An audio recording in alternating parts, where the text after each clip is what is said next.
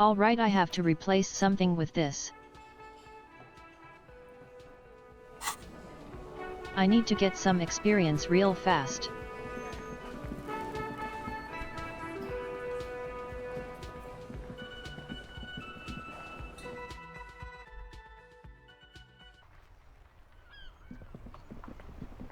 Let's see if there are any interactables we missed.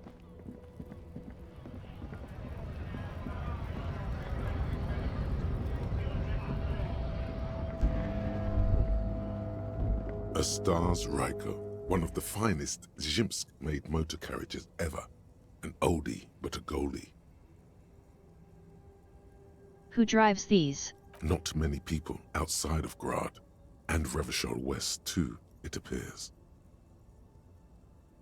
Joachim, check this out. A Stas Ryko KK2. That's a classic model. Never thought I'd see another one repainted after what happened last time.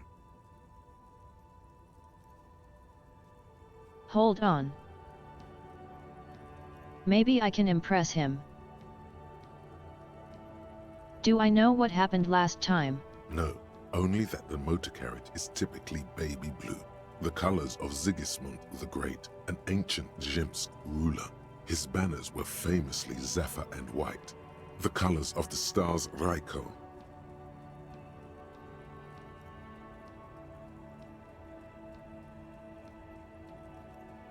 What happened last time, Kim? An old case for my precinct. A couple of Zhimsk migrants saw a Stas Ryko stopped in the street, painted just like this, muddy brown. Murdered the driver on the spot. They said it was an honor killing, Hussar style. The Zhimsk community protested the trial, flying the banners of some old king or whatever. 5,000 came to protest. Correction, 4,395. The fourth largest public protest of a criminal trial in Revachol. Who's that community? People we are paid to protect. I know, right?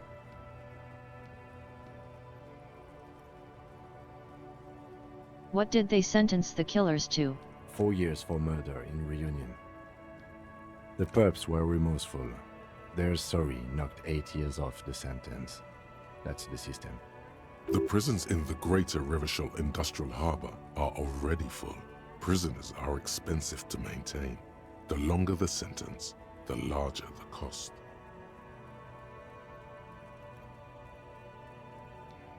Correction. Is that so, officer?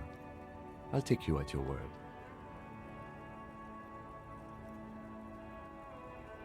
I have an opinion. Yes, detective? They should have left a baby blue. You sure you're not Zhimsk? Yes, you're sure you're not. Or if you are, it's only in that Revacholian way. 4 to 5% maximum.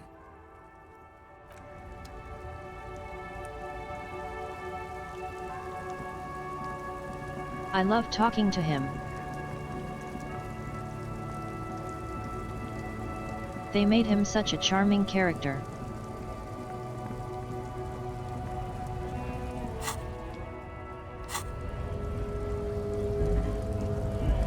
Alright, we got a little more points from that.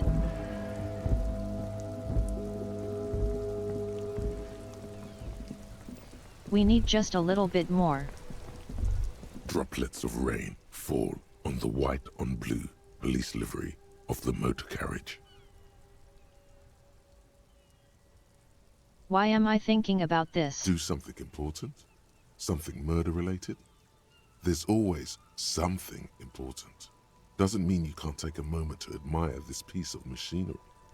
This is a Caprice True. Kanema, the Caprice Motor Corps follow-up to their highly successful workhorse, Caprice 40, and the answer I to can the absolutely lowest hear racing that. breed, Ferv series. With its air-cooled, rear-mounted 12-cylinder compression ignition engine, driving the rear wheels through a 4-speed manual gearbox, the Kanema is able to reach 100 kilometers per hour in 13.5 seconds and go on to a top speed of 180 kilometers an hour.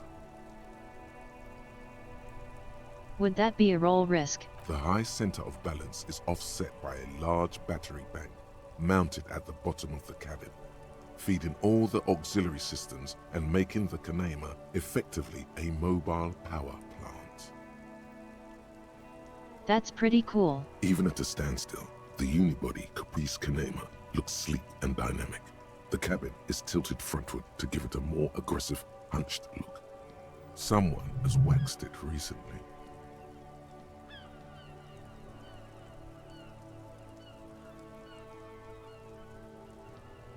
That's a pretty cool vehicle right there, my man. Mm-hmm. You want to take a closer look? Yeah, tell me about it. 130. I reckon that's a 7-liter V12 there. Man, that's got to be a major advancement over the KR18GU engine on the old Caprice 40. You rocking a 7LV2? 7.2. Supercharged. I love how much he loves his car. Saying these words brings him immense joy. It's a pretty rad machine. Yes. An extraordinary machine. Helium headlights would improve the range and quality of the visual field a lot. My dude's a bit of a tech head in a very cute way. It's a bit girly right now. Fitted with some proper off-road components.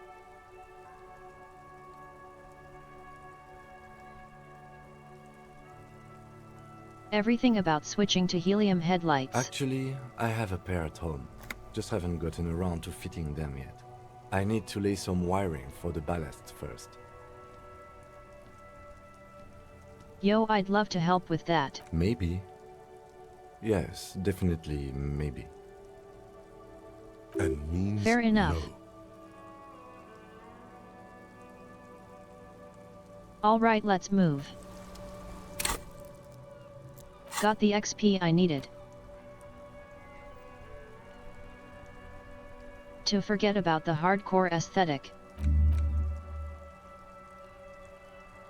And learn about the homosexual underground. Now we can go to sleep.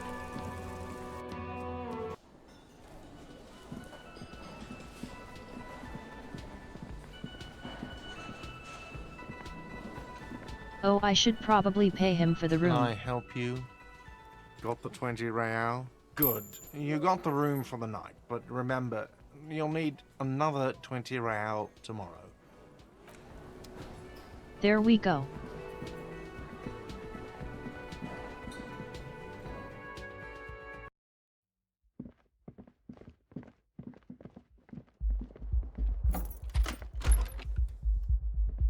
See you later, bro. The bed is still cold from the broken window, and not too inviting. The unchanged linens are only getting greasier and greasier every time you crawl among them. Like some wounded animal, you close your eyes and ask for sleep. Just some hours of regular sleep, please. It's easier this time. Drifting off, your head has found a comfortable indent in the pillow. Your legs and your torso feel like lead weights sinking to the bottom of the sea, until there's suddenly light. This respite, you've earned it, brother. Bask in the darkness. Let it swallow you up and swivel you around while you forget everything you've managed to remember. Is this the last stream? No, this is the one before that. We'll just keep cycling it for you if you don't mind. As long as we can. Spin it like black yarn. Enjoy it while it lasts. Hey, thanks. You're welcome, Harry boy. You earned it. I actually get to sleep. After centuries of darkness, the alarm rings. But what's this? You actually feel rested. There's no time to cuddle with your pillow, however, or as much as shiver from the cold. The world awaits. Turns out kicking my addictions might have been good for my brain. Once we dealt with a horrible with thrills. Withdrawals even. Go. Let's go.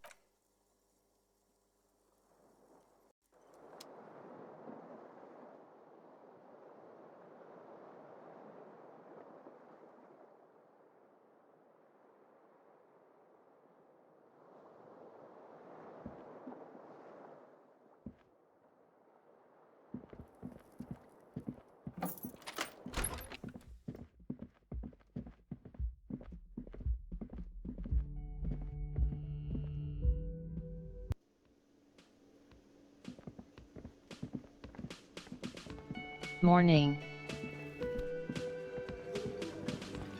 Let's do some chatting around. The man ponders his cooking utensils and gives you a little nod, acknowledging your presence. Difference with mañana. The mention of mañana Your gets friends his even. attention. He smiles and delivers a whole slew of unfamiliar words and lively gestures. Then he falls silent. Fair again. enough. They're friends. What you making with that borscht? The man says a couple of sentences in that strange language of his and then seems to wait for you to speak. I'm pretty sure he asked you a question. He doesn't know your language. You can just say something cool in return.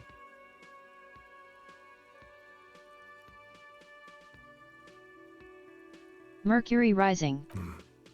Borscht need more vodka? Okay, so it's vodka that keeps the men happy and in good spirits. Clever move by the Union. Of course. Fair enough. Vodka. Now that makes a very, very special borscht indeed. Turn it up and then ask for some yourself. Turning it up seems like a dangerous idea, honestly. The place is a powder keg. Nah, they're good where they are, The thanks cook man. gives you a long, inspecting look. Fair enough.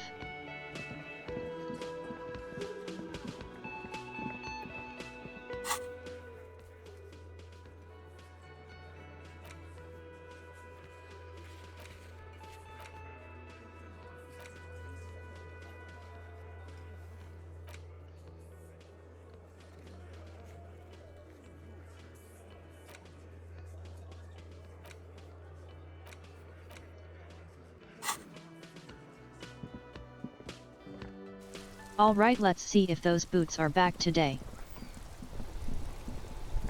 Inside, We've you see been a set waiting of for an steering answer for levers, a while. A radio microphone. This is Precinct 50. Still no word, I'm afraid, sir. 57. In the cabin, Damn, what a shame.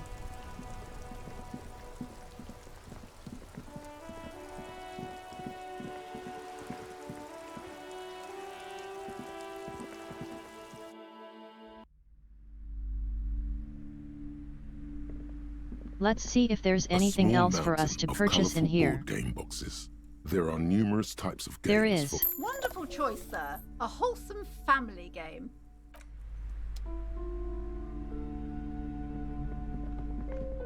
I want to own things I can pass time with.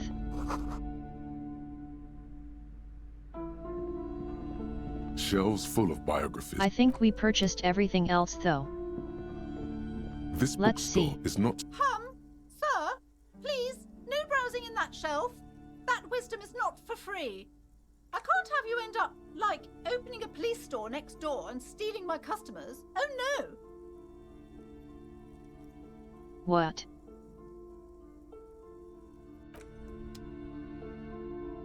Whatever, lady. Shelves filled to the brim with crime I'm novels going to open featuring up a the police store supposedly and there's stalwart nothing you can do vespertine about it. detective. Oh, crime, robberies, murders, even sexual crimes. We're fortunate to have Dick Mullen and his stories to sort all that out. You're a police officer, apparently. You should buy all of these. They really do teach a person how to be a proper detective. Okay. I think we're done here. Skip the hell out.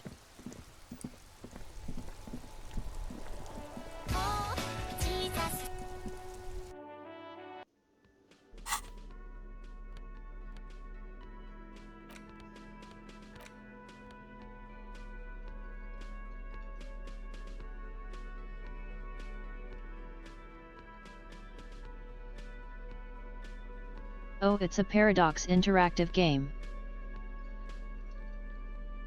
I say as someone who plays them.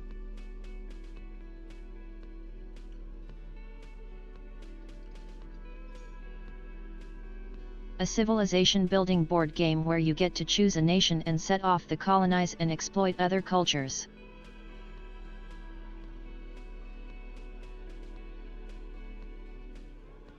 A star-shaped note on the box proclaims the game now includes completely new genocide option.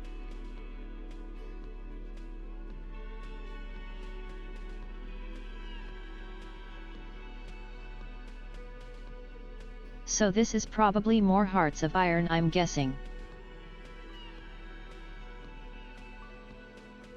In your hands, you hold a brand new copy of the game, Suzerainty. It's snugly wrapped in a skin of plastic. The cover features a charming illustration really is. depicting a mass of grinning laborers loading goods onto a ship, while a richly dressed administrator oversees their work. The exact location and time period are left deliberately vague, but it's clearly meant to represent the economic relationship between the Revacholian suzerainty and its many vassals. Shake shake. The box has a nice heft to it. You hear the rattle of individual wooden tokens and feel their weight shifting back and forth.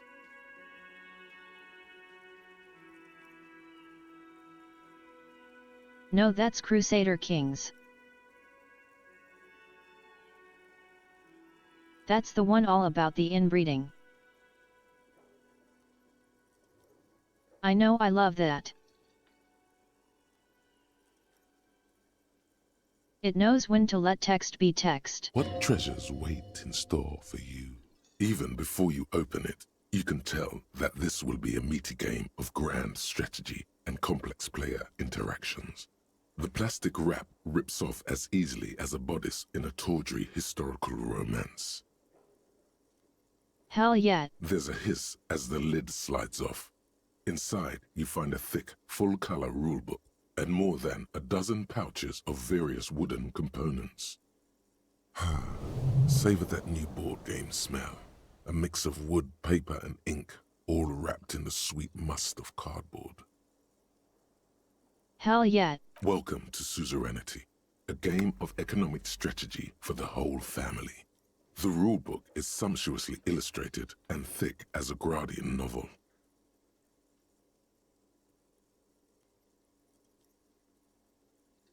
Economic strategy more like rapacious plunder and exploitation. The colorful illustrations depict cheerful workers picking apricots, hauling marble sculptures out of crumbling temples, and harvesting a strange magenta-leafed plant. Everyone is smiling. You begin to suspect there may be a political agenda to this so-called family game. Only one way to find out. Really? The instructions are opaque at first, and introduce many concepts you're not familiar with. Fortunately, there are many diagrams and examples throughout. You soon figure out the basic conceit. Each player represents an administrator for the suzerain of Revachol. Your objective is to increase the suzerain's wealth and renown by accumulating victory points. How do we do that? That's where the suzerain's vassals come in. The game features 4 vassal nations, each one home to an economically important resource. Each turn, the player collects resources from vessels where they've placed workers. They may then rearrange their workers, fulfill contracts for coin and bonuses, or build structures back in Revachol. How's the winner determined? The actual scoring system appears infinitely complex, with a series of tables and appendices required to compute each player's final victory point total. You skip that part for now. Check out the components. You open up a number of pouches containing wooden tokens. There are also several punch boards with other cardboard components that will need to be punched out before you can play. Hell yeah. Each cardboard token makes a satisfying ch as you pop it out. Soon, a neat pile of cardboard coins and counters has accumulated before you. What? You're not going to offer to let me punch any of them out? Ha ha ha.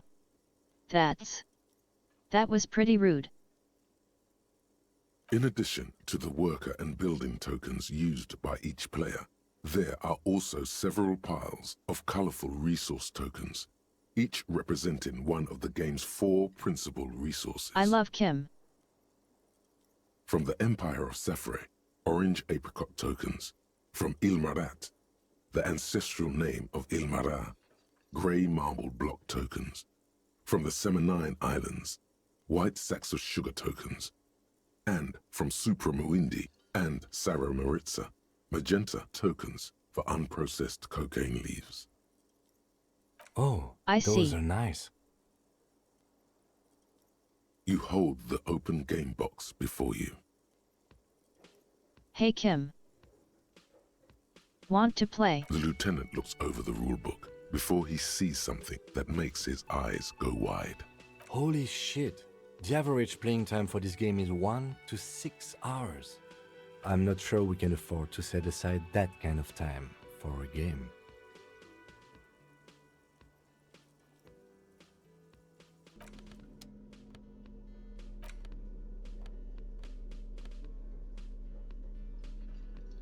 I know.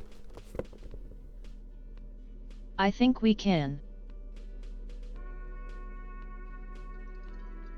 I think we can play a game.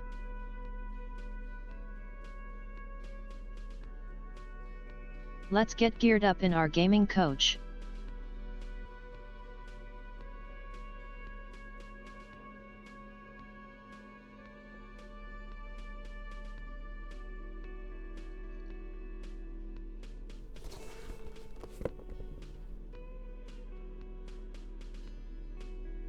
I think we're ready to game.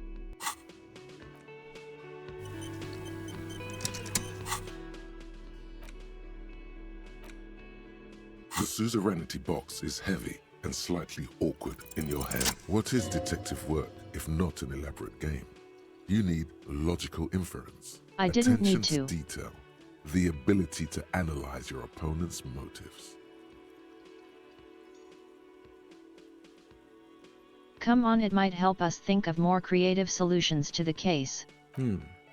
I do feel like my thinking has become somewhat rigid. Maybe a little diversion to keep the mind limber is just what we need.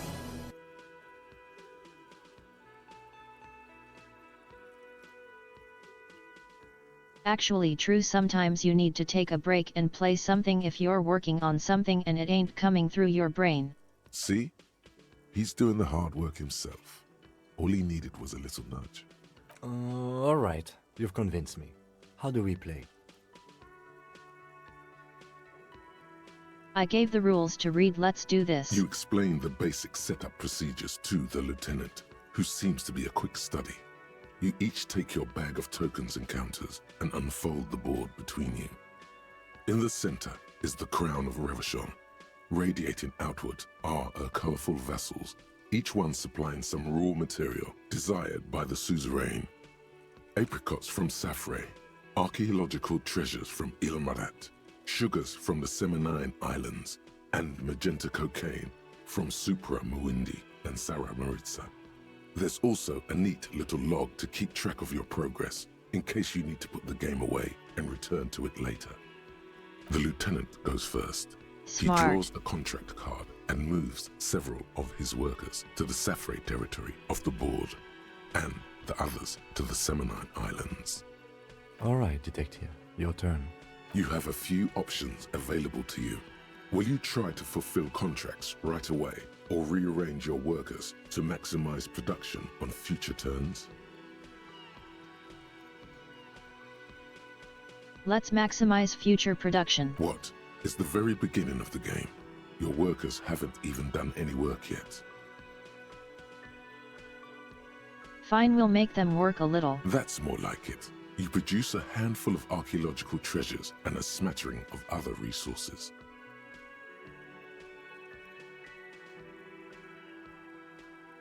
I suspect he'll probably win. I'm not very good at this. Meanwhile, the lieutenant spends 2 of his sugar and 1 of his apricot tokens to complete his contract card. He is rewarded with 4 coins and a round wooden token that he places in the center of the board. That's a market. It's worth 2 victory points. Damn. The lieutenant returns your baleful look with a satisfied grin. Glancing over the board, you see several possible strategies. Pressing more workers into service would increase your economic output and help you to survive a possible conflict with the lieutenant. Or you could ignore your labor supply and focus on fulfilling contracts for points and resources. Those aren't your only options. You could also show your workers how much you appreciate them by investing some of that wealth in them. After all, they're the ones producing wealth for the suzerain. Well, sure, you can do that. It's just not a terribly effective strategy, but then it's up to you.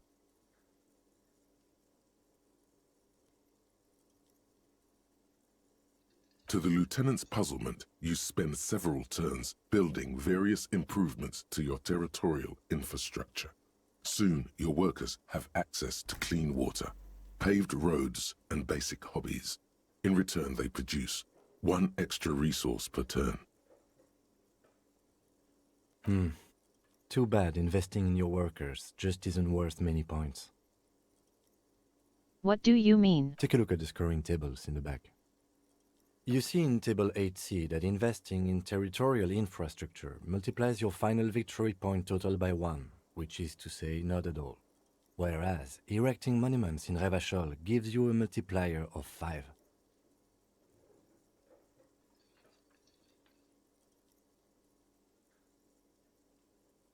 So you're saying the values of the ruling class are completely divorced from the well-being of the people who generate their wealth? Yes, precisely. Now it's the lieutenant's turn to respond. He moves aggressively onto the Saffrey territory. Soon, his workers are producing a steady supply of extremely valuable apricots. For several turns, you struggle to respond to the lieutenant's burgeoning apricot empire. Eventually, you relocate the majority of your workers to Supremawindi and Saramaritsa, where they begin producing a bumper crop of cocaine tokens. You draw a new contract card. According to the text, there's an aristocrat willing to trade a large supply of cocaine for a number of coins and access to a rare bonus. Amplified music worth 7 victory points. You know, this isn't unlike the situation the historical Revacholian suzerainty faced in Saffrey in the middle of the last century. Tell me more. Well, the suzerain was looking for new markets for all the cocaine it was producing, and it settled on Saffrey. By introducing cocaine into Saffrey under exclusive contract, the suzerain created an extremely valuable captive market for an extremely This totally isn't a addictive real-world product. situation. That's fucked up. If you could somehow get the lieutenant's workers addicted to your cocaine, you could not only make them less productive, you would also force the lieutenant to pay you for your cocaine tokens each turn. Can you even do that? Yes, you can. It's right there in the rules. Amazing. You've reached a critical strategic juncture. How do you respond to the lieutenant's aggression?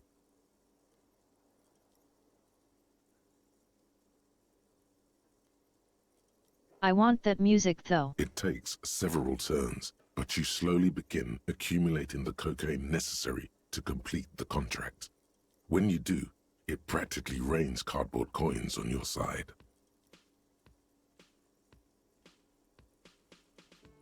Stack the coins in neat piles to annoy the lieutenant. Despite your conspicuous display of wealth, the lieutenant still has a formidable store of coins and resources. The end game is upon you. How will you spend the vast resources you've acquired for the glory of the suzerain? Flipping through the manual, you find the most expensive structure in the game, the Revacholian Victory Column, worth 12 victory points. If you can successfully build it, victory would be all but assured. Alternatively, you could try launching a trade war to crush the lieutenant's economy, or you could blow all that money on a public education system for your worker tokens. The choice is yours.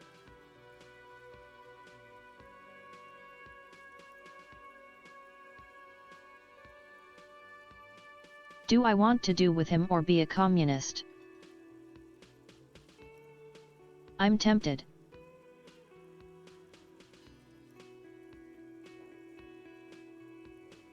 I think you'd have more fun if we fought it out.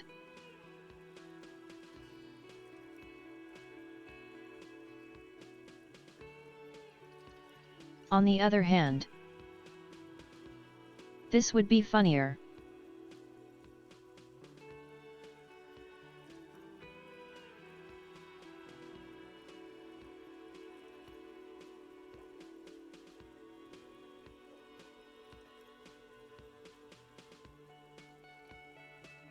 There's a reason very few players ever attempt to build a public education system for their worker tokens. It's extremely expensive and never pays off by design. Your boondoggle nearly bankrupts the suzerain's treasury, and you suffer a significant penalty to your final score. Ouch.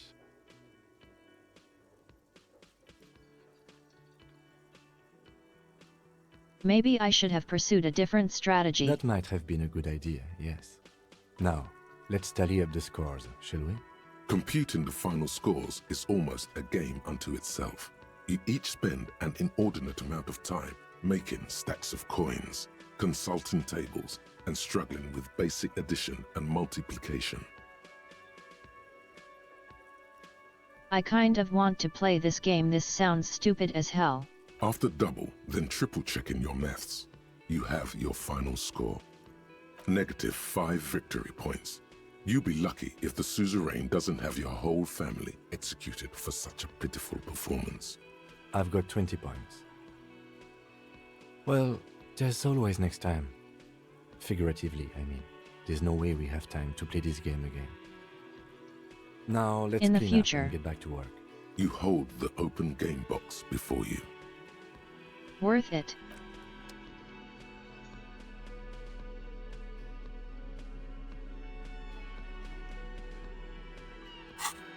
I'm going to have to replay this just to do that again. How are we doing on our thoughts?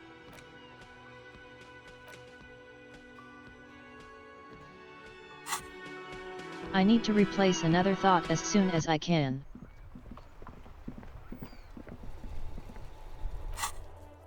Alright, what actual things do we have to do? I have to talk more about her.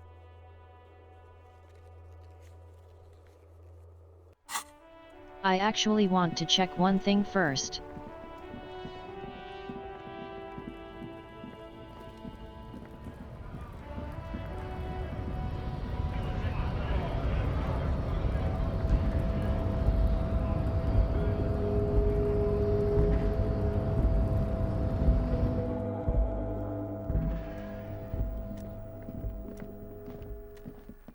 I should see if I can actually get someone to take that body down.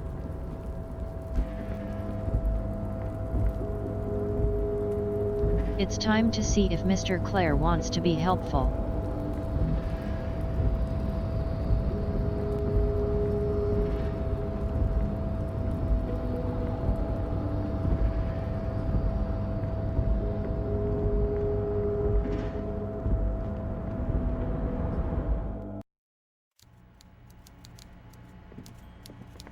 Alright, asshole. We need to get Mr. that Dubois, body down. the word in Martinez is a certain police officer is once again happily reunited with his service weapon. Congratulations, my friend. I prefer my police officers old-fashioned like that, with a gun. You can do so many things with a gun that you can't do without one. Now, what can I help you with?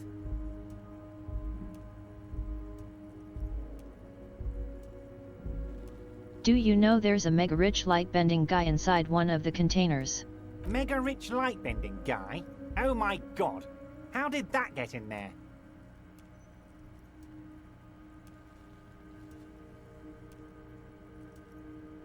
Probably used to the cracks. Damn it to hell, Harry. I specifically told my guys to check all the containers for mega rich light bending guys.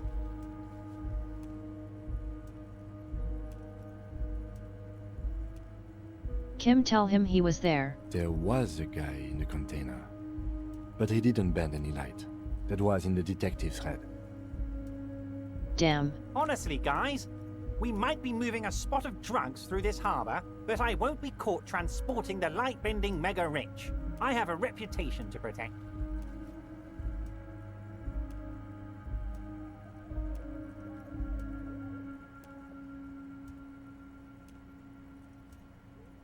Just for God's sakes, you're a socialist. You're right, Harry. I am a socialist. I'm going to catch the mega-rich guy inside the container and harvest his energy to power the harbor's fog lights. I shudder to think what you're going to tell me next, Harry. Not for 1 second did he believe there's an actual mega-rich person somewhere in his container town. Most certainly, Harry. All right. Nothing by all means, Harry. What's on your mind? I'm always happy to educate. Very nice, Harry. Is there anything else? Ah, yes. Your side investigation. Thank you. You've got some spirit clearing up phony drug accusations alongside this murder. I'll talk to the mayor and see if I can get you the key to the city, Harry. Now let's talk real business. God, this asshole. Actually, Rivershell doesn't have a mayor. He refuses to discuss it further. It's probably just a small nuisance to him. Not even a speck of anger in his voice. That's that then.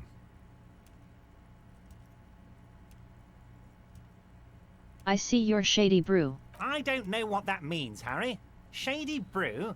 There are so many moving parts in my operation, I can't keep track of them all. You know what? Don't even tell me. Whatever it is, do it. Surprise me. Just one thing. If you can, make it even shadier. He sincerely has no idea what you were talking about. And he doesn't care either. I guess I can't talk him into being helpful. Asshole.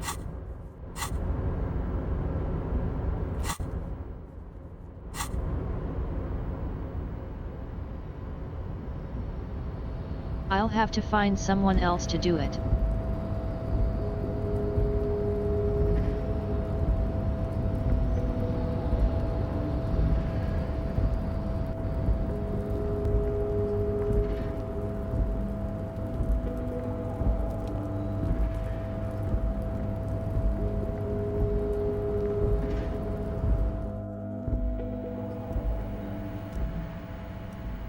An imposing combination of a punch clock and a payphone is looking down at you from...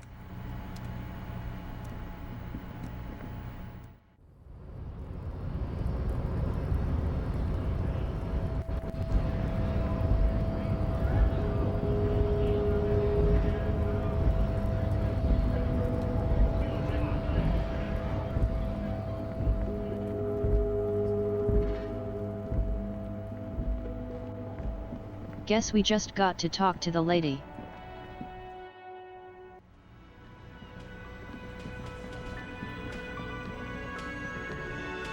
We're passing some time until we finish off our thoughts anyways.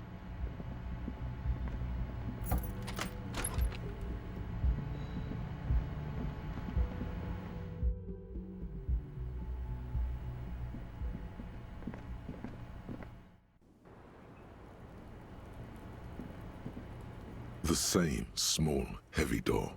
No lock in sight. What is this? I don't know, Lieutenant Yefreiter.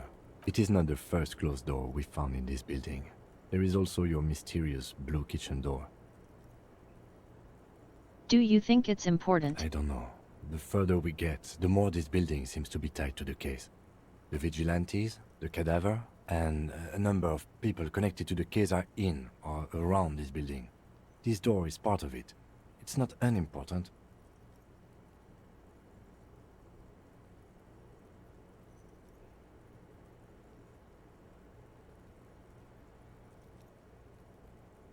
I could say something, but I'm not going to, 'cause I don't float. Gloat even. He doesn't say anything. You should have gloated.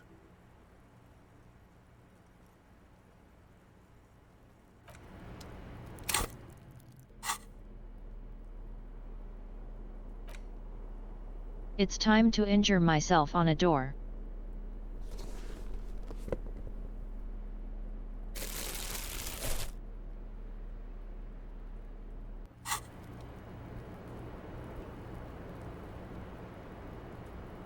The same small, heavy door.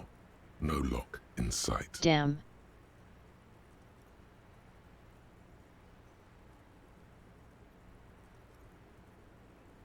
So yeah, the only chance for me to get this is to roll 2 success. That's brutal. Welcome back in a bit. I was going to go look around for some clothes to buy anyways. Hello, officer.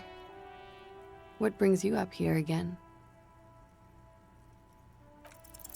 Soft, light brown eyes look back at you, directly into the space behind your eye sockets.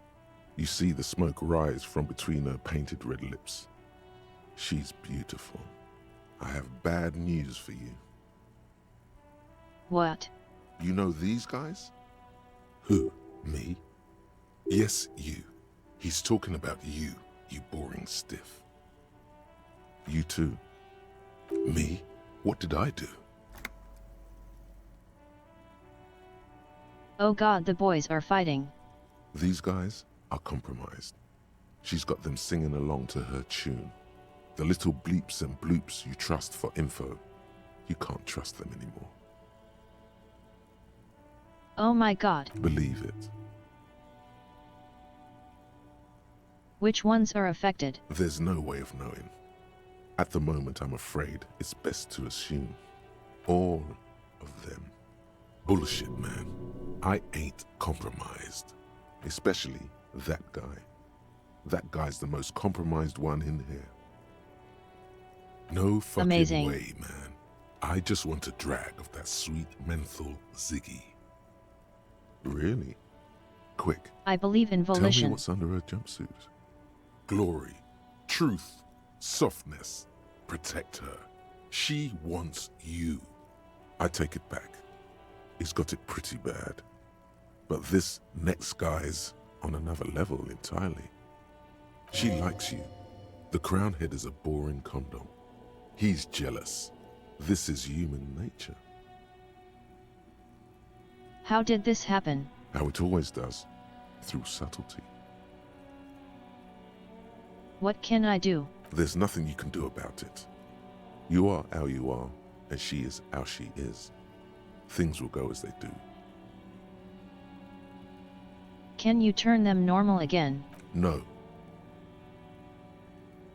Why? It's better to know you're being played than to be played without knowing it, is it not? Fair enough. Has she been lying? I think it's safe to assume, yes. Mr. Thespian here hasn't been speaking up. If he were, I suspect there would be paeans to her truthfulness. Like this, she is a lady, most fair and just.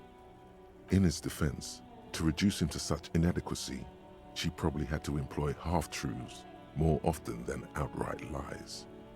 That is correct. And omissions too. Can I trust that guy?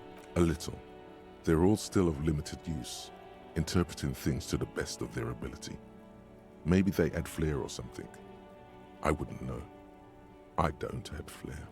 But when it comes to assessments of character and factual accuracy, they are not to be trusted. Not with her. Can I trust them ever again? Don't be melodramatic. You can trust them. Just not with her. What's your plan? You can't draw a sound conclusion. The one he usually does says, she may want to control the information rollout, not to become a suspect.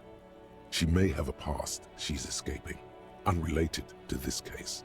You doubt it's something truly insidious. See? It's oddly moderate, probably compromised. Thanks, buddy. Don't worry. It's only been 4 or 5 seconds. You've got this. Let it pass. For a second, her face disappears from your cornea. Only a silvery negative remains. Still smiling, a tired smile.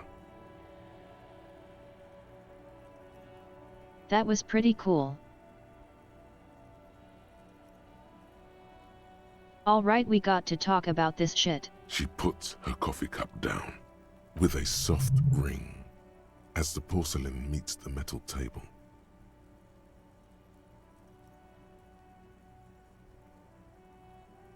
I also fucking love that. That's amazing. This does not surprise her. Did he? I never said he was a good man, or that he had good intentions. Only that he was never bad to me. She doesn't care. If anything, she sounds amused. On the tape he specifically identifies you as the target. Where did they get this recording exactly? It's intercepted radio chatter of the deceased, recorded via a de-encryption station. It's authentic enough. Does he say he's gonna do it Soldier of the Apocalypse style? Pretty much yet. Yeah. That was practically his pickup line. Did he say whores a lot?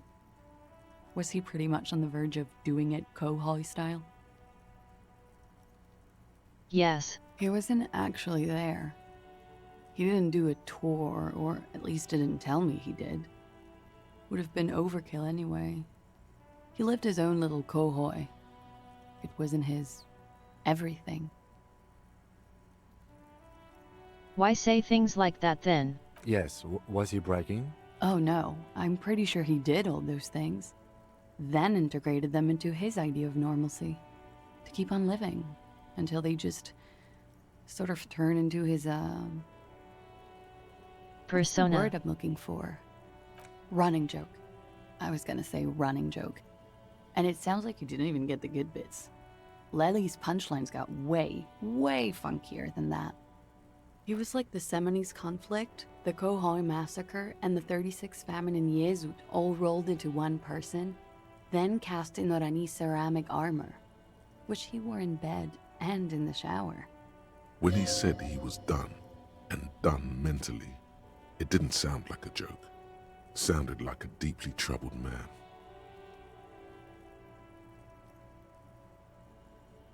Some of it sounded pretty real. Well, maybe I pieced him back together with my magical personality. You're into this guy to stuff. We're all scraping up any happiness we can find, officer. Going around with our little scouring sticks. You, your first love, Mr. Kohoi here. Did he tell you he had actually done any of those things? In Martinez, I mean?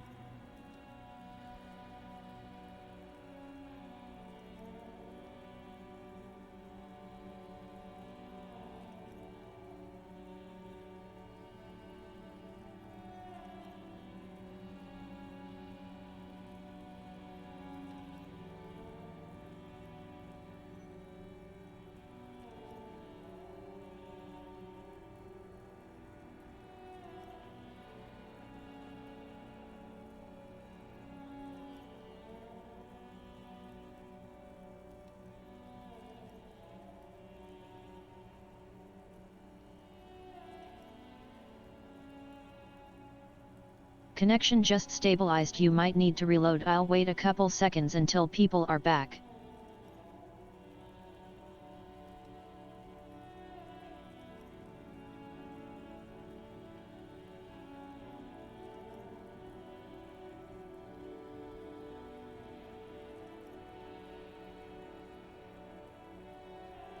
Okay. No. We were too busy laying waste to our own nervous systems to direct any of the fury outward. He seemed happy, I guess. At ease. As much as a man like him could be. There is a small measure of pride in her that she could quell the rage in such a being. What kind of man was he?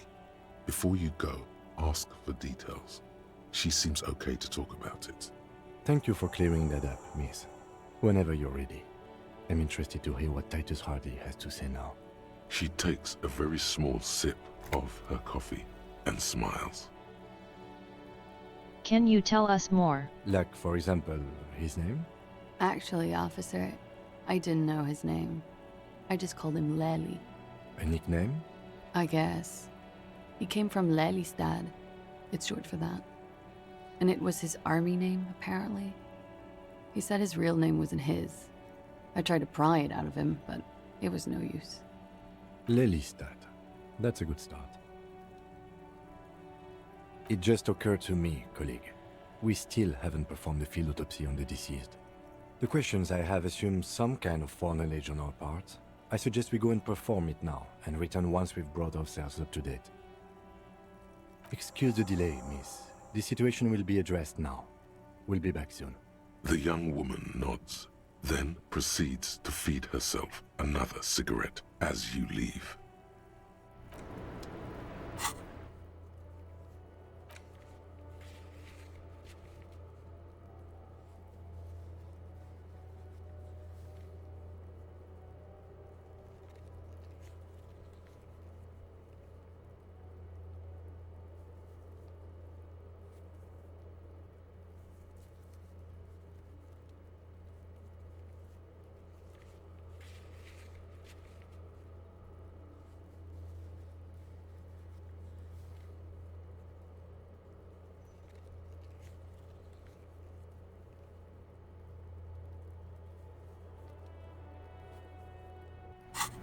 I still think I need to talk to Claire.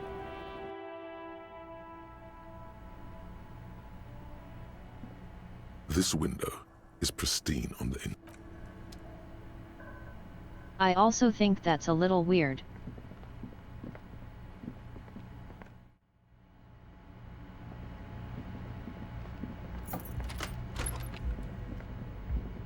I need Claire to tell someone to help me. Because I can't move that dude on my own.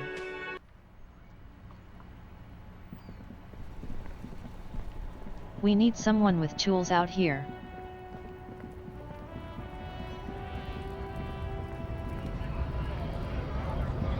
And he's the one who owns the people with the tools.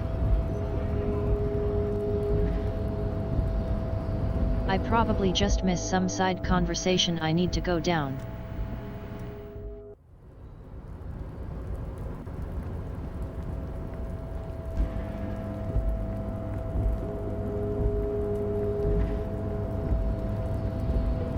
There is also the option of shooting down the body, but that's both stupid and I'm not good with my gun. I am not a Dex class.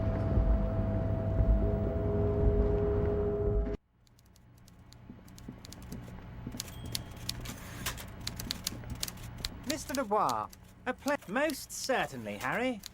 Nothing brightens my day like brainstorming these things with you. By all means, Harry, what's on your mind? Most certainly. By now, I'm sure, Harry, this You mean our a security He performs a... I'm talking everything they did there. Just skipping through since we already did this. I haven't... Yes, but enough of one of them... By...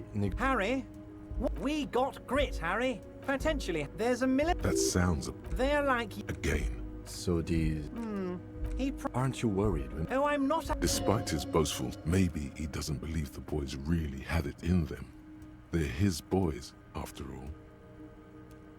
Oh, that's new. That's very clever, Harry. Yes, they might have said it just to impress some girls or something. But Titus has a bad temper, so the chances are 50-50. He thinks it's closer to 60-40. 60, they didn't do it. How do I... Last week... So you be... You said it, absolutely. Skipping through things again. These guys... So you believed it... You said it, of course. You're always... Tribunal... He's clearly happy about it. Oh, He wants you to do more things for him before. But of course. You can now... Also, Harry, here's 5 real. Oh, I wasn't offering I'm it good. to you, just holding it out. By all means, Harry. What's on your mind?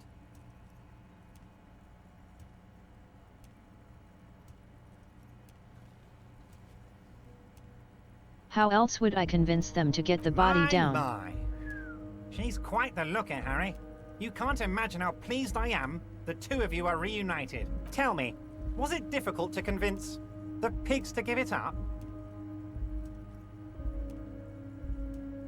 She did try to kill us. I told you she was a piece of work, Harry.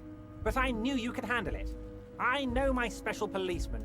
Anyway, I'm glad you're all Oh, right no. and armed again. Oh no. I'm his little pog champ.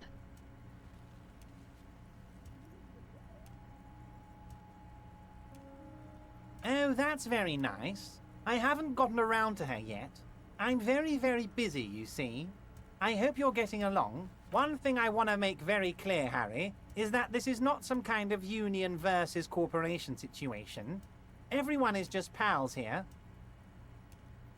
Really? Yes, we're all trying to do what's best for Martinez.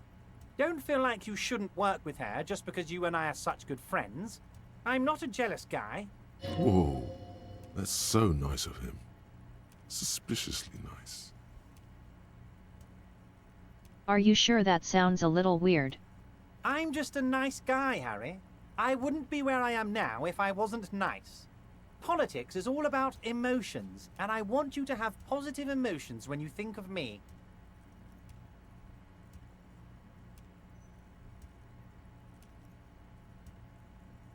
I mean, he's an asshole, but he's not wrong. It's perfectly okay. Even if you've told her everything we've talked about, it's absolutely fine. He seems happy about the prospect of you telling Joyce about your conversations. So you want me to? No, no, Harry. I'm perfectly neutral and 100% for transparency. I know people say a lot of bad things about the Debardairs Union, but we are actually squeaky clean. Yes, he really doesn't seem to mind. Sure, he thinks. It's about transparency. What happened to the previous negotiator? What do you mean, Harry? Nothing. I let him go. Got concessions. He's an old man, Harry. I wanted him to spend more time with his family. God knows how long he's got left. You called him a midget. Harry! I have little people in my organization. I would never call someone a midget. What is this? Honestly, I'm beginning to think you're a midget, Harry. I'm only kidding, Harry. You're not a midget. No one is. We're pals.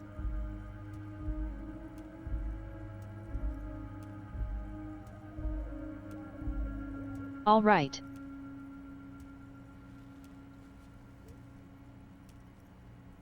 Joyce said the previous union leader vanished under suspicious circumstances. Vanished?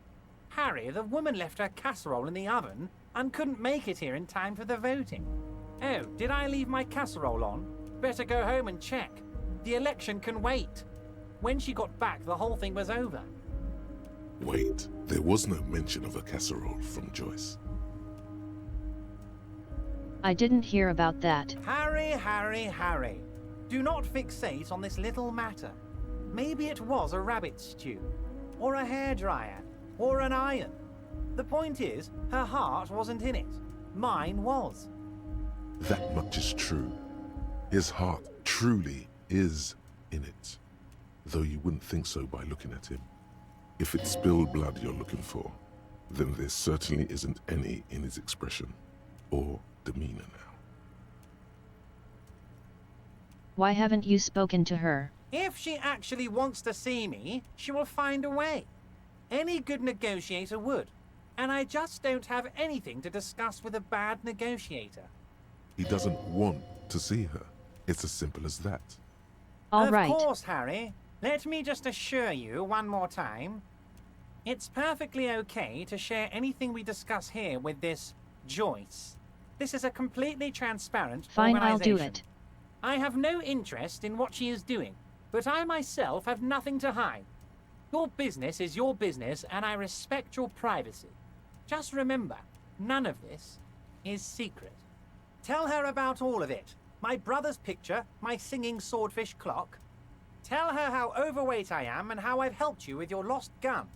Tell her everything. Everett doesn't mind. It is rather interesting to tell people things about each other, isn't it? It was nice telling him about her right now. Oh no, he's playing me.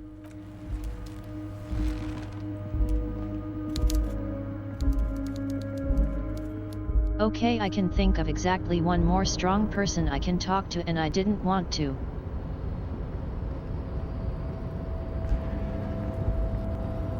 Let's go get our haplogroups insulted again.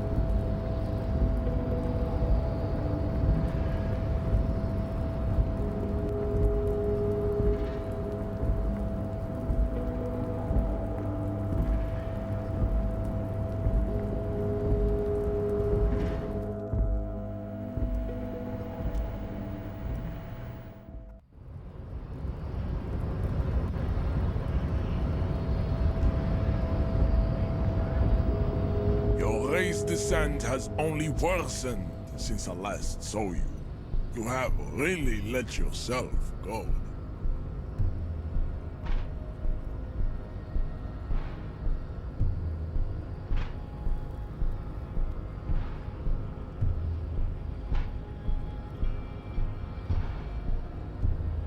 I'm thinking here. Give me a minute, I'm scheming.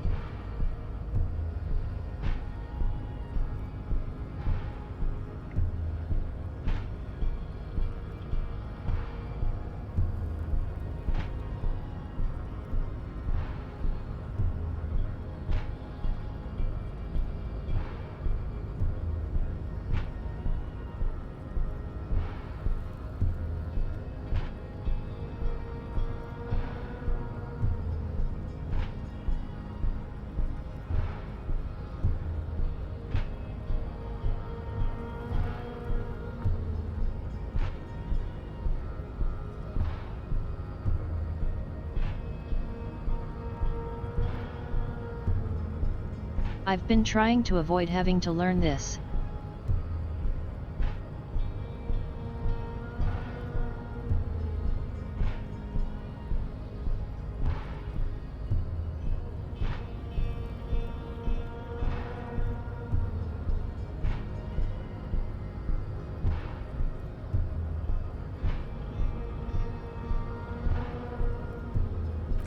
You know what, we were going to be more awkward.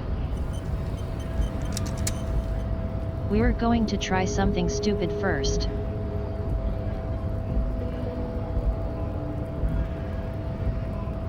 I will do everything I can to avoid having to learn advanced race theory.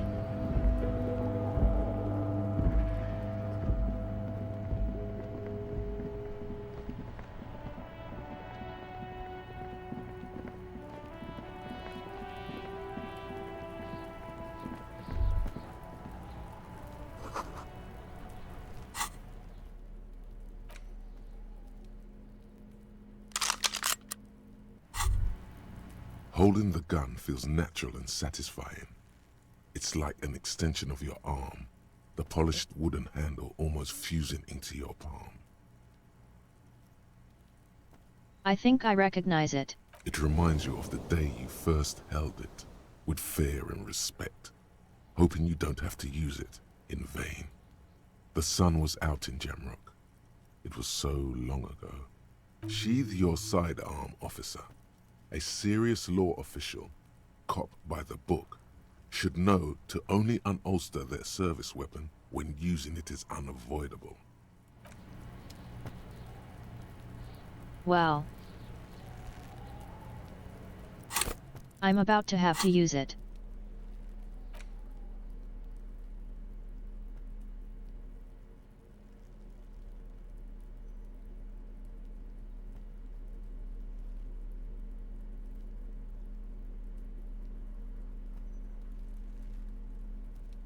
Damn, nothing I needed.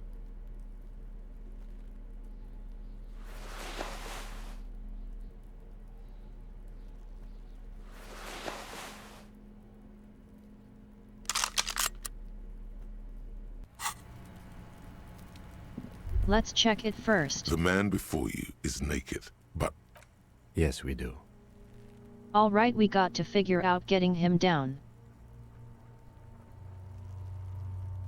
It's because I didn't actually commit to this. That's why I didn't have the option, my bad. Okay, they do have the tools and the men. And since it looks like they put him there... They can get them down. Okay, let's do it in the lousy, dangerous way. Good way, we've already found a way in. Hooray for us. Let's get to it.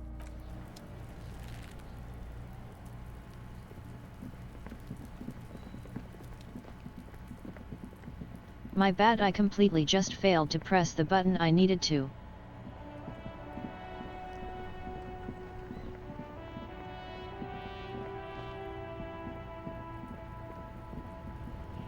I want to avoid firing my weapon blindly in the middle of the residential area.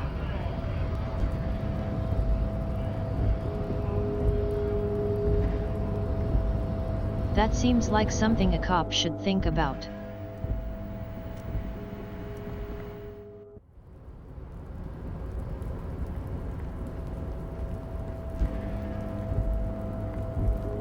Maybe don't start shooting when you hear an acorn hit the top of your car. That seems like a bad idea.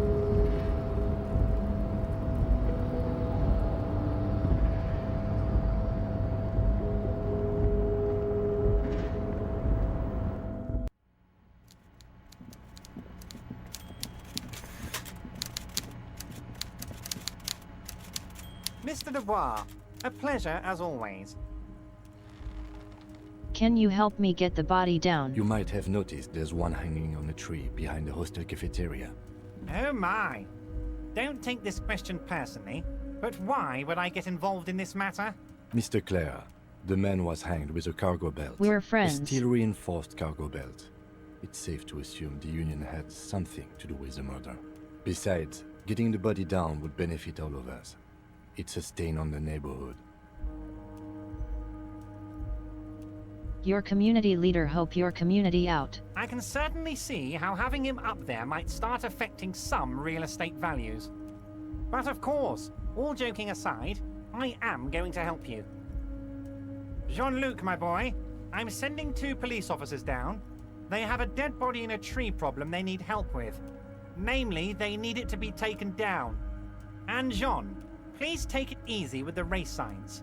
That's a yes to getting the body down, no to the race science. Thanks. You can find Jean-Luc down at the gates. He's the big impressive one. You know, tattoos, muscles, ethnic looking. Can't miss him. Great guy. Sure he is.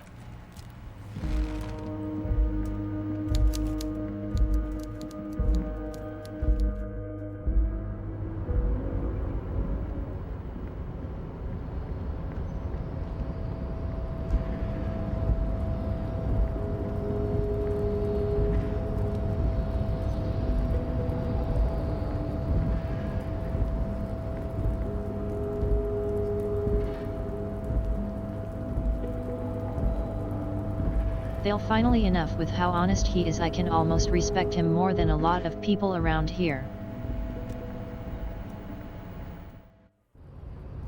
He's a scumbag, but he believes in his bullshit. He sure is. Your race descent has only worsened since I last saw you. You have really let yourself You can get it. go. So it was. You surmounted the harbor wall in a display of athletic prowess to reach my superior. Then had him give me an order. I salute your cunning, and I will remove the body from the tree with my bare hands. I kind of love that answer. Damn, you got past me. Good job, bro. You're so noble, Measurehead. There's a but. But while I am gone, someone must stand guard on the bridge. That someone needs to be you. Both of you. Will do. That's a fair trade. That would mean you're openly showing the people that you're taking the Union's side.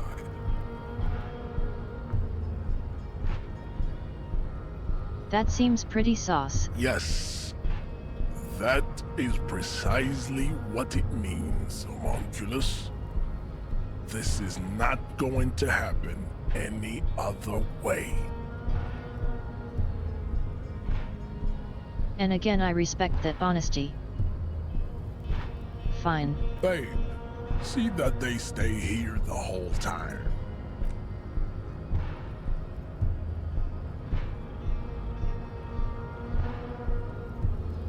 I'm not going to support the scab side. So hey, why not? The woman's gaze follows Even if Measurehead I think Claire as is a he bastard. leaves. So, you guys are like cops or something? Sure, Cool, I like men with guns and power. I'm Katya, by the way. You hear that? That sound. He's breaking something. Yeah, Jean-Luc must be really tearing it up over there. I wish I could see it. Fair enough. Look at you! RCM rent-a-cops! Guarding that bridge like Everott's lapdogs! Is this where it's at now? The RCM is for sale! No, I just don't like scabs. Spoken by a mercenary, pretending to be a worker.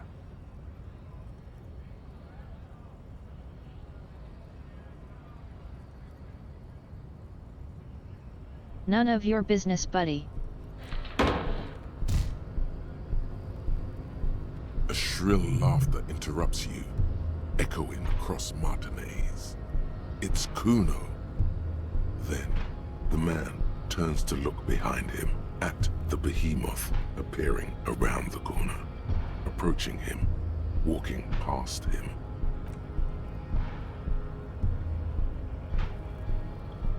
Thanks, Mr. Races.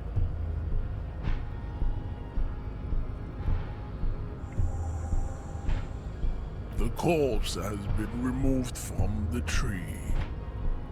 Stand down and congratulate yourself. You have sided with Ray's victory today.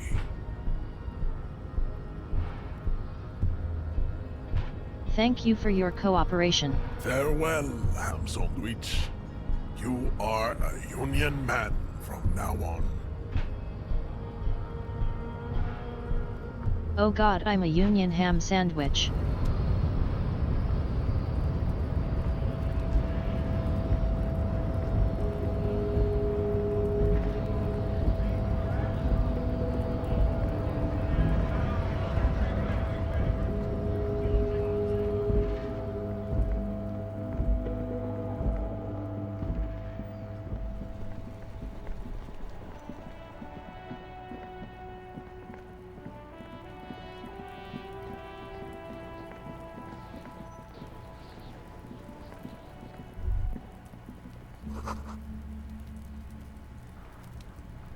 The corpse lies on the ground, among the remains of an absolutely demolished pinewood branch.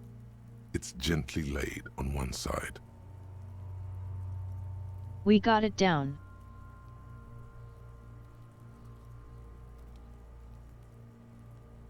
Measurehead is perfect. He is a flawless asshole.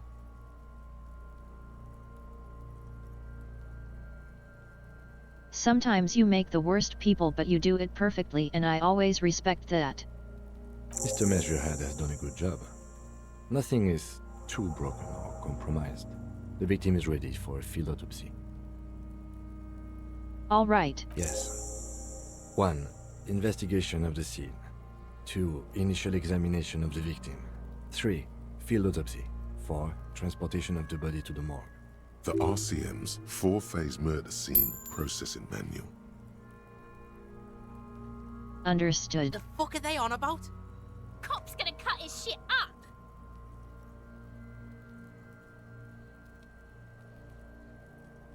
Got it. The lieutenant adjusts his glasses and takes a deep breath.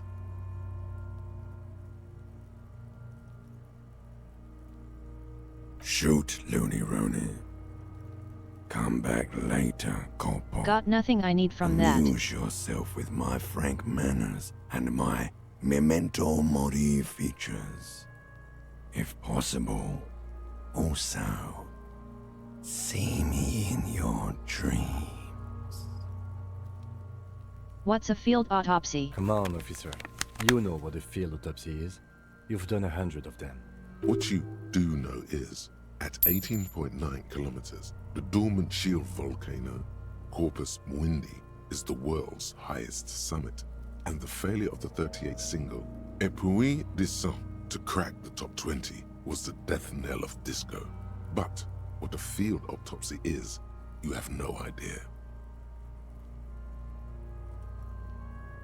Why don't you know what you say, you? You must have me confused with the Copperpedia. Who's the Copper PD? I think I need to talk to him. You, sir. You are the Copperpedia. Shit. You got another pair of gloves? Unfortunately, no. I guess I'll have to use the gardening gloves. They are better than nothing. Tell you what, I perform the anatomical side of things while you will take notes. Probably better. You're being handled. If you resist now, he will turn on his heavy-duty authority mode. You will get your chance to dig in later. Got it. That's right. I have no problem letting him do the hard work. He is way more competent than I am. You knew it because you inspected your ledger. The lieutenant is relieved you know the protocol. The dead man stares in silence as you crack open the ledger. The bright red paper is covered in boxes and lists, describing the condition of his skin and organs in 3 parts. Above those, an 11-field info form needs filling out first. It begins with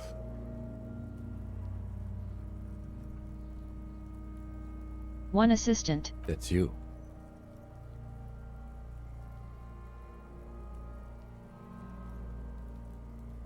Proper name. The corpse is indifferent to your scribblings, just lies there. The next box says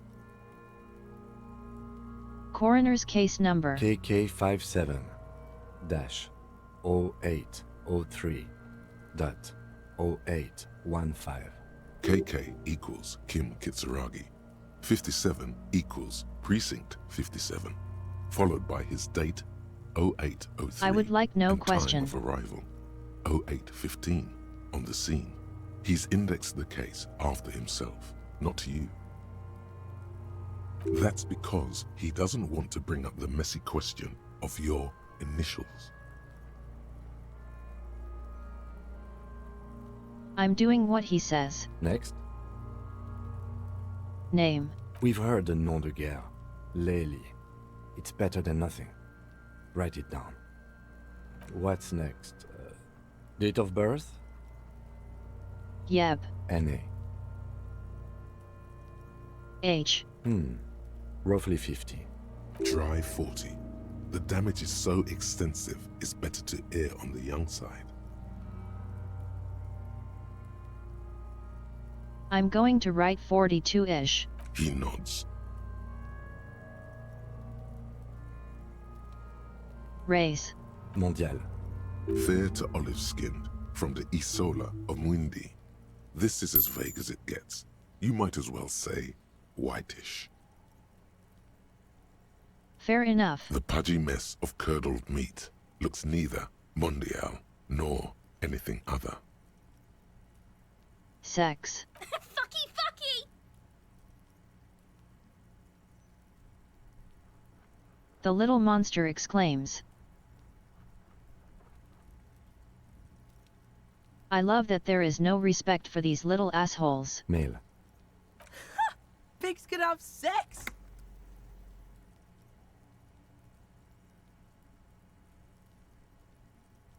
Nor does he look male, with his pregnant belly and indistinguishable face.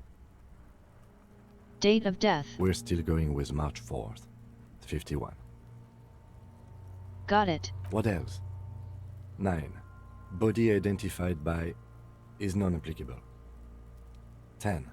Case number is the same as the coroner's case.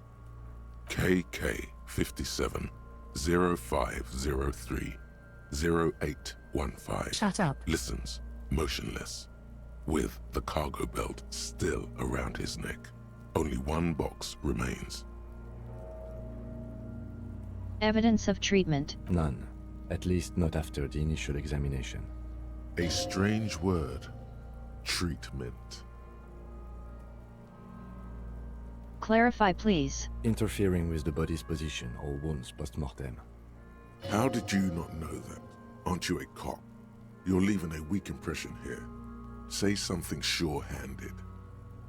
Don't overdo it. Now he knows It's okay I'm messed to be up. unsure. Understood. A silent nod. The lieutenant places his gloved hand on the corpse's chest, as if in preparation. Your central nervous system recognizes this gesture. It's the stations of the breath. Ecclesiastic, religious in nature, a holdout from pre-DeLorean burial rites. It takes him 2 seconds to perform. Then, Fair enough. somewhere in Jamrock North, a small wood shed behind Rosencrantz Row, Lieutenant Nick Feuerbach puts his hand to the chest of a small corpse, no larger than a monkey. It's raining outside, light drizzle. There is darkness in the shed.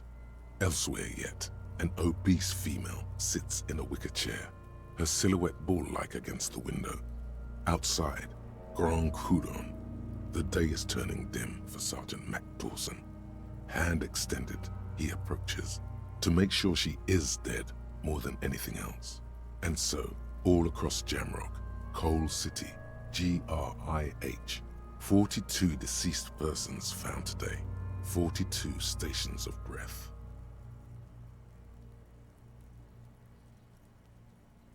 All right, that's pretty hardcore.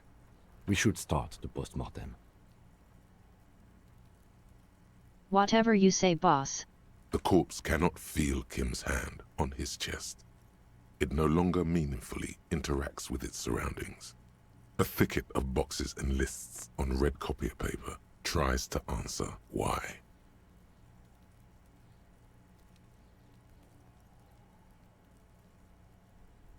That's also a really cool line to describe an autopsy sheet.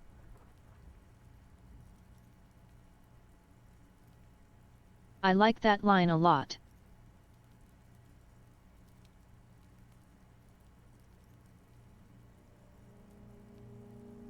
External examination, let's get started. Clothes. The deceased wears armored boots and white briefs. The make of the briefs is Babrodine, I think. Let's see. See, it's happening. Babrodine, yes. Inexpensive. Size M. Color white. The disappointment is palpable. The red-haired thing was expecting something more lurid. The red-haired thing. Writing it down. The rest of the clothes have been removed post-mortem by scavengers in order to get to the victim's ceramic armor. Officers are in search of the missing pieces.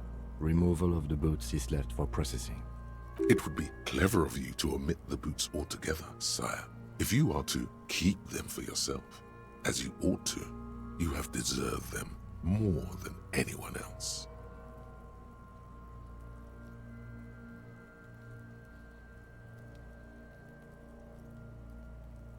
He'd probably get annoyed if I tamper with the body more, so we're not going to. I'm just going to go without the boots.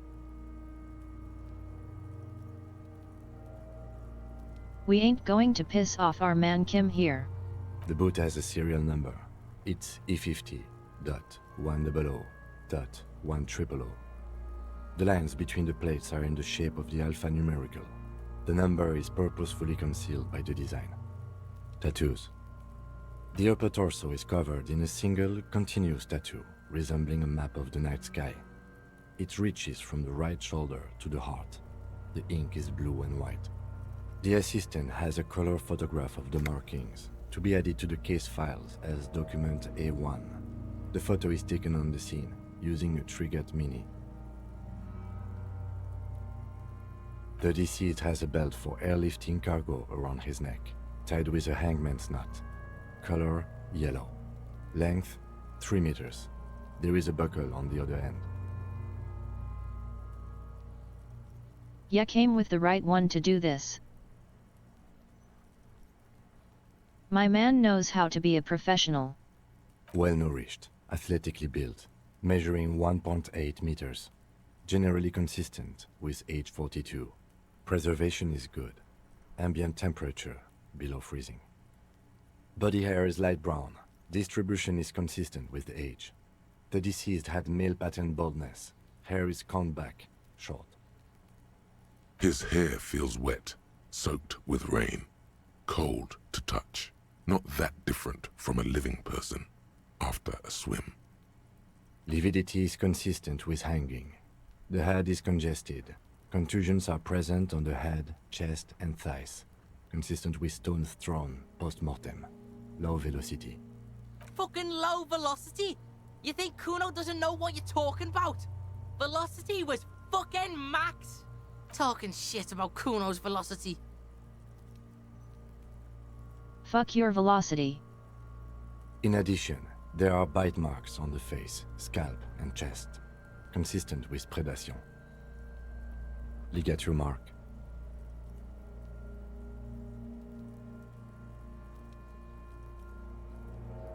The lieutenant produces a small folding knife.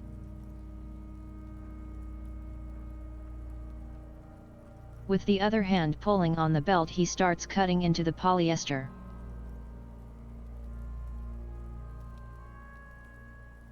The stench is hard, and after a while it's obvious the material can't be cut. The steel wiring. There's too much of it. We need to remove the belt so we can get to the ligature mark. You got just the right tool for that. The chain cutters. We got the chain gutters. Always good to think ahead. Now, we need to cut the belt to see the ligature mark below. Carefully, with as much precision as you can. See, my pig is gonna fuck his head off. No, he ain't. Your pig's a boring fuck. That's fine, a good spot to cut. The belt is equally tight around the whole circumference of his neck, swelling over the edges like white bread rising from the yeast. The knot is the weak spot. The chain cutters fit in there. Steady now, like a flower arranger. 2 cuts and it should come loose. Thank you, interfacing. After some deliberation, you sink the cutters into the knot tying the belt together. You squeeze the rubber handles together, sweat forming on your brow. Snap! The knot is slashed. Another cut and the belt falls apart like a flower bouquet, revealing the dead man's neck and the dark red ligature mark around it. The rope rises to a point, leaving a gap in the ligature mark. The suspension point is in the back of the neck. Hemorrhaging is observed on the skin, above and below the ligature mark. The mark is well pronounced, consistent with a drop from 1 or 1.5 meters. Chest is intact, normal contour, abdomen is protuberant, pelvis intact, genitalia... No! Let's get out and see! I fucking knew it! This is clearly what they've been waiting for, ever since the autopsy began. The lieutenant is trying to make it as boring as possible. Genitalia is male and unremarkable. No evidence of injury. Let's keep moving. Back is symmetrical and intact. Upper and lower extremities are intact, but asymmetrical. There are combat injuries on the right hand, thigh, and hip. In addition, I see smaller, residual scars, too numerous to count, covering about 30% of his skin. From wounds sustained over 2, maybe more decades, dispersal and accumulation indicates long and active combat duty. Very extensive yet. We have a real museum here. Of battles, wars. Last item, hands. Hands are clean. No sign of a recent struggle. Were we expecting any? I was. Maybe I'm just not seeing them. Honestly, this stench is making it hard for me to think at the moment. Working so close to the fumes coming from the corpse must be hard. You realize suddenly that the lieutenant has been barely keeping it together these past 2 items. Fair enough. Ooh. That's all for the external. Well done. What next?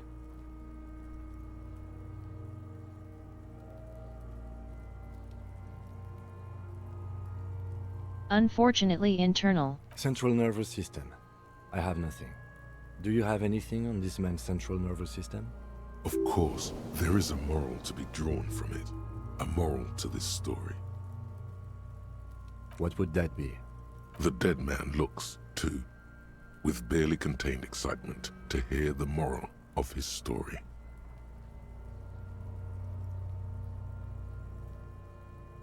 The brain is very vulnerable to compromise's blood supply. I think that may well be the moral of every story, officer. True. Good. Musculoskeletal. Purge fluid is coming from the mouth. Not injury related. Eyes and tongue protuberant. Hyoid bone. Let's see.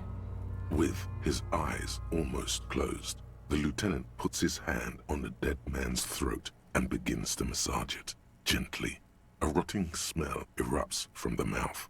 Purge fluid runs down his lips, black and viscous. You hear cracks as the lieutenant moves his sharp fingers inside the flesh, like the creaking of an old house at night. Yeah, jack that fucker off! The hyoid bone is fractured. The rest of the musculoskeletal system is intact. Unremarkable. Respiratory system.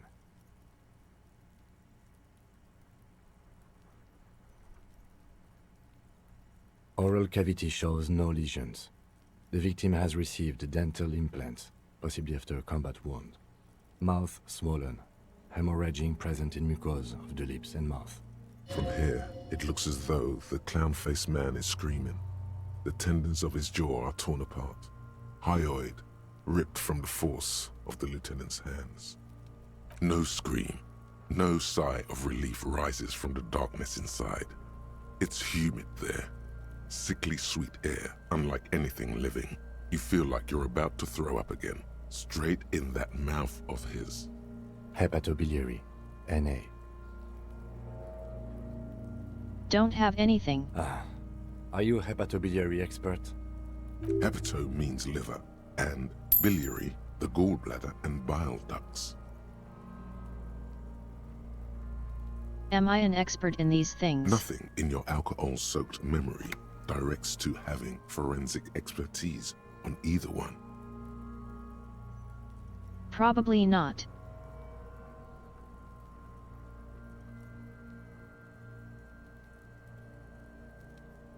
Although if you're trying to visualize liver damage on a recently deceased person is not that hard. I don't know how that lasts over decay though. Neither am I. Alright then. Same for toxicology and serology, NA. Okay. Cardiovascular. The body exhibits heavy lividity. Blood has gathered in the hands, feet, and neck. Hypostasis is visually consistent with the hanging. Gastrointestinal. This will do. Digested semi-solid food in stomach. Voila. You got it. What's next on the list? Description of injuries summary. Let's see. We have bite marks, contusions on the head and chest, and a ligature mark encircling the neck. You'll need 3 fields. Leave a 4th one too. What for? Nothing. Just in case. Fair enough. Head, chest, and scalp bite mark injuries. Predation by birds has caused damage to the body. Odontologist does not need to be consulted. And your opinion, officer? Non-fatal post-mortem. Agreed. Next injury? Contusions. So, the scalp bleeds from a post-mortem head injury, a stone. The injury does not have the rim of an early inflammatory response. The perpetrator on the scene has confessed to causing it post-mortem. At maximum velocity, fucko! Has confessed to causing it at maximum velocity. The lieutenant's admission has caused great gratitude in Kuno. He is silent with it. Coagulated blood sticks to his scalp and chest, where the countless stones have hit the dead man. Beneath, the description of injury. 2 boxes. Non-fatal post-mortem. Right. Next. Look at your mark. A dark red abraded ligature mark encircling the neck, with a gap on the nape measuring, let's say, 7 centimeters. The hyoid bone is fractured, the cervical column intact. I see hemorrhaging on the skin, above and below the ligature mark. Depth of the mark, 1 centimeter. No signs of clawing on the neck. He probably wasn't awake then. Below the note, 2 customary boxes wait to be ticked. The man's head jerks to the side. The ring around his neck is visible.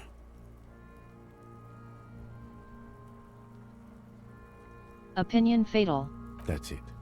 We have established cause of death. It's not much, and it leaves much to be questioned. But it's a start. Let's wrap this up. I pronounce this field autopsy over. How'd it go? Well, we established probable cause of death. Some would say that's the goal of an autopsy.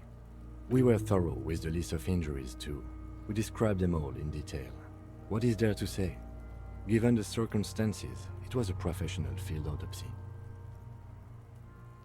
Got it, let's finish. I need a copy of that autopsy form. Then I will drive him to Faubourg. Here you go. For processing. He's thinking, did I miss something? You tilt your head, also looking at the corpse. I'm sure we didn't get everything. There's always something.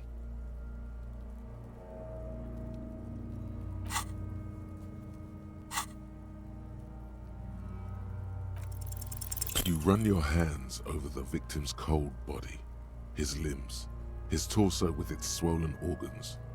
Maybe you should be more thorough. His fingernails have turned dark. They're chipped and quite long. There is dirt under them. That's all. Do you think we missed something? You can't shake the feeling that there are more secrets concealed in the flesh before you. Got a gut feeling. Okay, well, we are in livor mortis here. He is disintegrating. We need to refrigerate the body if we want to conduct another examination, and we need to do it fast. Hey, wasn't there a giant ice bear sarcophagus below that building? There was. Now, detective, I've rarely been disappointed by the size of a giant ice bear fridge. But I think we should still take a look at it first. Make sure it's big enough before we carry him over. Let's move. With every hour, whatever we are looking for in the deceased will become harder to find. You know, fair enough. There are several footprints in the mud, left by work boots. Anywhere from 6 to 12 pairs have walked here. 8 pairs of boots have shuffled back and forth in the mud. Where else have we seen a gang of men in work boots? That's right, the hardy boys in the mess hall of whirling in rags. 1. Standard work boot, steel reinforced toes, number 46. Just like Titus was wearing in his booth. This is the big dick, Titus Hardy, the one with the ball cap on his head. Understood. Is it? They didn't even bother to change boots. Putting them on the scene is easy, maybe even too easy. 2. Standard work boot, steel reinforced toes, number 44. Either the blonde muscular guy, Glenn, or the young guy with a plectrum around his neck. 3. Hobnailed work boot, steel reinforced toes, number 43. The inked banger perhaps. 4. Standard work boot, number 45 or 46. Theo, the old smoker. You think you even see a tiny fleck of cigarette ash inside the print. 5. Another standard work boot, reinforced toes, number 44. Same as before. Either the musician, Eugene, or the muscle-bound blonde, Glenn. 6. Light as air. Same make of boot, but number 41. Small like a rat, Shanky. 7. The glowing outline of a standard work boot, number 46. The imprints are twice as deep as the others. The weight exceeds 200 kilograms. Fat Angus. Carrying something? I guess he carried the body. 8. Another standard work boot, number 44. There's an aberration in the pattern of the sole. The right sole is smoother, more worn. Curious. A missing 8th Hardy boy. Oh, that's interesting. 7 sets of tracks, right? The Hardy Boys were here. 8 actually. That's all? Interesting. Then one of them seems to be missing. Anything else out of the ordinary?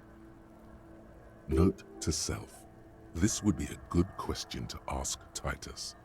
Where's the 8th man? A leader like Titus doesn't let one of his guys out of sight easily, especially at a time like this.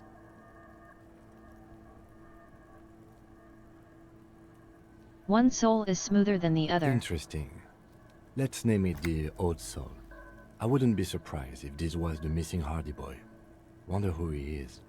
Oh, this one's easy. Way too easy. It's a driver.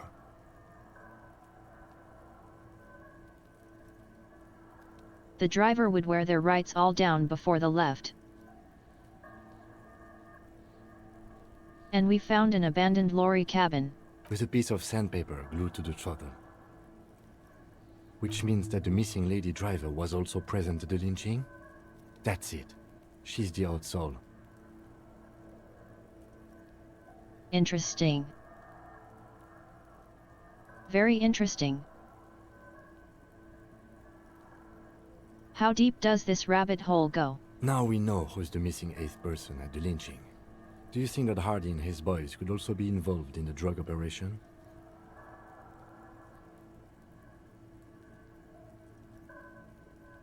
That would fit what we were told, but we should make any assumptions.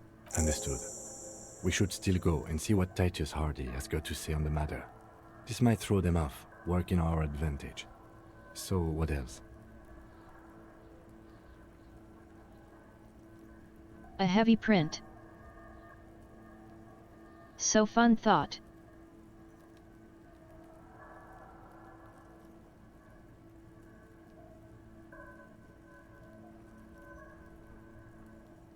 If I had had the perception when I started the game, I could have done this check I'm doing right now then without any of this extra information.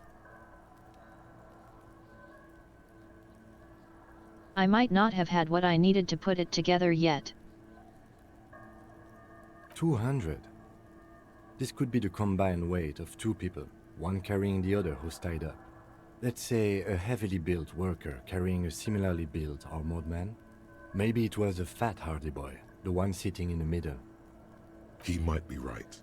200 kilograms of living weight is unlikely. Sounds likely. Possibly, yes. But why?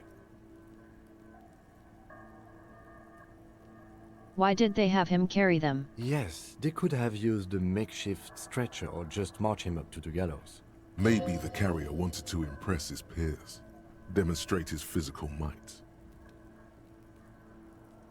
Maybe it could have been showing off. You mean a display of athletic ability meant to belittle the victim? A local champion carrying the intruder alone? I can see it. Anyway, the others? A light step over here. I'm guessing that's the skinny hardy boy. The one with his front teeth missing. Sounds great. I could still be wrong, but I'm probably not. A week, maybe? 7 days would fit the time frame provided to us by the caller, who reported the hanging. It is not impossible. I pulled last week's forecast for coastal Havashol. 7 days below freezing. The day before, the day of his hanging, was the last warm day. Correct again. Sub-zero temperatures would preserve the tracks in a good state. Sounds right. The commotion here could have taken place a week ago. What do I think? A mob of people brought something heavy to the tree. One of them was carrying the victim. They shuffled around, especially under the tree. Then, after hoisting him up, they stood in a semicircle facing his direction. At first glance, this appears to be a lynching. Indeed.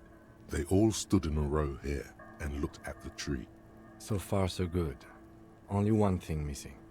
Of course, there were 8 tracks, but there are only 7 hardy boys. There's one pair missing from the Union box. The 8th pair. I'm going to say it was our old soul. All right. Yes. I doubt the Hardys are going to tell us much, but we should still confront them about the possible drug trade connection. We got it.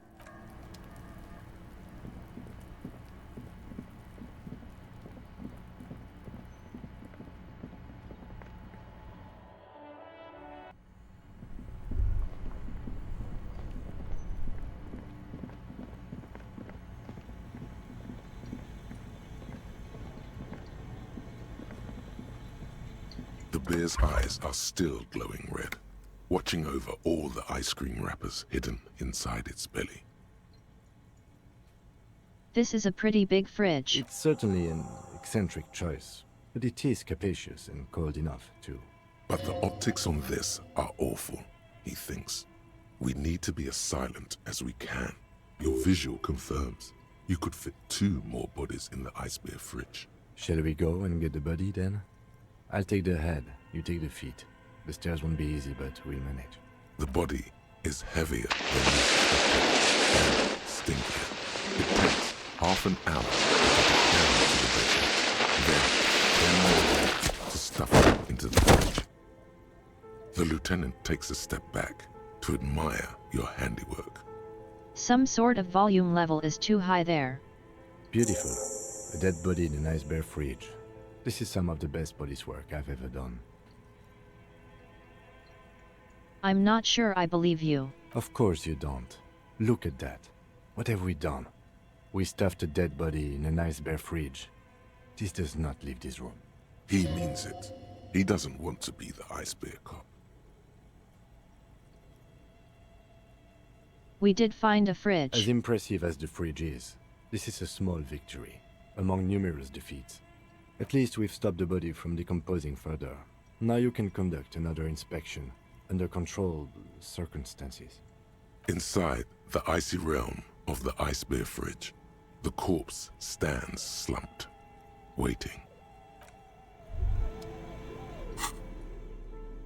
All right, let's get our perception stacked.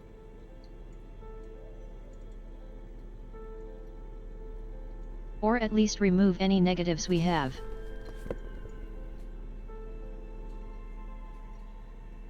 But I should be able to do something about some positives.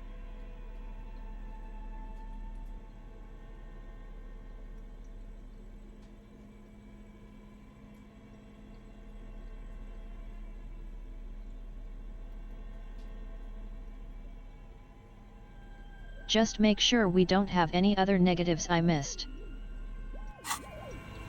No. The bear's eyes are still Let's get to glowing it. red.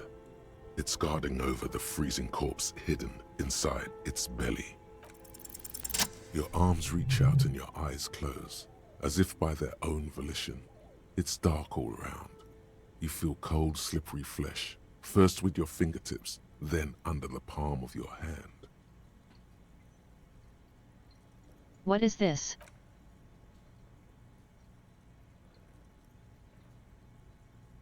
His face, his cheeks, his nose, his fat, swollen lips.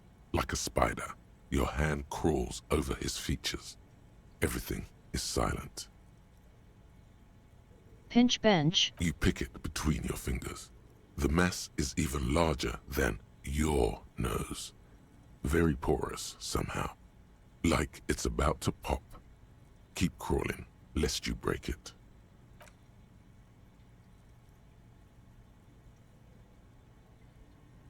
The oral cavity is cold and moist.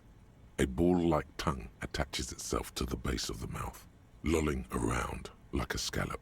You're on the right track. A vision of black and dark red death, pried open by your naked hands and studded with teeth. Looks like he's laughing. Death fumes rising from the throat, and there, in the back of his mouth, above the bell of the uvula, right in the soft palate, you see a hole, barely visible to the human eye. It is swollen shut, almost vanished. No larger than 0.4 centimeters in radius, the edges appear darkened. That's spicy. An abrasion collar. This is what we're after.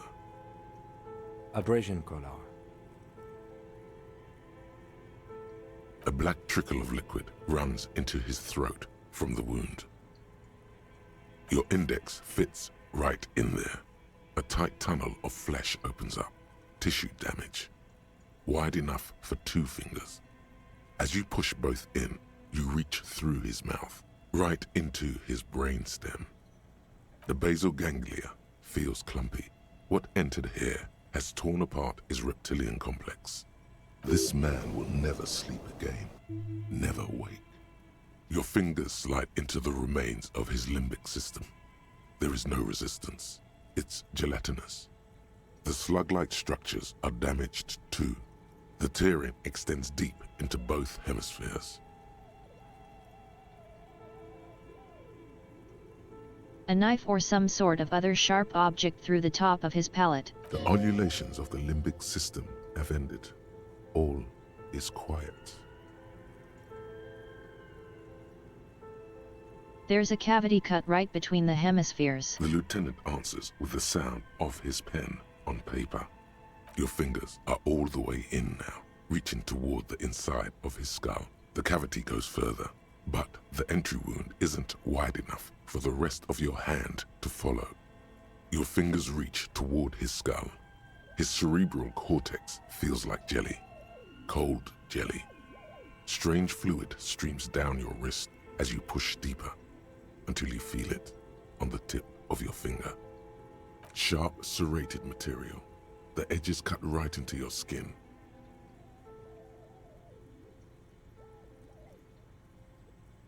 I feel solid object right under the skull. Can you get to it?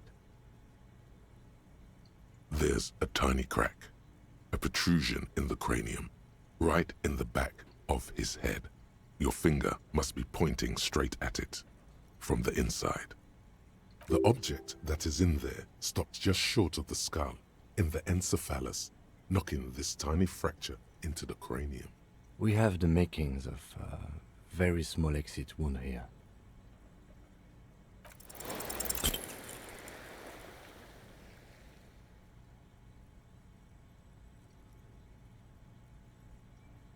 Push your hand further in. Whatever is in there keeps rolling between your fingers as you beckon it to come out.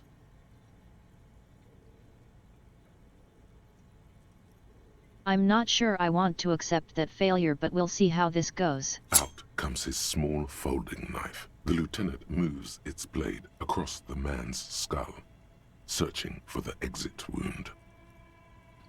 There. Withdraw your hand 4 centimeters, please. With a crack, he punches the knife in the skull.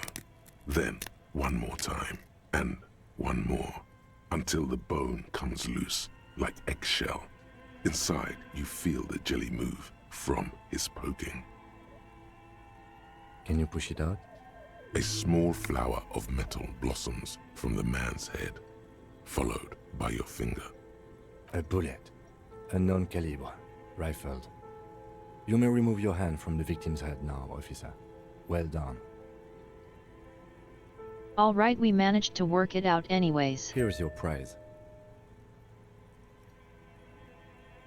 We need to add an item to the injury list. Injury number 4. Oval entry wound with an abrasion collar. Soft palate, back of mouth. High velocity. Temporary cavity in brain tissue. Small exit wound on the occiput. How does that sound? Sounds right. Opinion, fatal injury. Agreed. And one last thing. We should amend injury number 3. Ligament mark. New opinion, non-fatal. Post-mortem. Treatment. Someone shot this man in the head first.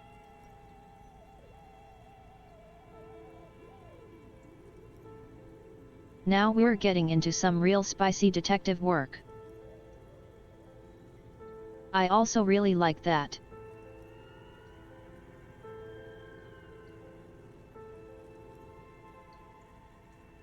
I imagine if you took the other choices you'd fuck it up, but if you trusted Kim to help, he was able to.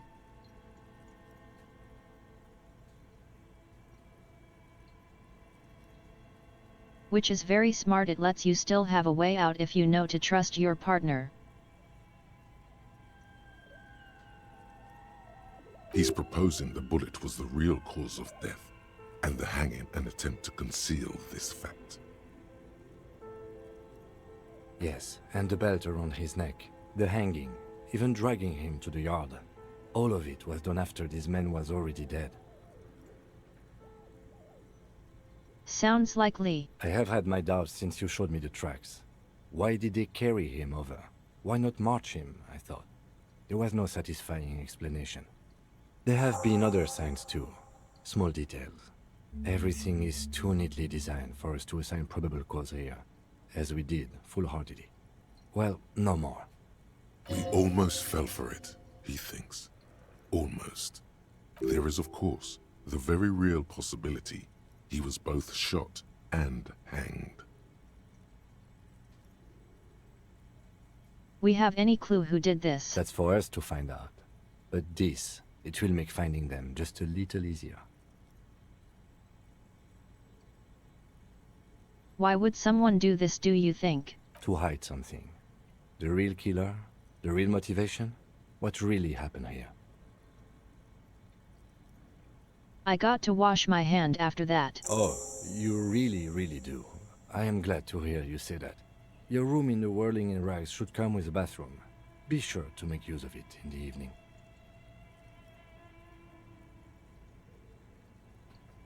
Hair answer. Maybe the bullet has more answers. Yes, we should take a closer look at it. I am certain it has more to tell us. All right, what happens next? We bag the corpse and carry him to the holding pen of my kinema. I can transport him to processing myself, but I will be gone for the rest of the day. What should I do for the rest of the day? Work on the case. Tend to personal matters. Try not to do anything too dangerous. An officer needs backup in a neighborhood like this. Agreed. I'll leave that choice to you. And one more thing. Great work, detective. Thank you. The word lingers in the air of the basement. Far away, ice cream makers are buzzing, and the sea wind blows outside. detective. After you bag the corpse, Lieutenant Kitsuragi will leave the party until tomorrow morning. You can do side tasks and even the main case, but it might be more difficult. Plan his exit accordingly.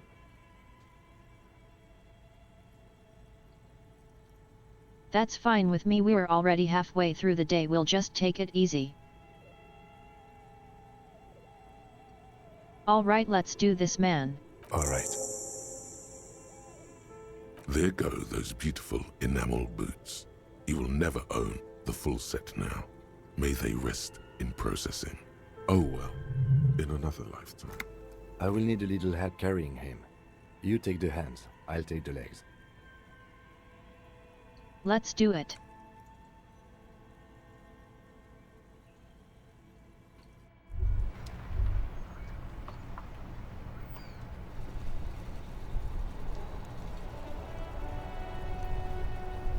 Nah, I didn't want to get the boots because Kim would be annoyed if we messed with the body more.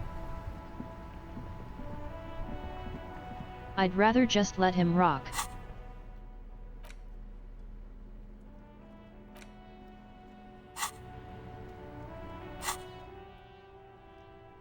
We'll work on the main case when he's around. That's an interesting theory.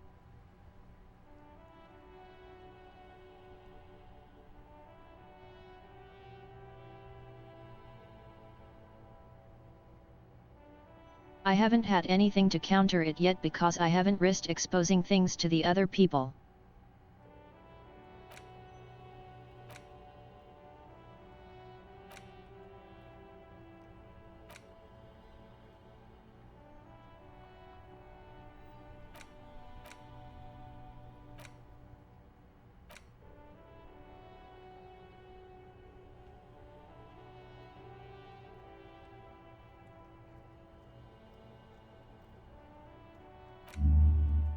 A cool one, but I'm going to get rid of this.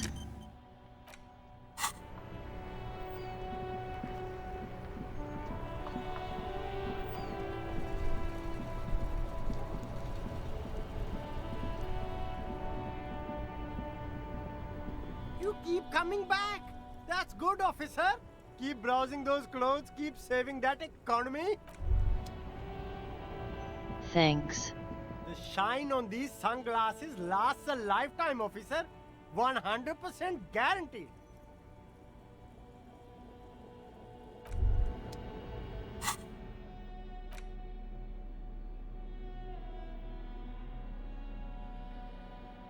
I want to see if I can find anything cool in there.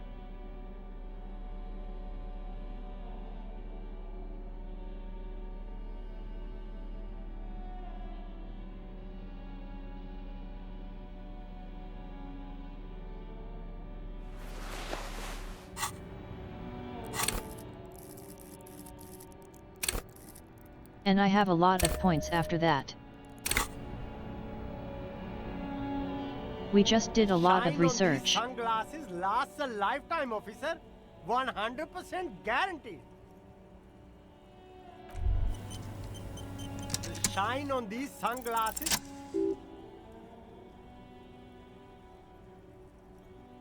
A pair of good shades. Oh, very interesting choice, officer. Very high culture. This is how a sea monster sees the world. You've become a sea monster, Harry. Giant, hidden, and strangely tender at heart. All is blue. Alright, but these actually make your vision worse. It's like literally being underwater. Yes. Amazing. But they also make your soul quiver like jello. So deep. Wow, officer! You look so cool! And they can be yours for a mere 3 real. My regular customers have passed them all up because they've got no taste. But you found them. You know. Just 'cause I respect a good salesman, I'll buy your glasses. Abort. These are hideous. What's more, they don't even fit your face. Damn, officer! You look like a mega secret spy. Very secret. They're practically made for you. I'll let you have them for 2 real and 50 cents. It's going to be very difficult for anyone to take you seriously with these things on your face.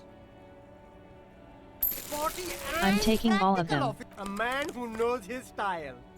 A good starter pair, officer. And when you're ready to upgrade, come back and see me.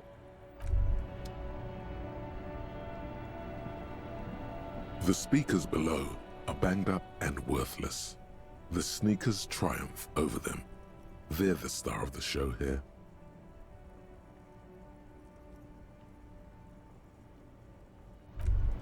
Those are really good, but that's pretty expensive. We'll see if I get enough money to be willing to do that. It's fine, I got some good glasses.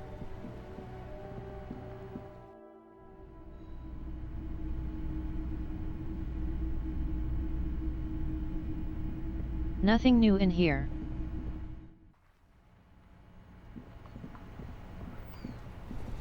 I'm out of books to read. So we're just going to allow you to think. Lounge and think even.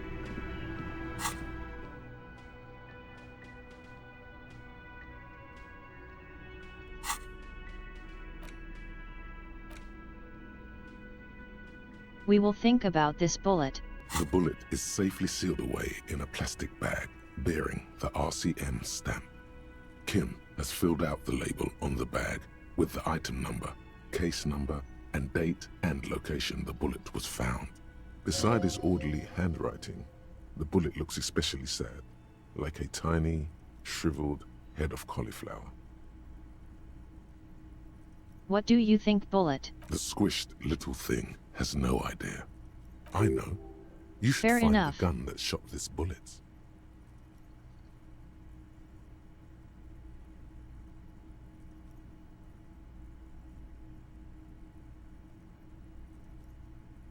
It's my friend, I'm going to start talking to it, it will keep me company. But bullets don't talk. Damn. That sounds like something a police detective would do. First, you should learn all you can about this little guy. Then find the gun that shot it and the person that gun belongs to. He used it to kill your victim. Neato. Neato indeed. The squashed bullet has some sharp edges where the jacket has split open. It feels cold, even through the bag. You wouldn't ordinarily have cause to handle jacketed bullets. The citizens' militia uses cast bullets only. Little pebbles of metal loaded from the muzzle, usually in a cartridge.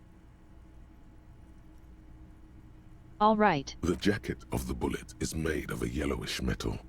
It has blossomed out to reveal a dark grey core. The base of the bullet is close to 5 millimeters in diameter. You can just about make out a few striations near the base of the bullet. Little hairlines, linear. It feels standard. It's quite destroyed.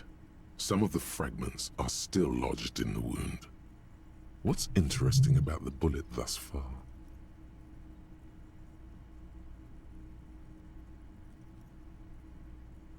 Chocolate bullet close to 5 millimeters in diameter. Not changing that. A jacketed bullet, which would have been shot from a military-grade breech-loading rifle, not from a muzzle loader like those typically found on the streets of Martinez.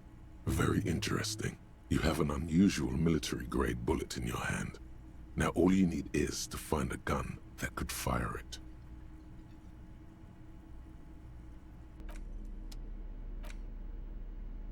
I'll be back to you in a sec.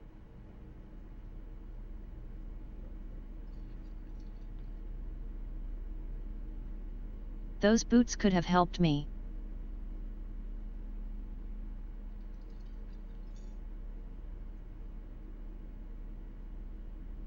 Alas, it's up to me. The bullet is still safely sealed away in a plastic bag bearing the RCM stamp. A rifle, Revolutionary period. Hell yeah. Your bullet looks to be an old, 4.46mm from the surplus left over from the turn of the century. Probably an antique or a retrofitted antique. The 4.46 caliber was widely used with the Belmargrave rifle, a Revacholian manufacturer. The BM dominated the battlefields of the Insulindian theater of the anti-centennial revolution 50 years ago. Incidentally, you have just such a rifle with you, the dusty old thing you found hidden in the basement below the commercial area. It's unusable, sadly. If it were, the bullet would probably fit the chamber. Interesting. No, but Zeliger, a major firearm manufacturer, ended up with a surplus after the war, so there are still a lot of these old military rifles floating around, usually broken. The quality was appalling. Who uses them? Antiques enthusiasts, guerrilla fighters in distant countries, a few lucky jamrock bangers. You're looking for the same thing you found in that hidden weapons cache, only in working order. Back at the station, the lieutenant is standing at a counter, diligently filling out paperwork to hand over to a tired records clerk. You should share your findings with him as soon as possible. I sure will.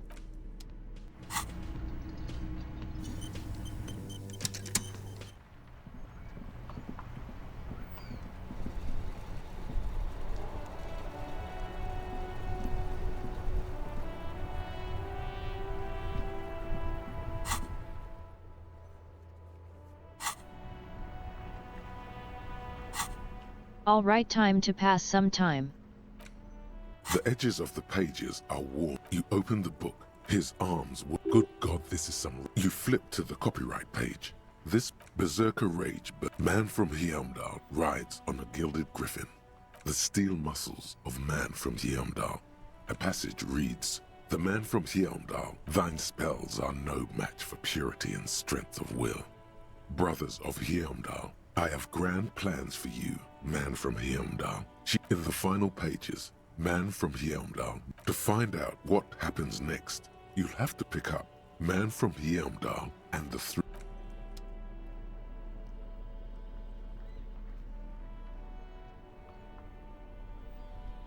Okay, talk to pass a little more time. You spend a moment contemplating the cover's slightly unnerving. If you're like most people, that's not right at all. Very interesting. As Mazos devote during his fight, a true man of it, but one we may yet discover. Certainly, in essence, Nielsen is arguing that thoughts don't just reside inside the brain, they radiate outward from it. According to this idea, the brain is an ideological transponder, constantly emitting waves of highly politicized energy, which Nielsen called plasm. Stay with us a moment longer. What's more, Nielsen speculated that, unfortunately, building on Nielsen's basic insight, these theorists were correct, though certain particulars of the theory are commonly attributed to Nielsen himself. The evidentiary basis of those attributions has always been a point of contention between inframaterialists and their critics. The actual that's because, no, inframaterial at the lowest, or first to Let's take get into the it so I can pass time. Who's to say? It's also been postulated that plasm may account for the remarkably full and manly facial hair observed on many communist males. Of course, in fact, reports from the 8 hours, there's no way. Hyper and on that, of course the book fits quite snugly into your part. You flip forward a few, when at this second level, certain Passing time. Because in other words, why are you getting Come on a little longer. This should be more than in you must.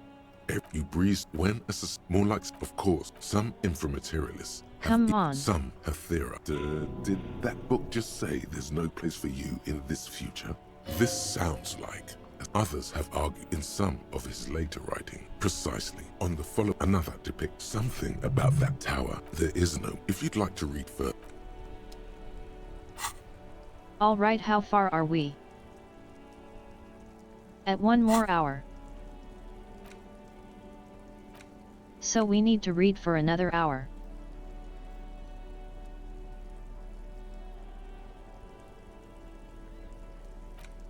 In your hand, You hold four. Why? There's truly no. If you insist. The story opens with a knock at the door. Detective Dick Mullen. Spillane needs Mullen. An extremely unprofessional and hurtful. 2 days later, Mullen is desperate to clear his name. Of course, Mullen didn't, and not just any dame. Secrets are the currency of human relations. Your secrets are unknown, even unto you. So does that make you a rich man? Deneuve reveals that she was sure Spillane's is. love. Not only is the local police captain in on the one evening, well, as the two love, I love you. Whatever it is, in your hand, you. Okay, time for some important shit.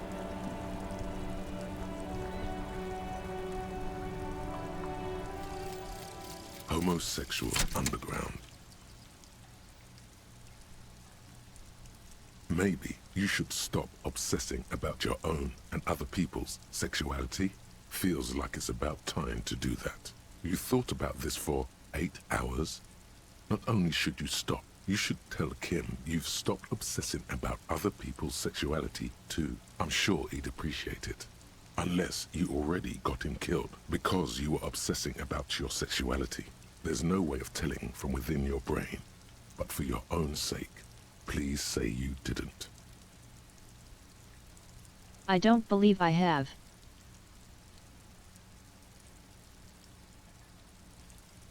Don't worry, this is going to get funny.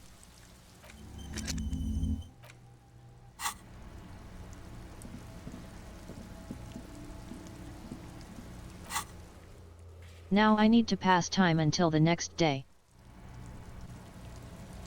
We're going to go out here.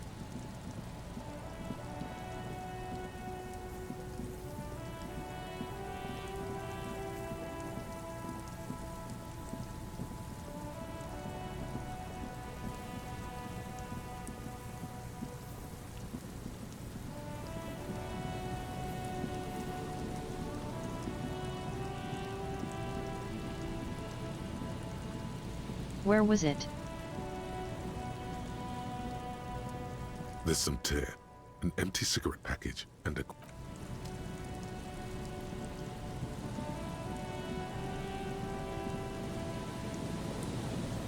There was something out here I was going to do when I had a chance.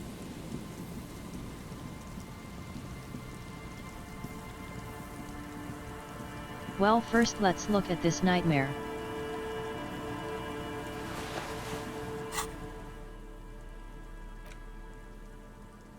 Since he's not here to stop me from taking it. As you hold it in your hands, it makes an uncomfortable crunching sound. How to get so bad? It's a sordid, filthy tale, not for the weak. Are you sure you can stomach it? Some secrets are better left uncovered. Don't even try. Seriously. Too bad. It occurs to you that you're not even holding the jacket itself, but rather the thick crust of jetsam and seagull shit that ensconces it. It smells like a dead sea creature, tangled in grey strands of seaweed. It must have spent quite some time in the water before the tide deposited it ashore. Why? Why did you think about it? Look at your hands. They're covered in muck. Now you're just flicking that shit everywhere. This is a disaster. You'll never get the smell out. As you hold it in your hands, there is no why.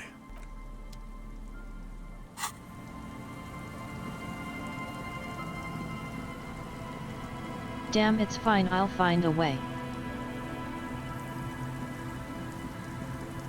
We're going to keep going this way.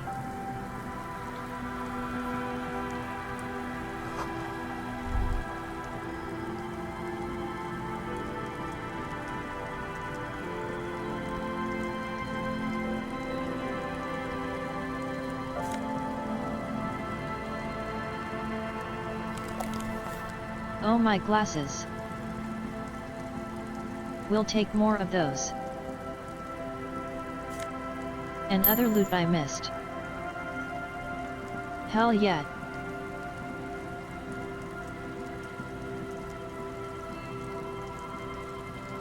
scattering of bullet holes is spread across the cracked wall, reaching from one corner to the other. A row of ghostly shades stand facing the wall. There are many of them, a dozen at least, their heads lowered and eyes blindfolded.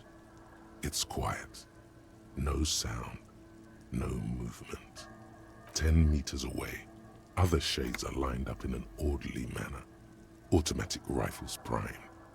A gust of wind blows by. The coats of the firing squad flap slowly in the breeze. A single person stands on the side. Droplets of rain fall on the wooden planks, the surrounding sand dunes. The clouds block out any rays of light. A long time has passed since the moment of this fusillading. Rain and brine have since washed all the blood away. Not a trace remains. The abundance of bullet holes leads to two options. Either an inordinate amount of executions were performed here, or they did not use a conscience round, where only one soldier has the loaded rifle. Looks like this was a mass execution with everyone fully armed. A host of men, probably in everyday clothes, ragged from the conflict and covered in dust. They were not sitting, a common practice for executions in some nations, as demonstrated by the height level of the bullet holes. They stand, facing the wall. It's impossible to discern any details about their personality or background. Ordinary people. Fair enough. Familiar, each and every one of them. Comrades, the forsaken, the wretched, who tried to rise against the horrors of the world. 7 men in combat uniforms and dark coats, holding automatic rifles aimed at the people. Soldiers from some side, but from which one? Men of duty, dark duty. Murderers, twisted by orders, young boys forced into killing. The commandant, the one who gives the order.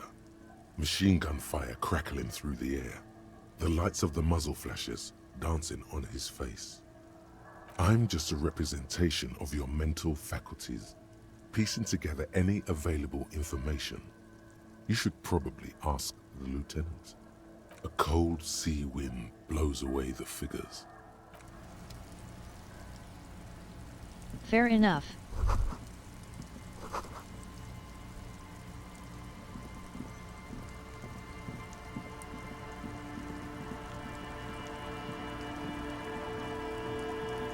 Still trying to find something though. Where was it?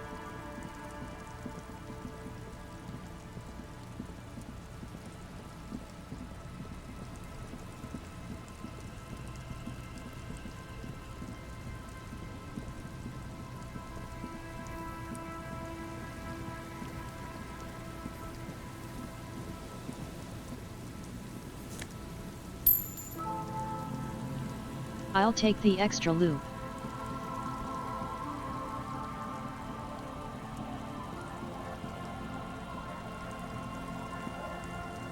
I'll steal from the children.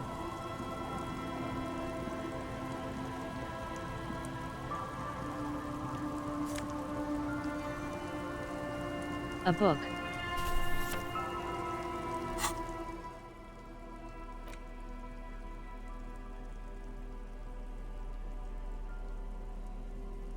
A primer for children. You hold in your hand the colorful primer. The title reads, A Primer for Small Kids. There's a bear involved. Exactly what I need. This book will show you the score. Get you oriented with those basic concepts you appear to be hazy on. The anthropomorphic bear will give you the lowdown of your life. The alphabet. Hell yeah. Every page has one word designating one letter of the alphabet with a faded illustration. Most of them are scientific and cultural principles. It goes as follows. Let's do this. A is for azimuth. B is for Boreas. C is for cosine. D is for diamite. E is for ellipse. F is for phlogiston. G is for gamut. H is for homeboy. I is for econ. J is for Yura. K is for collapse. L is for laudanum. M is for myriad. N is for nadir. O is for aureole. P is for perihelion. Q is for quasar. R is for rhododendron. S is for sinus. T is for tricolor. U is for ultra. V is for vector. W is for Wahrheit. X is for xylophone. Y is for Ustava. Z is for zenith. That's it. You know the alphabet now.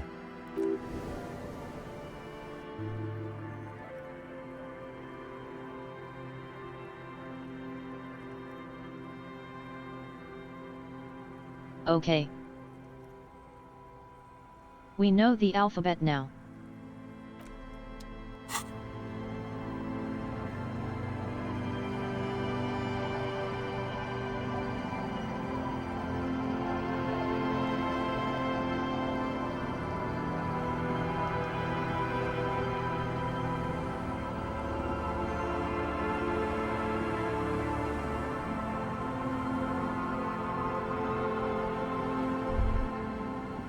Great news.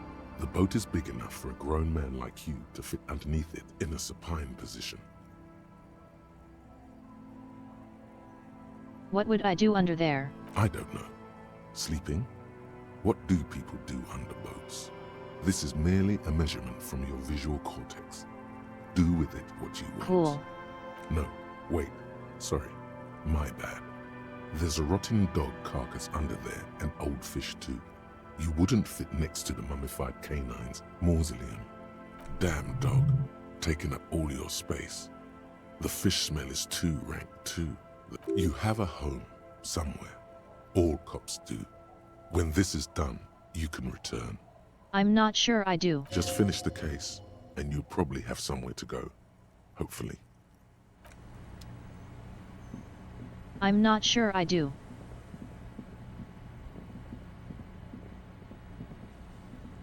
I might have destroyed that.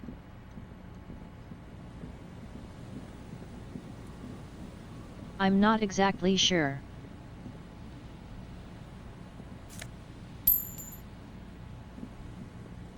Who money is still? My money now.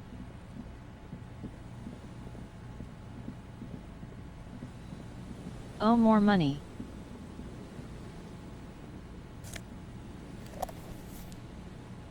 For drugs.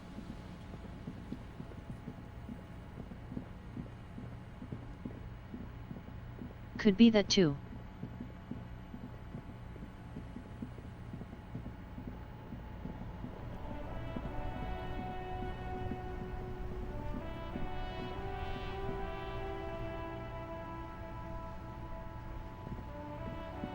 Unfortunately, I can't sit in this bench while he's sitting there depressed.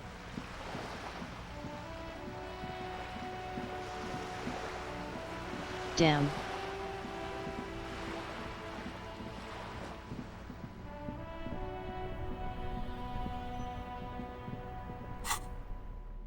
Hello, time for the old-fashioned way to pass time.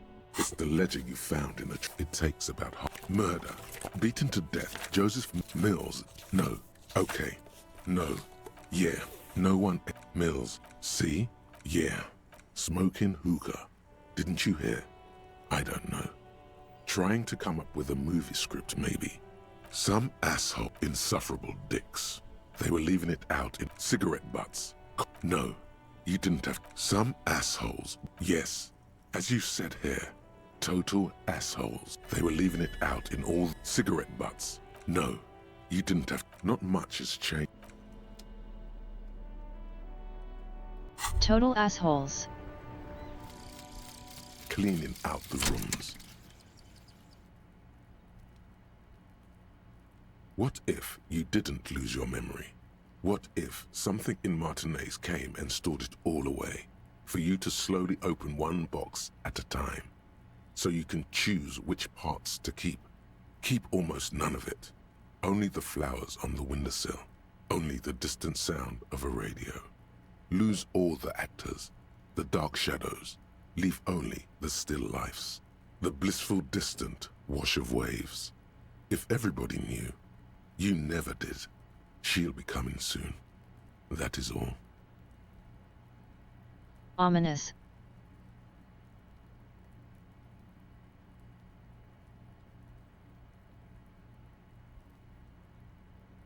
Those are some ominous description to those bonuses too.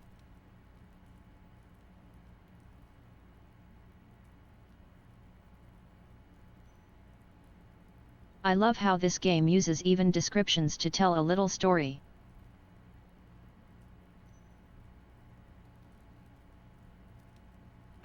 Yeah, that's cool as hell.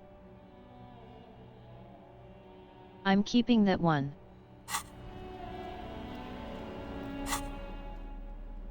It's the ledger you found in the trash. It takes about half. Murder. Beaten to death by Joseph Mills. Okay. Yeah, really lame. No one in Mills. See? Smoking hookah. Some assholes brought their cap. Yes, as you said here. Insufferable rock and roll assholes. They were leaving cigarette butts. No, you didn't have time for that. A.K. Leslie will the only way for Leslie to threaten him. It's plain to see from good. He must in the he can't get, which is also. Does that sound like a Raphael something Costo to you, sir? Fine then, you've earned it. Some assholes brought their insufferable dicks. They were leaving it cigarette butt. No, you didn't have. Not much is. There we go.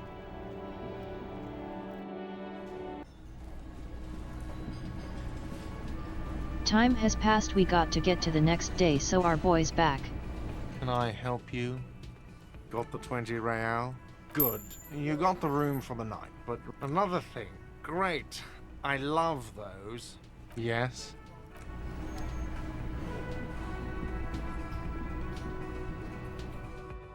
Just got to annoy him a little extra.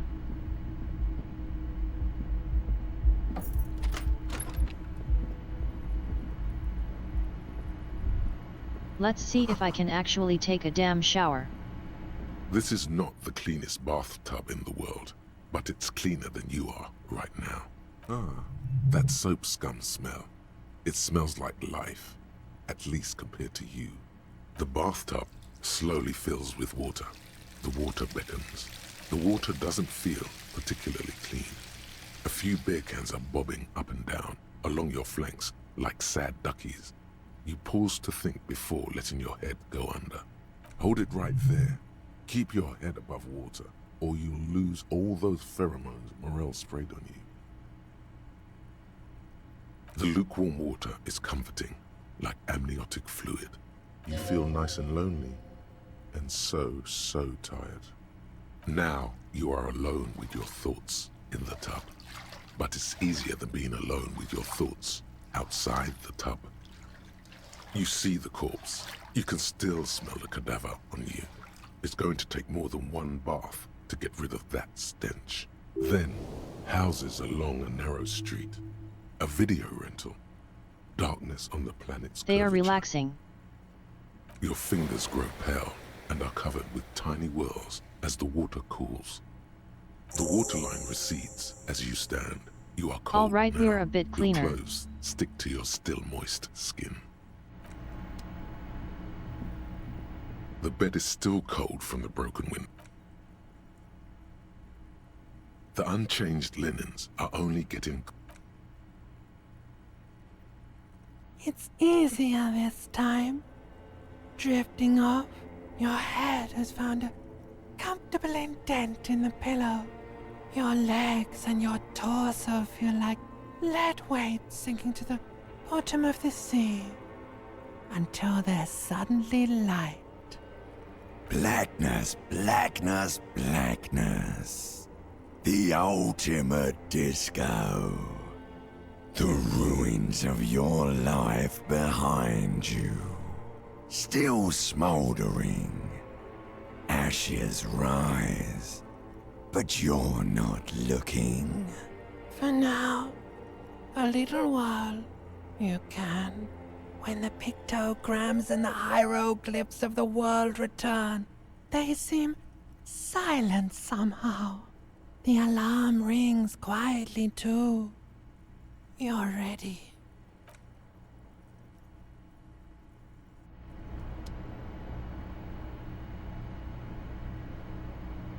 All right, time to get to a very fun day.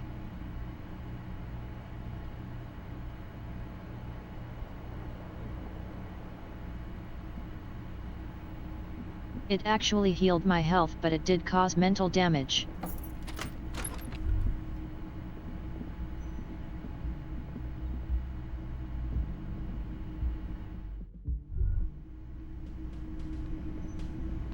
My boy.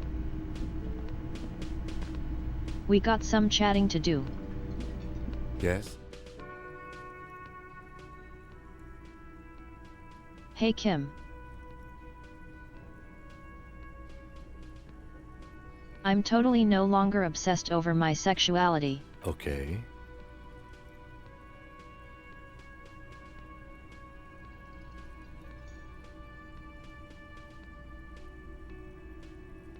Okay. Was there anything else? He's not the least bit curious about what you plan to say. Okay. No, we're going to do it. Great. Imagine all the time you'll have for work now. Matter of fact, we should get back to it right now. Yes. Mm-hmm. Just one thing though. What?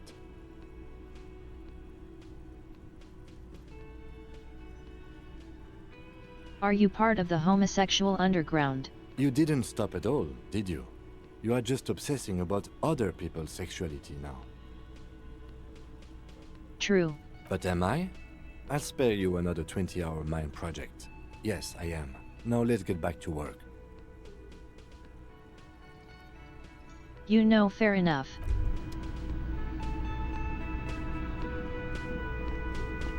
Our man's gay.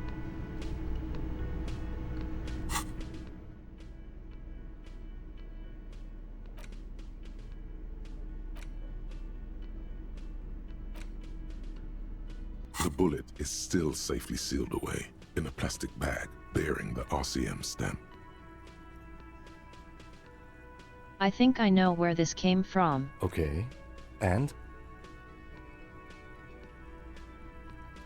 Probably shot by one of these rifles. An antique. That makes sense. There can't be many breech-loading rifles floating around in Martinez, or anywhere in Ravachon, really. Probably a good thing. I have to hand it to the monarchs. It's quite admirable that they took the advice of criminologists last century and banned the use of breech loaders in peacetime. Some new RCM recruits get impatient with their muzzle loaders once they've trained with military-grade weapons, but they realize it's worth it in the end. Prohibiting peacetime law enforcement to front-loaded rifles is a policy enforced by the Moralist International in all the nations of the Real Belt. Makes you consider every shot. Imagine if everyone, cops, citizens, had access to firearms that could shoot multiple rounds without pausing to reload. After the first shot, the second, third, and so on come much easier. Yep. But back to the investigation.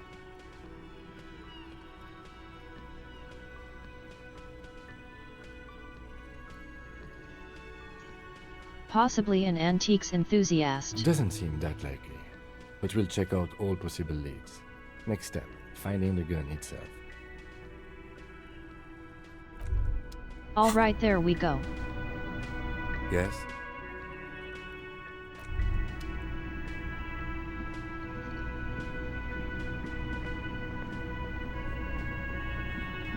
Hi again, gendarme.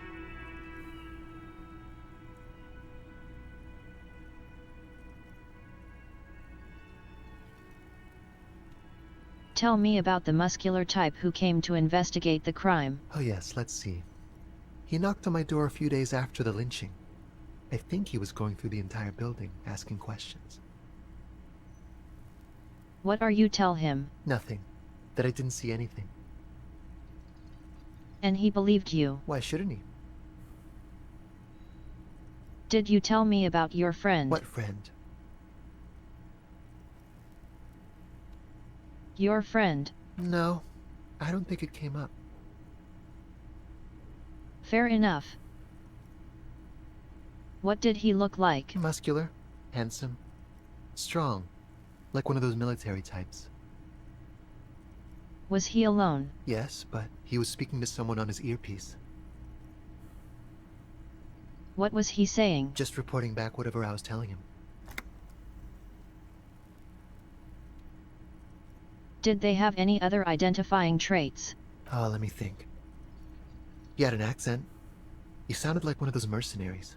He sounded vaguely Oranese. No, not vaguely, scratch that. He sounded definitely Oranese. All right, thanks, buddy. Sure. Anything else on your mind? What you doing here? Admiring the atmosphere. What about you, officer?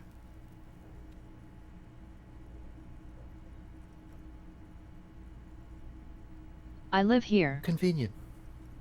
But what are you doing here? Talking to me? Met your friend. You did? And how did you like him?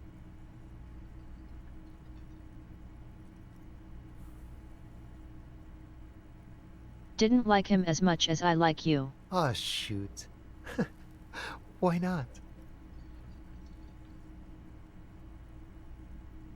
Who is he? A visitor from the first world. He's not like you and me, gendarme. He can always return to his opportunities in Occident, Sur la Clé. Still, his coming and going brings some life to the village. Or is it just money? I don't know. Fair enough. Friends, I told you. Sunday friends. Friends who like to get together from time to time. Bet he won't be there when times get tough, I guess. Is that even a friend? It is. On Sundays. Fair enough. He has keys. And he likes the view. To the sea, I mean. Share. Hmm? What about me, gendarme? Bye-bye, gendarme. Bye-bye.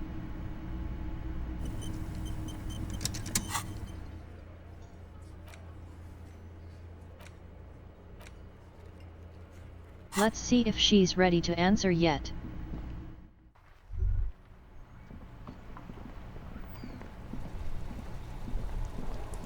That's the last piece of info I can think of before I go back upstairs and continue talking. This is Precinct 57. Still no word, I'm 57. In the cabin, east.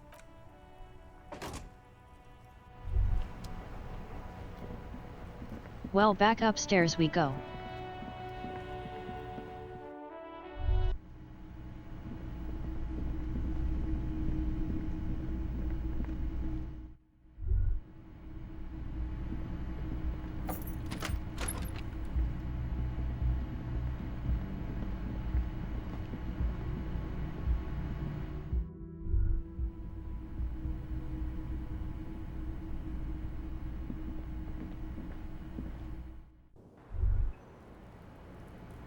Officer, what brings you up here in the rain? All right, we got some questions. Let's see. I wrote down the nickname Lelystad. We have questions that might help solve some gaps in our field autopsy. I'm sure my colleague has a few of his own while I take notes. The young woman cranes her neck, trying to catch a glimpse of the page the lieutenant passed to you. On it is a list of autopsy observations recorded neatly in blue ink. The last missing pieces of a puzzle of flesh. Where is Lily's dad, the place? In Oranje, officer. It's, I think municipality is the term. A nowhere town there. The Lelystad municipality has few boroughs and even fewer cities. It's made of agricultural plots near the border of Gottwald. Executive summary: cows, silos, and wheat. You were almost right, officer. All right. That means his race was occidental, not mondial. I'll update the form. Yes, we were compatriots. Did that bring you together? No, he was too old for that. And from another part of Oranien. I didn't even understand his accent. What brought us together wasn't Oranje. It was bad habits. No love for Mother Oranje. All right. But wasn't he a soldier? This could be worth pursuing.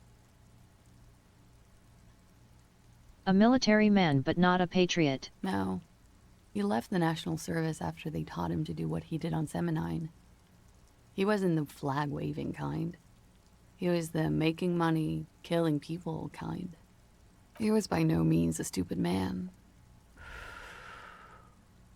A people person. A small platoon leader. Certainly not a patriot. There is nothing on Muindi. The old world is dead, and we both knew it. Maybe Oranje did bring us together. In loathing. I love Revachol, though. I hope she loves me, too.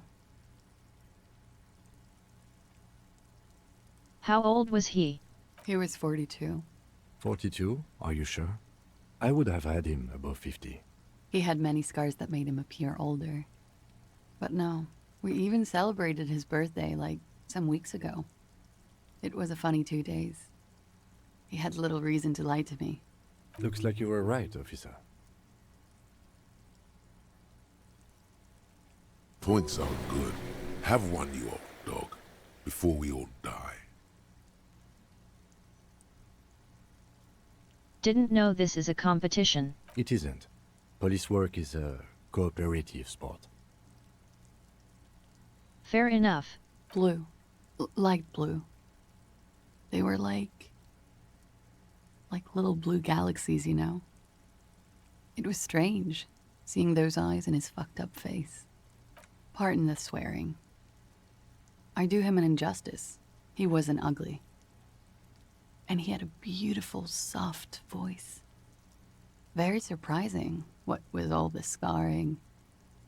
It was quite something, watching him speak.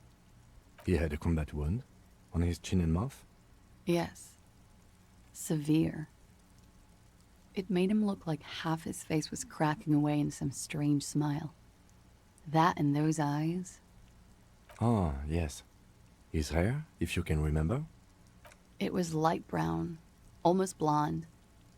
He darkened it with brilliantine, made oily.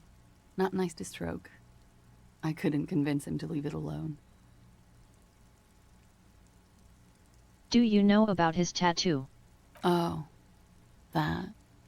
It's clear she liked it. You like today? Quite a lot, yes. Map of the service record. Sure, service history. It was mostly for showing off to chicks, though. How so? How? Imagine him lying in bed. Freakish musculature laid out on the sheets. Scarred, of course. Tattooed. The sheets are dirty for some reason. Is this Oranje's lit? Is this Arnie's lit? Yes. This is the very essence of Oranje's lit. A moment's respite. Dark and hopeless as the struggle itself. He's smoking and drinking, of course. And his chest and shoulders and arms are studded with stars. Tens, hundreds of them. Maybe even thousands. And the woman goes like, "What was this, baby?" And he says, "That was too hardcore. Don't ask me about that." So she goes, "Okay, but what's this, baby?" And he's like, "Saw some bat shit there. Killed some loincloths." And so it goes. Star after star, port after port, third world country after third world country. And he's done horrible things in every single one of them. Damn. Oh yeah. Can you tell me what these mean? No thank you. I've seen enough of him dead. I can tell you what they meant without looking at them. All right. Go on. He was a blue-eyed boy with thick arms, from a small town. He was also poor, and the government of Orania needed some people killed, so they turned him into a grotesque killer. For money. He went to Killer Academy in Vredefort. Then he killed some people on the Seminine Islands. And on other islands, too. All of the islands. After this, he came to Revachol and got killed himself. Not a very fun story. It is when you're high. It can be very exciting then. You have the tools to deal with it. It's not a very nice story to remember when you're sober. A change of topic? All right. Coolly, gracefully, she pours herself more coffee. Why not? All I'll right. be here until 11 p.m., drinking coffee, most likely. Wait, stop. That man, bloated beyond all recognition, was 42? That's what she said yet. Below the damage, the weeks of decomposition, all the swollen indignity of mortality. He was 42 years old? How old are you? That's where this is going. 45,000 liters of raw alcohol has left its disfigurements. What lies beneath, you wonder? Kim, how old do you think I am? Huh? How old do I look? How old? 58? Damn. You asked. Yeah, probably. Actually, make that 54. Alcoholism has severely impacted your appearance. Yet it has. And I was wrong about the age of the deceased. Wait. This requires scientific measurements. To the laboratorium.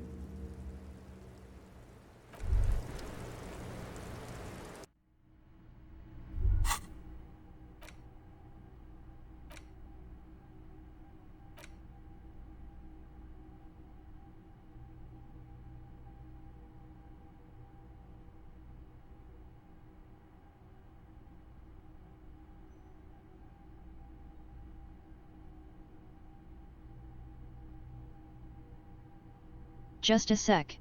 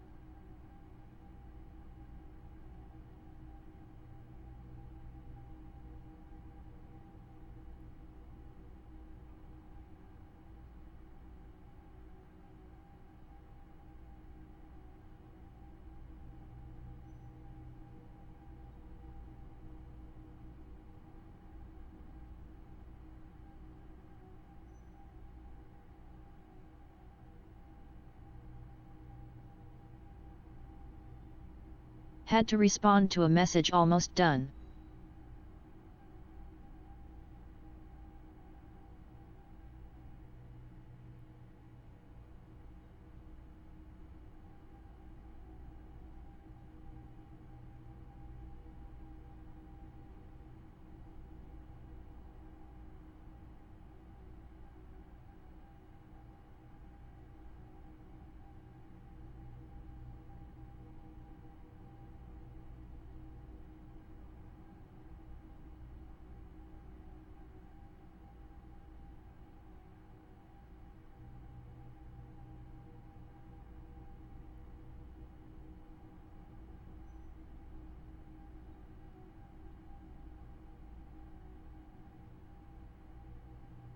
Okay, back.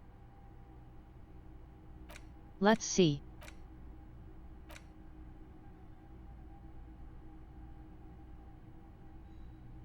The point of this was mostly just unlocking a conversation, which we've done.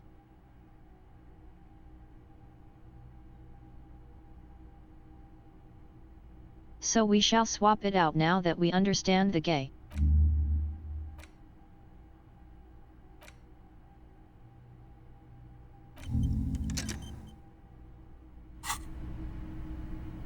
And try to figure out how old we are.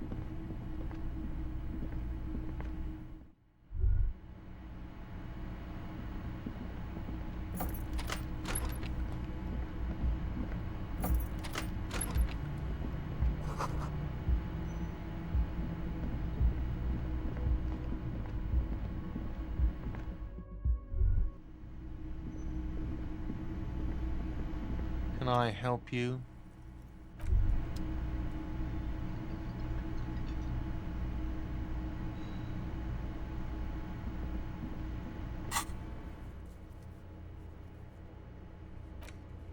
Just thinking which thing to do next. We've actually gotten through a lot. I think the next thing to do is talk to Titus.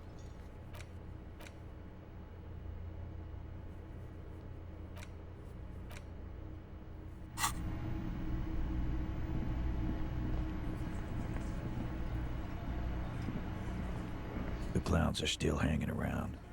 What is it now?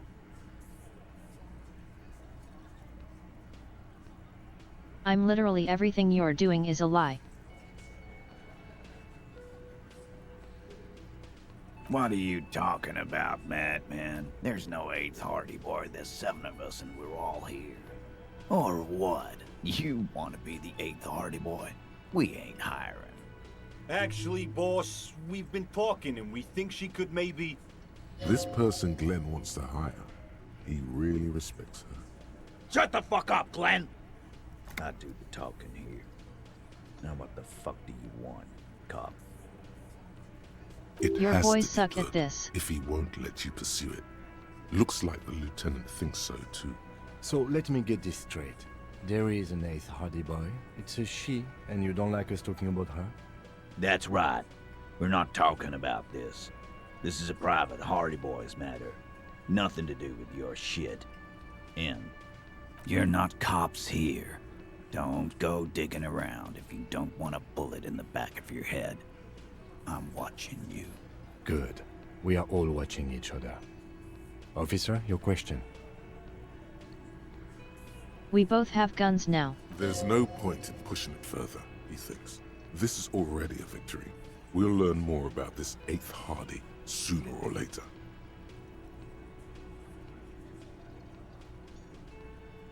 So we talked about this tape. And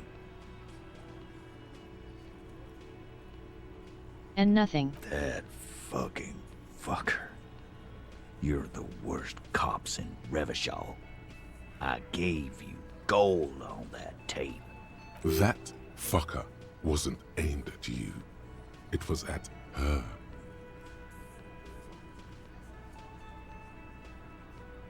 Dark stuff, but it didn't change anything. Dark. Dark is when you start a goddamn death rock band. He said he'd rape her. What did she have to say then? Fine by her? This is what people are supposed to be like? Fucking whoop-de-doo. Yes.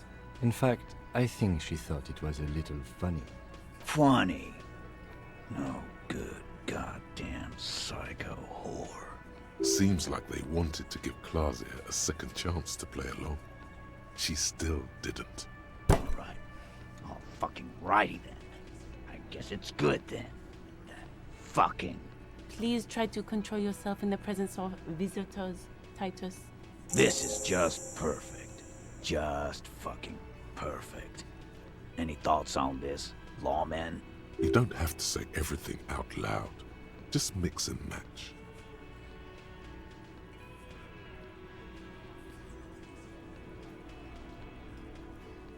I think I do. I asked for your opinion, not a bedtime story. Tell it to your grandma. Tape was the last chance she had to do what was planned. But she didn't. She knows she can't lie to us, unlike you. Oh no. He's definitely compromised too. It's his hubris. Sadly, not much to do about it now. Fantastic. So now, you remember how to do your job. I'm so sick of this piss. We should get something harder in here. Yeah, guys! We should get a party going tonight! Why?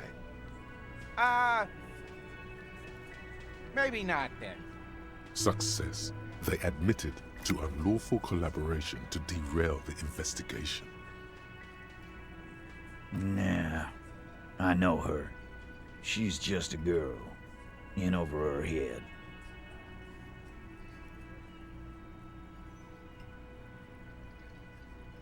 I'm pretty sure she's not as helpless as you think. Handled him? She got into some stupid shit with that guy. Shit we had to take care of.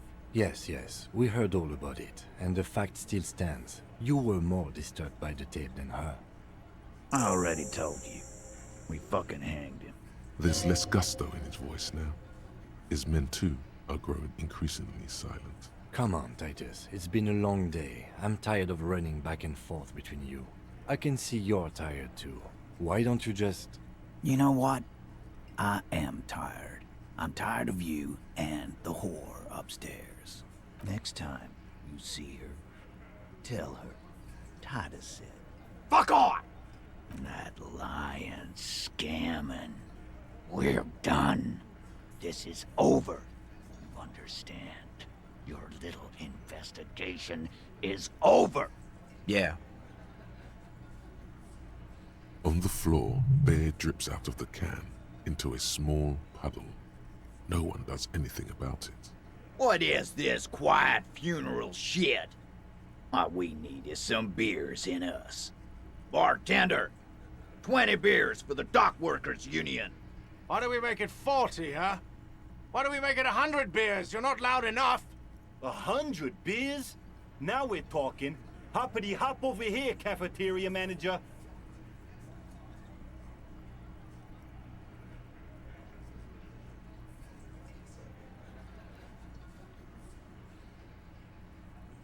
We found a witness. A witness?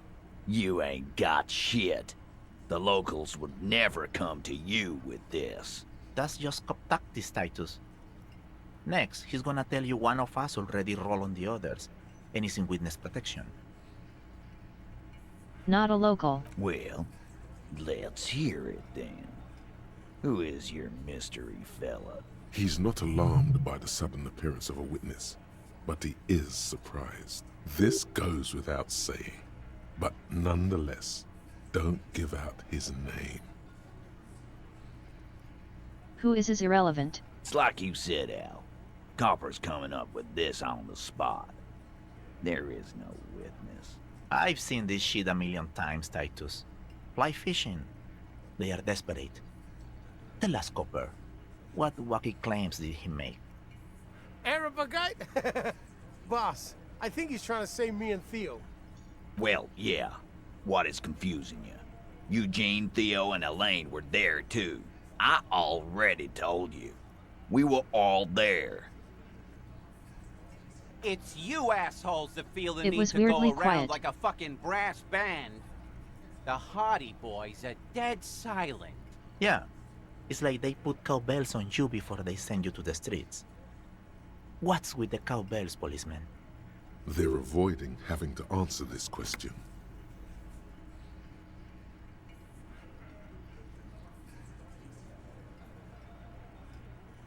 I mean, we probably should be obvious because we're law enforcement officers.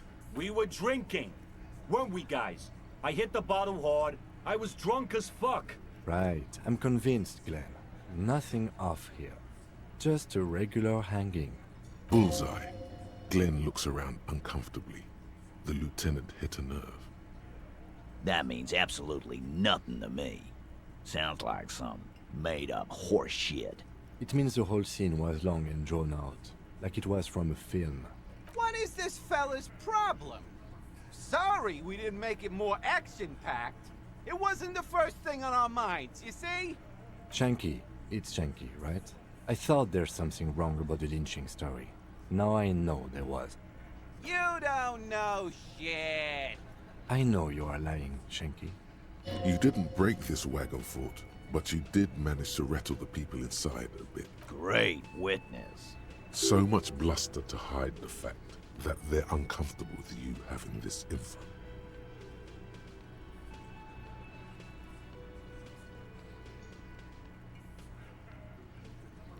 Like hell you have. There is no local drug trade. This place is as clean as a rifle. Go back to Jamrock and ask the local junkies how clean your streets are in Precinct 41 kilos. We'll do that. In the meantime, did you know that there's an abandoned lorry at the intersection that was used to move raw ingredients for drugs from Terminal B to Jamrock?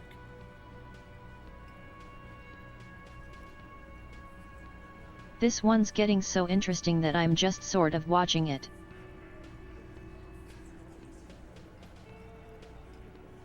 I'd normally comment more, but this is a really interesting line of conversation. The person driving it was present at the hanging. It was one of you. We've connected the footprint. Detective, do you want to deliver the coup de grâce? No, the thunder is his. Leave it to the lieutenant. Now you got this, man. Thank you. You're right, Titus. There is no local drug trade, because it's all controlled by you. You're the drug trade. That's a mighty interesting theory. I guess that's what you would need to do, theoretically. A big, strong, state-run monopoly would outcompete the runts on the street. Yeah, man. Theoretically, that's what you would do. To get rid of the gangs, the dealers, even some of the junkies. You would need good, trustworthy people to take their place, of course. Hardy men to run such a monopoly. For the good of the community, of course.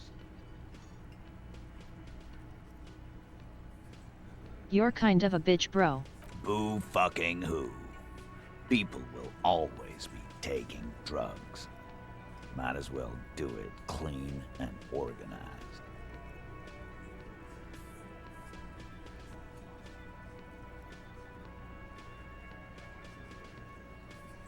Well, there's a difference between doing it clean and organized and directly supplying it to the streets like that.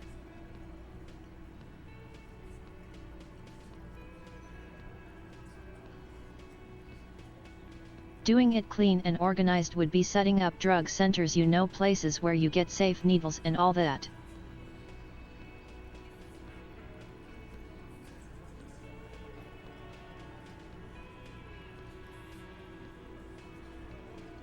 But you probably shouldn't just be giving desperate people drugs without any form of therapy or consultation. Yeah, that's what the labor movement is all about. Clean and organized. And the Hardy Boys are running it.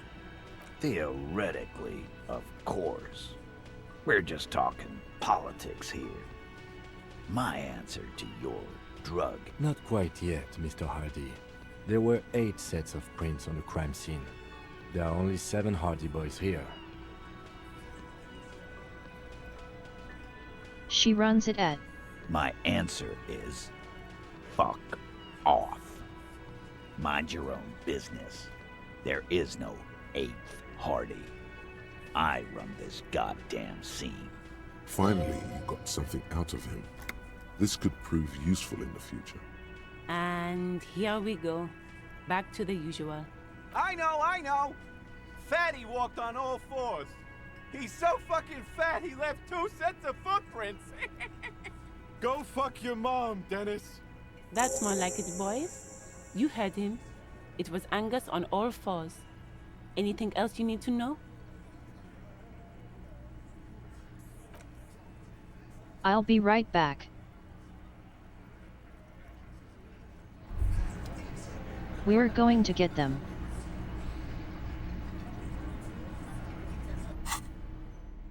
Let's get the right gear on. We've gotta corner this fucker.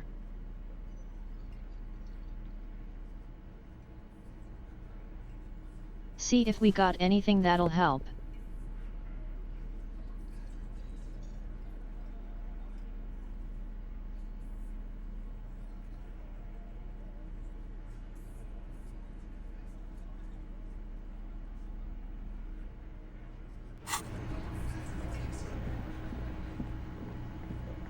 Actually, while I'm at it, there's one more thing I want to do before I confront him. I want to talk to Joyce once more.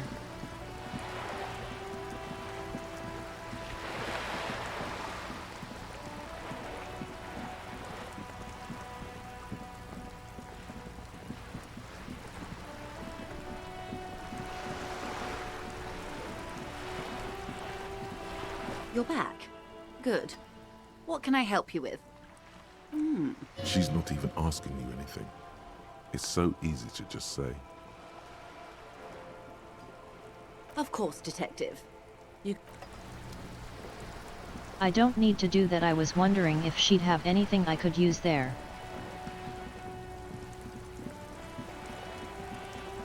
She doesn't, so let's go do our big talk.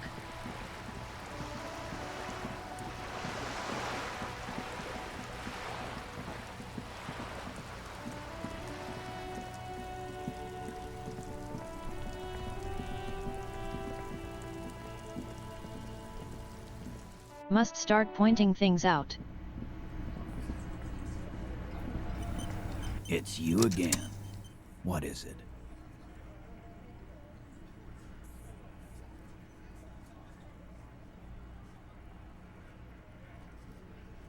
So we found a bullet. A bullet, you say? That's mighty curious. Indeed. Mighty. How did it get there? Well, there are so many bullets in the world, and so many heads. I guess it's only logical.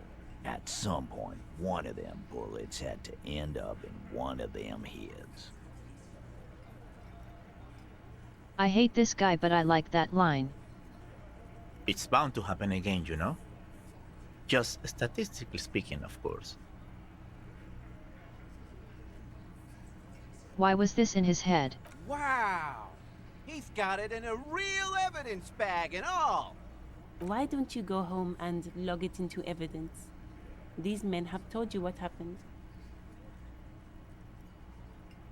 He is. It's amazing. You know what I think? I think he was shot in the head as a kid, and his brain grew around the bullet. Around the bullet, man. That's a good one.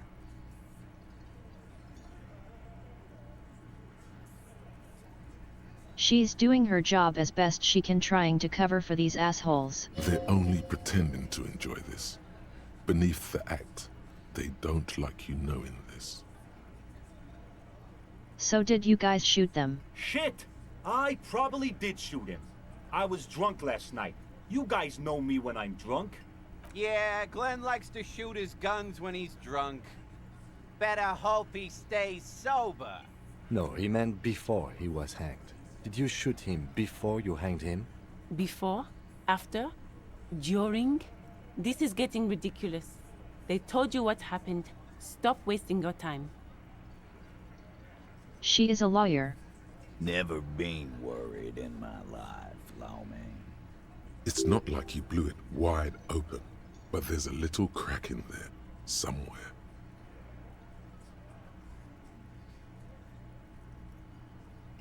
We're stacking up all these bonuses by freaking them out. Yeah. By friends, you mean his squad mates from Crenell. Wouldn't want to beat up his grandma.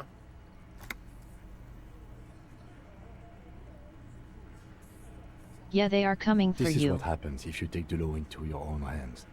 Other people start doing it too. Let them come. The Hardy Boys are right fucking here.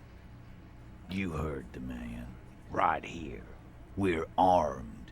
We got the whole district behind us. And Glenn. Glenn is fucking crazy. Yeah. A well-oiled murder machine. Buddy. We got weapons of our own. We got Ester 50s, Zilagars, Glenn's got a knock cannon at home. Are they going to pierce ceramic armor? I guess we're gonna see, aren't we? That was an unsure phrasing. See what, but they don't. Yeah, like you've been up against ceramic armor. You haven't even seen the whole suit, right? I've seen the whole fucking thing, and it didn't make him immortal. No one's controlling them. Big fucking surprise. They hire psycho scum, arm them to the teeth, and let them loose in the city. What do you think is gonna happen? I agree that was stupid, but now they're after you. So are the local gangs, the fucking Barmy Army, and the Madre scum. You've been out there. Seen any around? Yeah. Where are they now, huh? Sent back to Madre in an airtight cargo crate.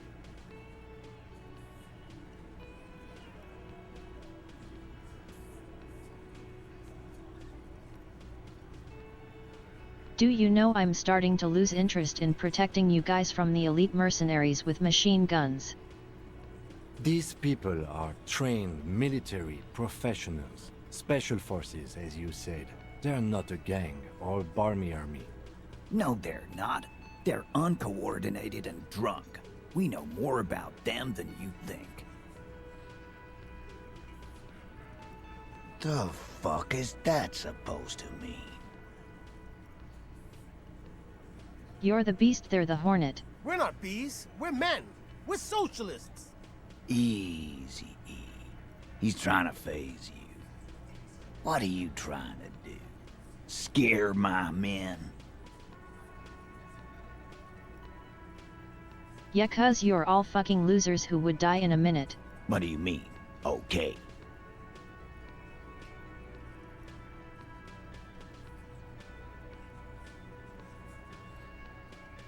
They're going to wipe you the fuck out, bro. No, they won't. Get out of here with your negative energy.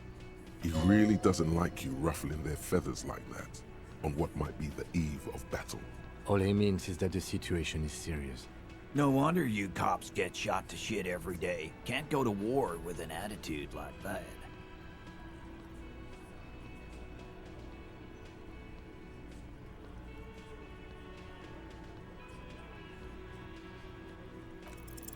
Convince Titus he's being manipulated. You should know by now. Titus Hardy will never falter. Just remember, it's about more than Glacia. It's about these men and Martinez, their district, their responsibility. We stacked yet. That's why you keep finding evidence. All right, case closed. Huh? He'll get it. Go on.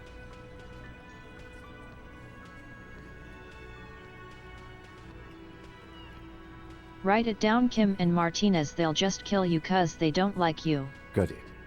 Kill you because they don't like you. All because...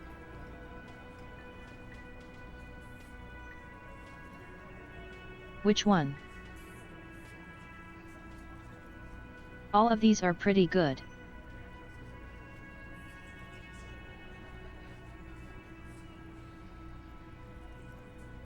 Which one would insult their masculinity the most?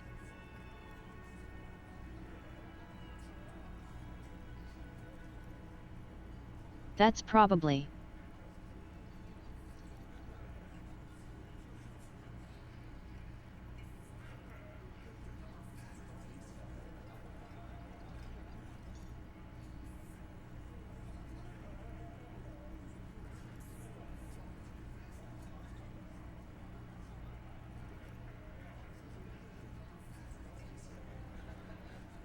Goddamn right, this is Union Town. You work for the company, we will kill you. Fuck, Dennis. We don't kill you if you work for the company. Half the harbor works for the company. Work for the wrong company, and they execute you.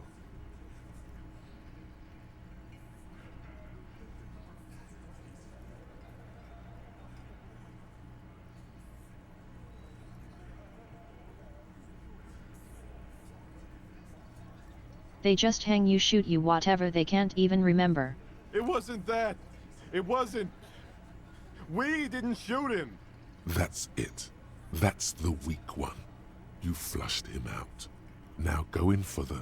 Officer, you will be next if you don't shut up.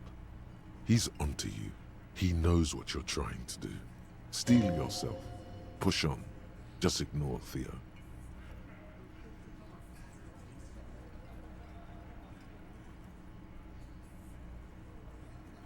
Or what, you're going to kill me like you killed him for no fucking reason. We didn't kill him.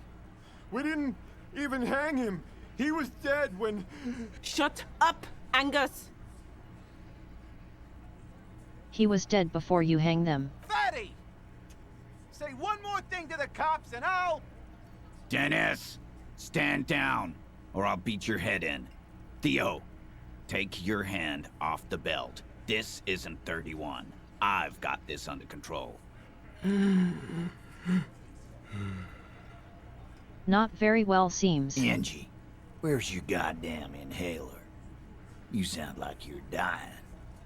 I left it home. I can't get it. I'm too fucked. I'm sorry. Why are you so fucking fat, Angus? Now it's all pointless. Because of you. You wasted my time. I told you, Titus. I told you just give her up. Lizzie, your help is no longer needed here. Go tell Everard. Fine. I'll tell him. After a long walk along the coast. What just happened between these two? You're in. He's all yours. Questions? All right then. He nods. You hanged the corpse to cover up the real cause of death, the bullet in his head. Another nod. Why? 'Cause the girls asked us to. They were in some shit. Girls plural? There's another girl? 2 of them? Take note of this. They'll probably say more about her later. Did she kill him?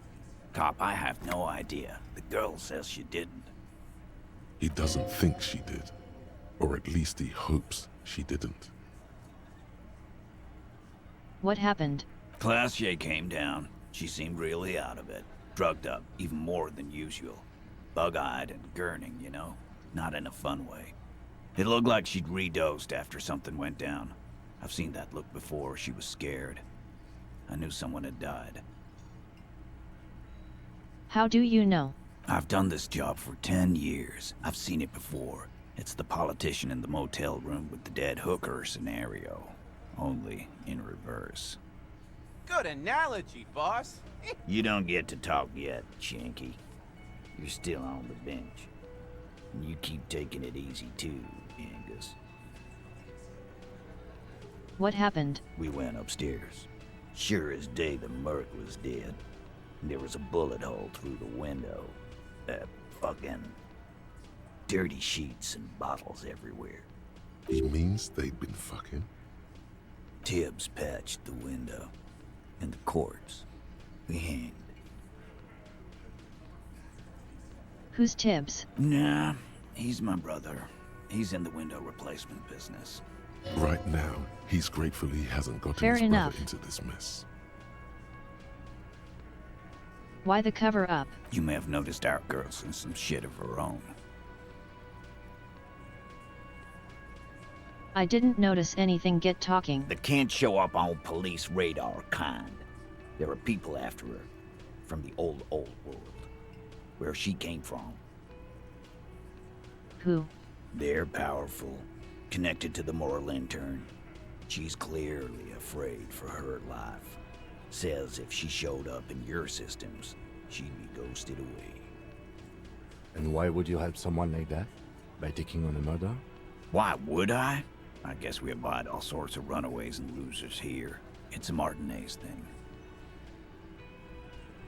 Any leads on who killed him? Not yet. Just some ideas. She says the shot came from outside, behind the window somewhere. So that's a clue. What are you thinking? I'm thinking someone's past caught up with them. Either hers or his.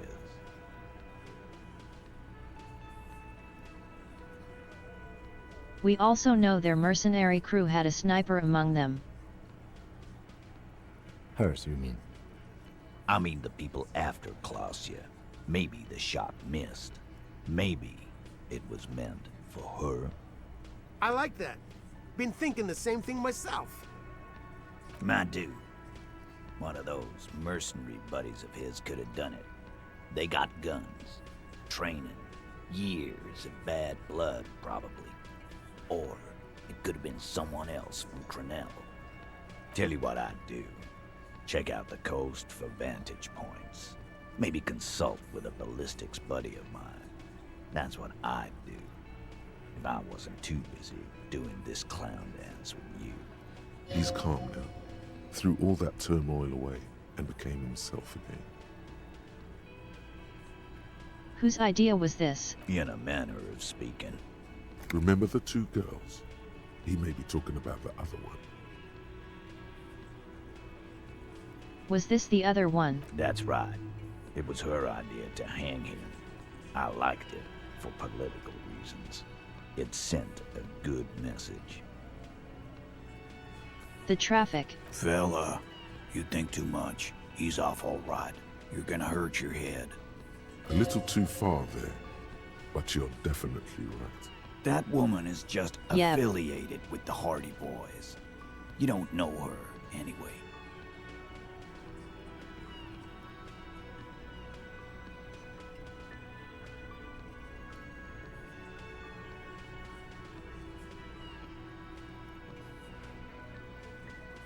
I can't help it.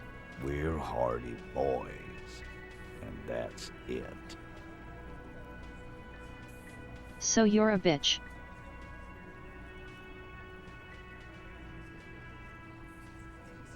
Tell me anything. Nope. You're not getting to her.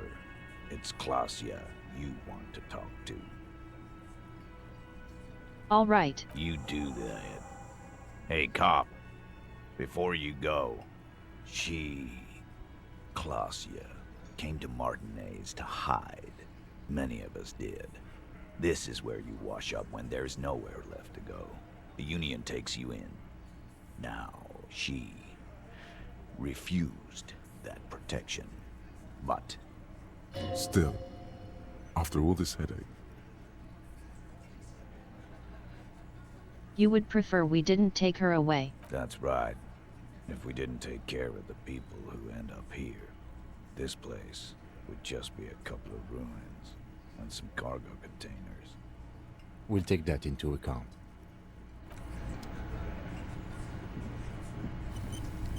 I don't currently have calls to arrest her.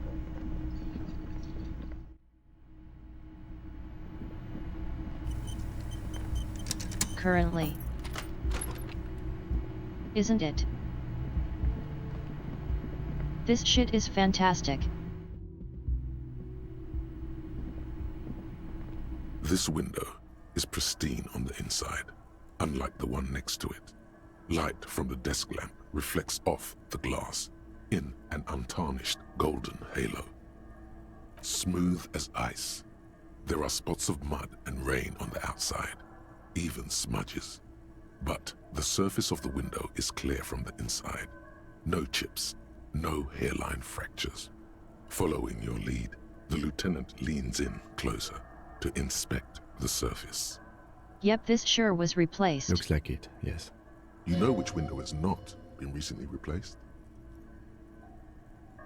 The one I smashed. Yes, that one. Cold wind is seeping in right now. Just one floor below you. Messing up your concentration here.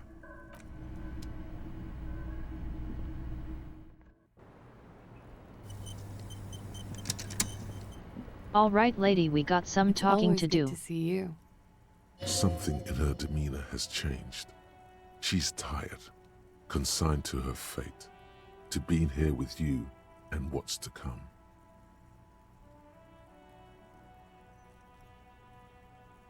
We should talk. I understand. Just like that. No resistance. Her shoulders are slouched, her feet long and straight. You were expecting this. I knew there was a chance you'd get them to tell you. It's what you do. You're the police.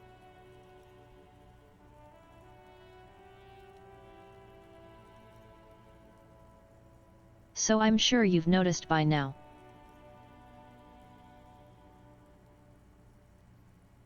But this isn't just a character from before.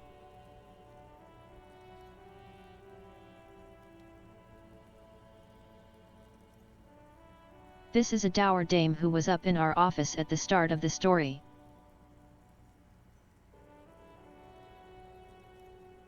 This is a perfect film noir reference. For what it's worth, I'm sorry for wasting your time. This is good. Clear the air first, between you two, then move on to questions. No, it's not good. It's the opposite of that. This will let her dictate the terms of your... Shush, I can't hear what she's saying. If you knew we would find out eventually, why did you waste our time? Because of the Hardys. I couldn't just dispense with them. They were only trying to help me. I believe in volition. I've gotten into. Is she implying the Hardy Boys are the law?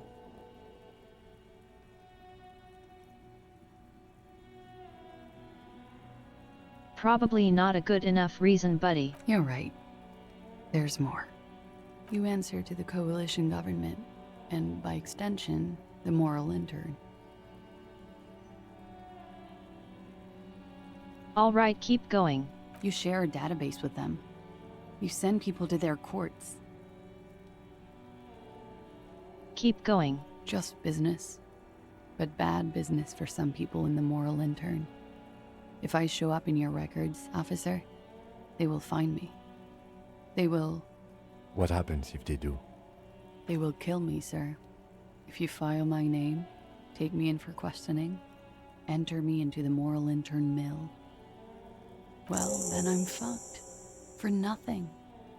This murder didn't have anything to do with me. Here we go. For once, you seem to have her off guard. Actually, this murder did have a little to do with her.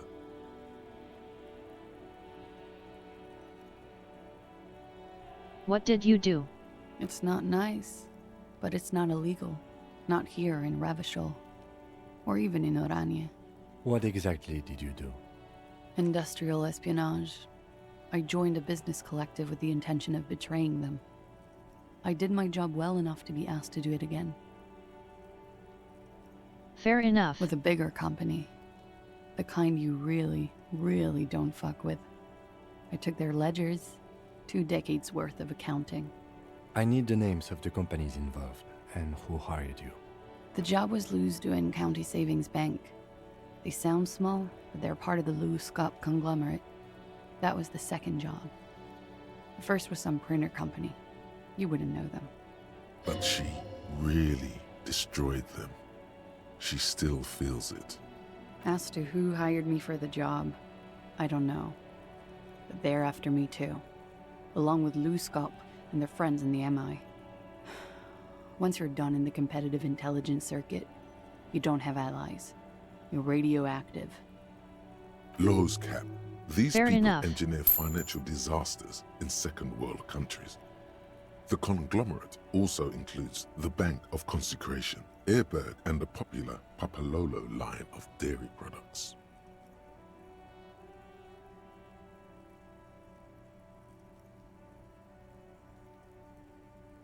I'm sure there are people who have done much worse than that.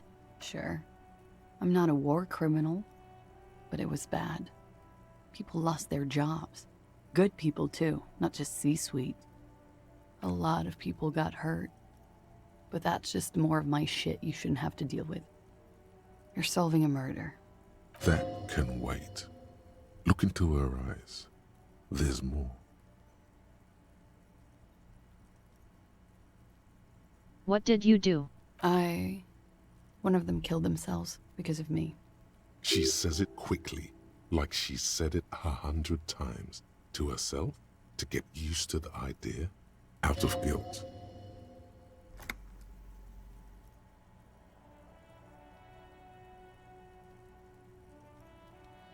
Fair enough. How do you deal with anything? It's all just... How do you do it?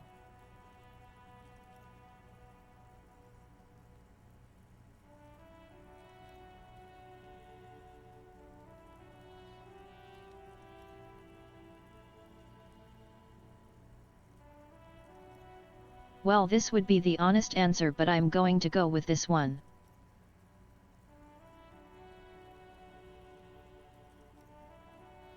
I don't. Apparently it's what got me in this case. There you have it. The way of the warrior.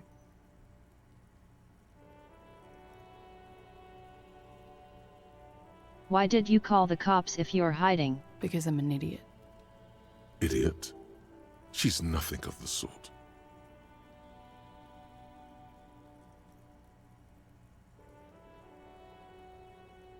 So you would have us believe, but you're not. You have to understand, the people around here, no one was making the call, and he kept rotting.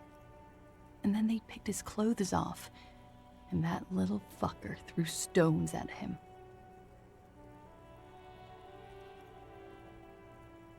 Oh yeah, and the alcoholism was because I didn't deal with it very well. Her jaw is clenched. Her throat moves. It takes all her strength not to cave in and sob. Once. Just one time. He kept throwing stones at him for 3 days. I could hear the thud. Thud. So I called you. I hope with all my heart it's not the last thing I do in Ravishol. She definitely called the cops. That was task complete. It could not have been a lie. That is impossible. Thank you very much for the follow.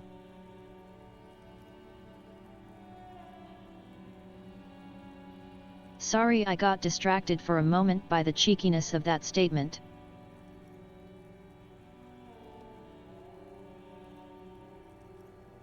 Oh no, you couldn't have gotten a false task completion. That would be silly.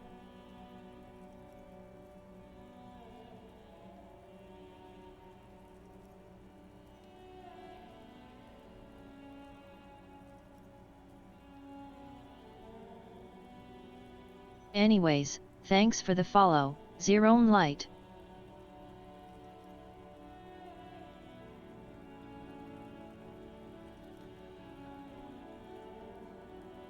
Thank you very much, it's for my personal safety and comfort.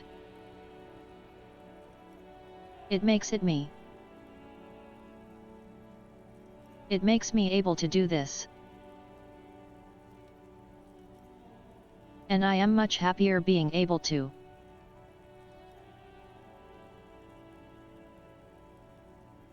Welcome to the stream.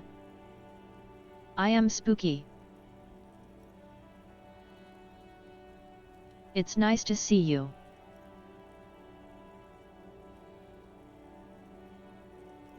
Oh God, that was a lie too. Who made the call then? She did, of course. Don't be paranoid, man. It's unbecoming of a police officer, and it makes you sweat.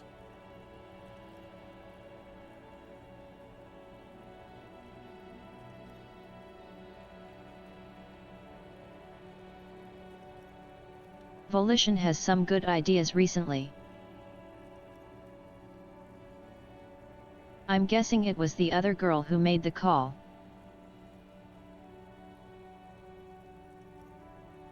We were there. Together. In bed, I mean. Tell me exactly what happened. Okay. He was in a kneeling position. He had just entered me. I was on my back, looking at him. I heard the window behind me shatter, and I turned to look. There was a hole in the glass. I turned back to him. His eyes were looking through me, and his mouth was open. Dumb. I could see. I could. Her chest rises and falls with each word. She keeps herself together and says it. I knew he was dead. Before he fell down on top of me. You were right. He did enjoy the moment of his death. Then what happened? He was heavy. I pushed him off and he fell to the floor. There. He only had his boots on. I bit the pillow, not to scream, then ran downstairs. I mean...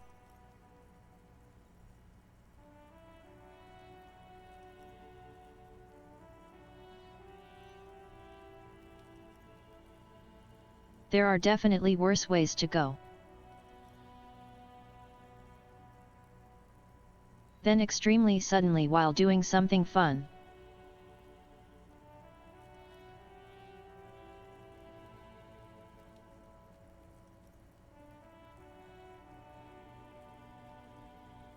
I waited for the second shot to come. For me. I thought there would be one. It never came.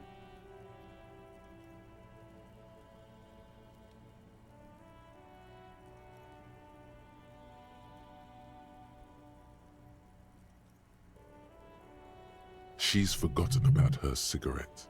The butt has burned right down to her fingernails.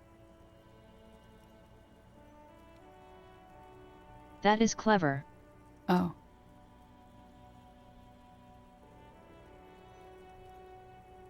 So am I. What time was this? When did it happen? It would help us if you could be as precise as possible. 11:30 to 12:15. I don't know the exact time. Around midnight. It's okay. Were you inebriated? Not as much as usual. He'd done a line, plus other things. I was drinking.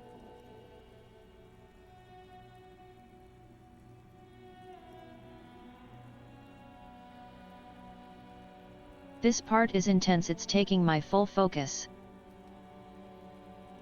Don't want to mess up. This doesn't fit with the testimony of Titus Hardy. He said she was higher than usual. I just said you look pretty high. Oh yeah. I did one of his lines, just to clear my head.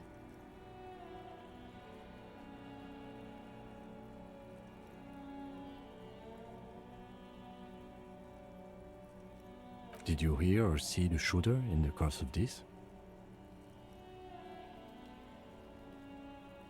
No.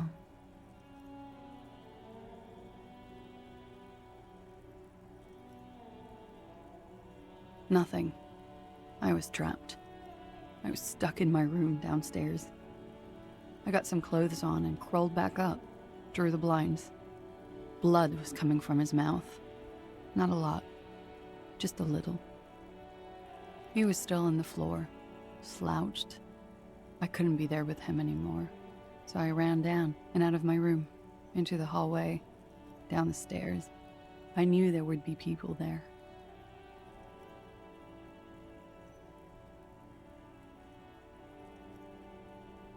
I don't want to get slipped up because she's saying so much important information. Run, woman. Run past them and out into the streets where it's dark and people move. To the lorries at the intersection, as far as you can. She pulls on the cigarette, looking up at the sky. Her hair ripples in the breeze as she stands there, silent. What happened after you ran downstairs? Sylvie was tending the bar. A lot of people were there. The Hardys were at the table in front of the stage. I think the Union box was full. Ruby was there too. They were having such a good time. I sat down and they all welcomed me. I didn't even have to say anything. Ruby knew something was wrong. Who's Ruby? Ruby.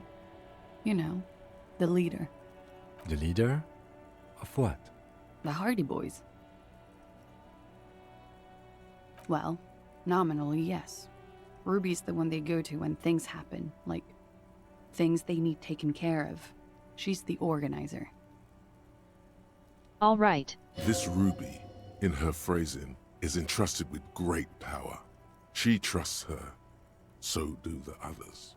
Would you say she is the 8th Hardy Boy? Why not? Let's go. Well, Ruby said let's talk upstairs. I showed her the room.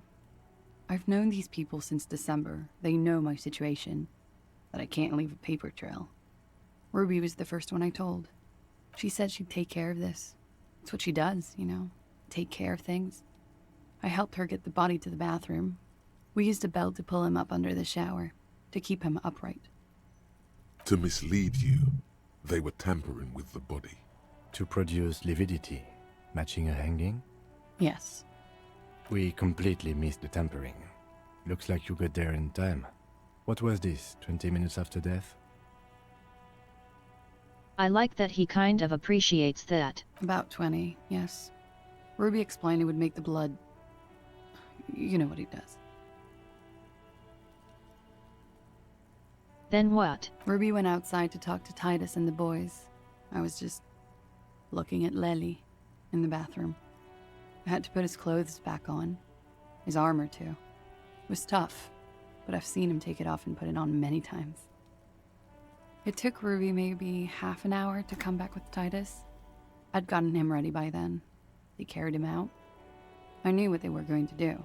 Make it look like a hanging. Ruby said they would.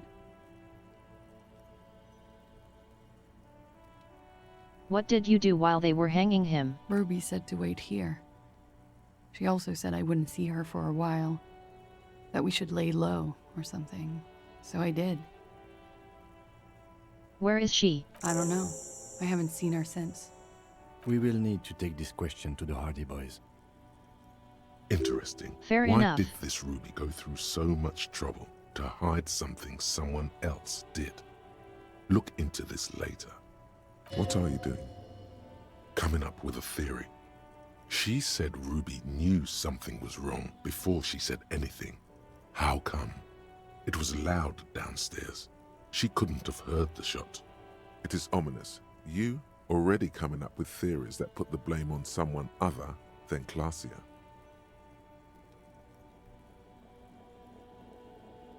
Did you hear a gunshot? When he was shot? I may have. I don't know. I couldn't hear anything over the glass exploding. The gunshot wasn't that loud. This is something to keep in mind when assessing the distance of the shot.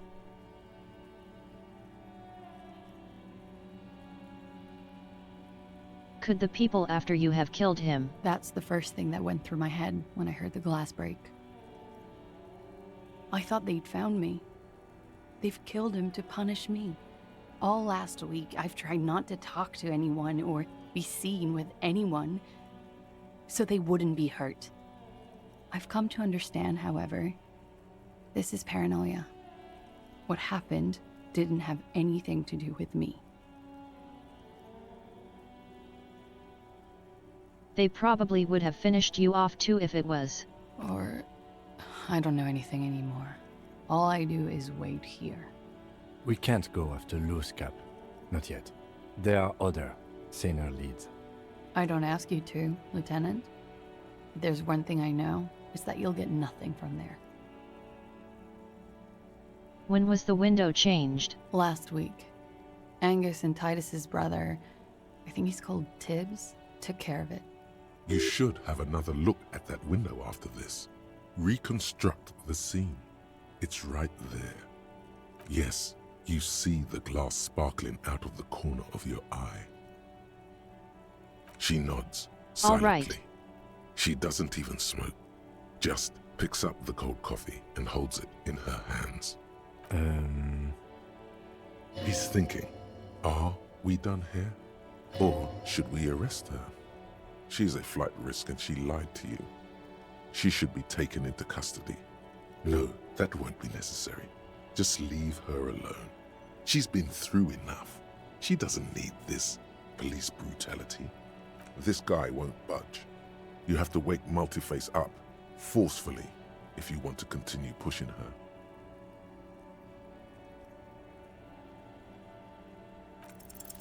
Who? What? Dear Lord, you've been lied to. She could have killed her lover and lied to everyone. She's not the most fair and just at all. She's smoke and mirrors and will-o-wisps. She probably didn't give you her real name either. Why would she? Arrest her immediately before she further entangles you in her web of lies. Take it easy. Don't overcompensate with this course correction. Ask questions first. Yes, start at the top. Choose at the bottom. It's how we've always done it. No rush. Nice. See?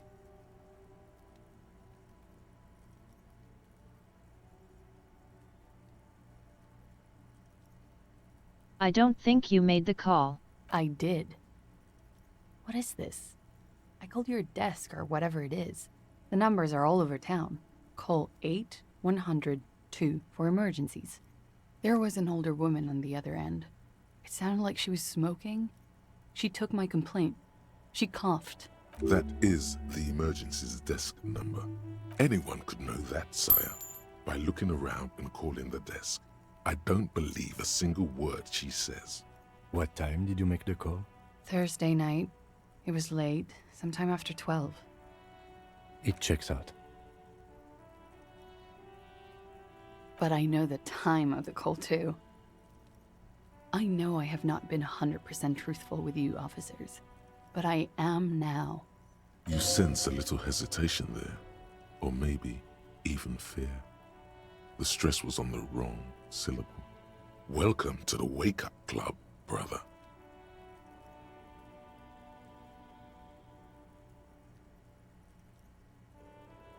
You probably didn't tell me your real name. I agree. You wouldn't give us your real name, not when people are after you. Okay. Okay. Okay, it's not.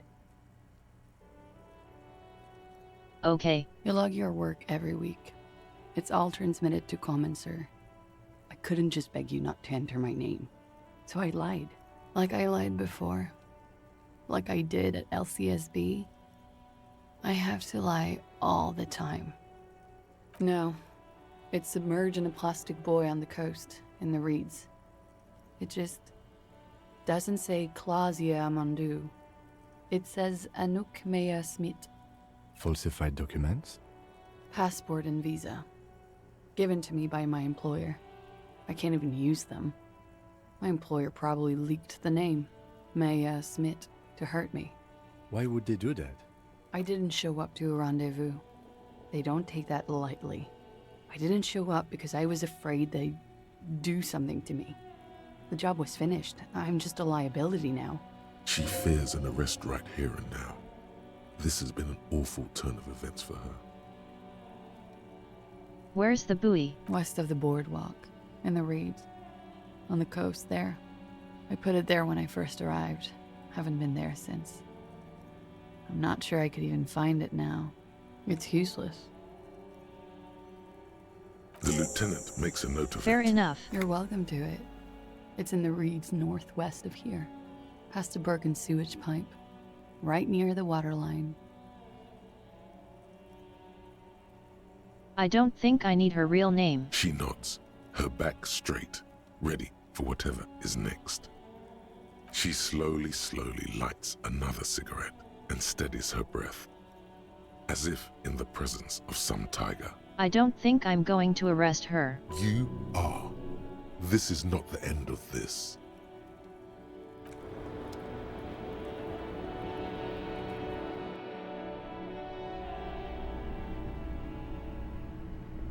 This window is pristine on the inside, unlike the one next to it. Golden light melts away into the blue, glassy darkness of your mind. In it are two neon-lit shapes, a man and a woman on the single bed. What position are they in?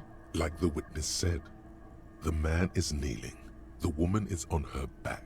It's the night of March 4th and a shot has just been fired. The bullet went up through his palates. The man looks directly at the woman. The shot's possible directions converge in his mouth. A ray cast from somewhere outside, entering his brain.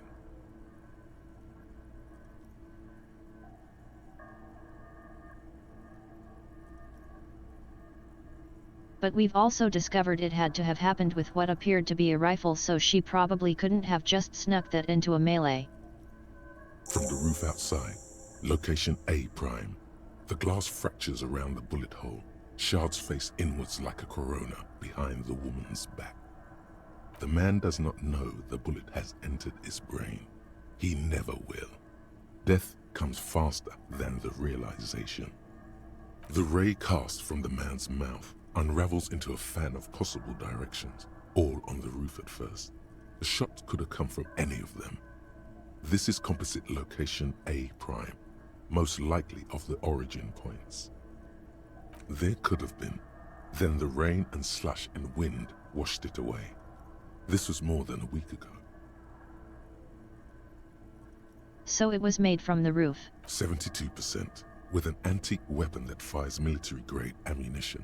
A Belmagrave rifle, for example. This is a good short distance, but not too short. The perpetrator aimed with their back against the railing, or possibly kneeling for precision. This would explain why it only took them one shot. The lights were on in here. Outside it was dark. It was like shooting fish in an aquarium, a well-lit aquarium. The victim opened his mouth to let the bullet in. Neither of them would have seen anything outside in the darkness, too busy with their own bodies. Could have come from inside the room. Point X would contradict the woman's testimony, rendering the entire proposition void. These figures would be wiped out, Detective. All right, are there any arguments against it? None that you've found thus far, but that doesn't mean there aren't any. Could they have been from another point of origin farther away? That's a 28%, yes. In this model, the shot could have come from a greater distance. Nothing excludes the possibility. Should we extrapolate to include every possible point of origin in Martinez? According to your map of the district, this shot could have come from a wide angle of locations, starting with the northern edge of the abandoned boardwalk, ending with an islet in the bay. Let's call them B prime. B prime for boardwalk, B double prime for Land's End, and B triple prime for the islet, Detective. There may be smaller points in between, all right, but those are too fine to zoom in on. 700 meters away. The likeliest of these B positions, 20% chance. A skilled sniper could have made the shot, provided he had a safe sniper's nest. Even with the light on inside, we're talking military training. At that distance, the perpetrator would have had to take wind direction into account. 1.2 kilometers away, the least likely of these positions, let's say 3%. A truly skilled sniper could have done it, possibly from a tent. No, too far-fetched. 1 kilometer away, a point beyond the docks, on an islet in the bay. The fort is ruined, but the perpetrator may have found a stable spot on the beaches surrounding it, where the concrete crumbles into the sea, as you saw in the coin-operated viewer. The shot would have been a small miracle, 5% likelihood. There is an extremely narrow field of view from the bay to the window, between Rue de Saint-Ghislain 10 and 33A. The angle would have been extreme, and access to the islets is questionable. Kim, what do you think? From where, precisely? I see you have given this a lot of thought. Are those the locations you've singled out in addition to the roof? And what is the likelihood, in your opinion, that it came from a further distance? Much less in the roof, but still. Okay, well, we should see if there is gunshot residue or sniper nests if we go down the coast. Rule these spots out one by one. It would be the diligent thing to do. Until then, personally, I'm going with the roof version. A simple hypothesis can be wrong, but it's something to build on. We already had to go out to the coast, so that's fair.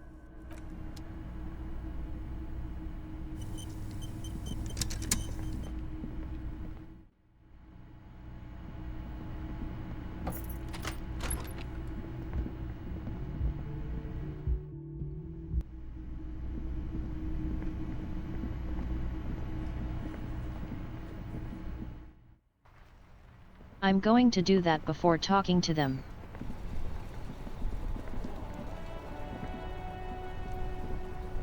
Now it's turning into a kind of a snow limbo, man. What's on your mind? I was wondering if you had anything else about the other driver. It appears he does not.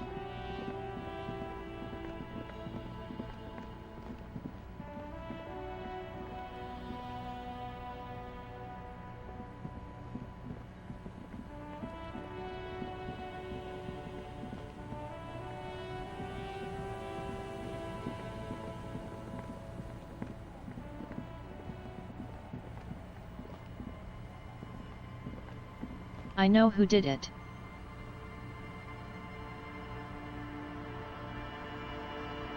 It was the crypto creature. Someone gave it a gun.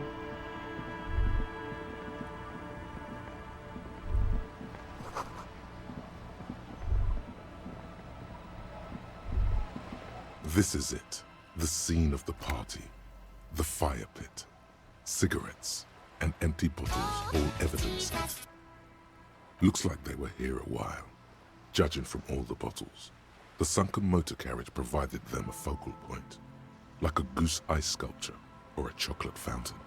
Looks like it. Well, it looks like they had a good time. Hey, let's keep moving, detective. Somehow, he doesn't want to dwell on it.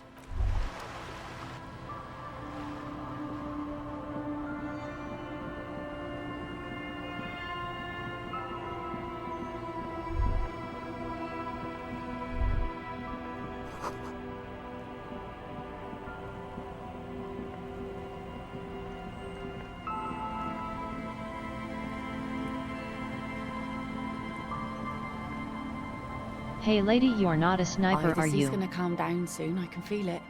The wind is turning southeast. What's on your mind, officer? Oh? Well, how can I assist? I guess she's not. For now.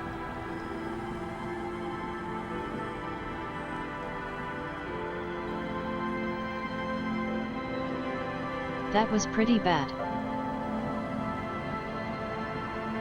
Children, are you the snipers?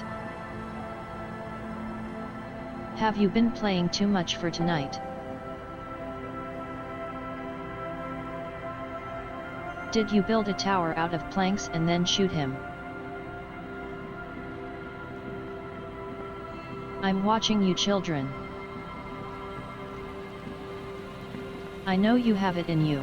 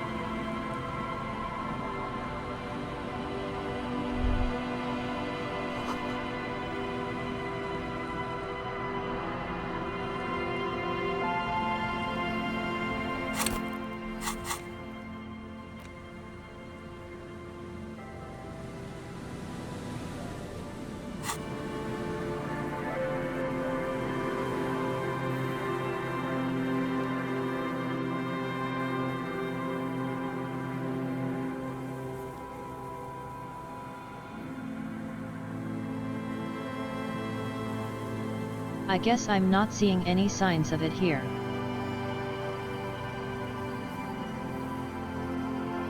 We'll check the other boardwalk section.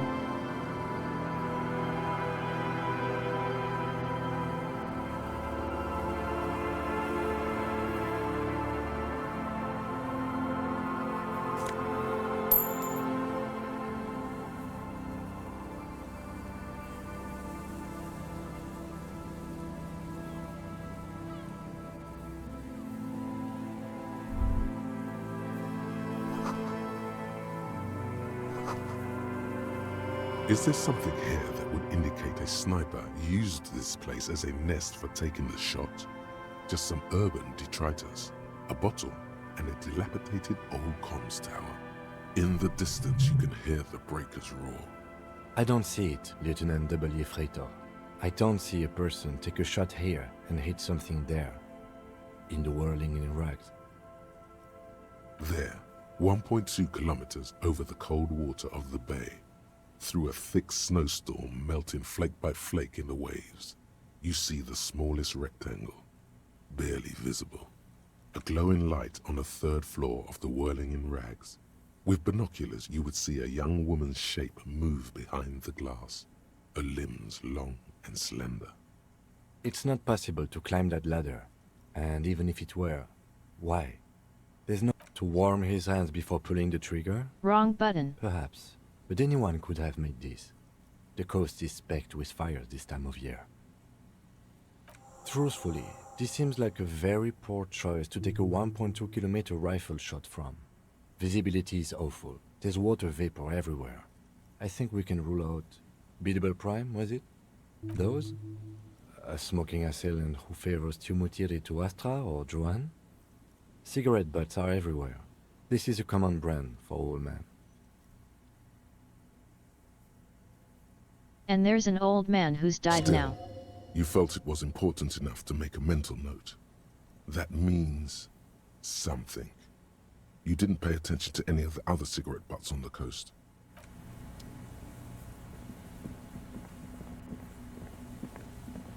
You can't trust old men. You must suspect all of them.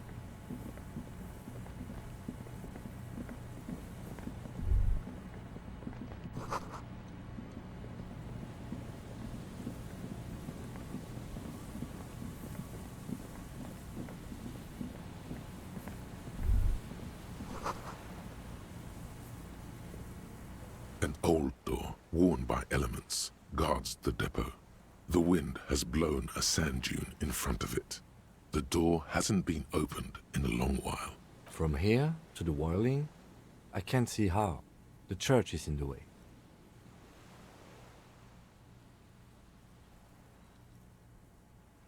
I want to open the store, but I lack the power.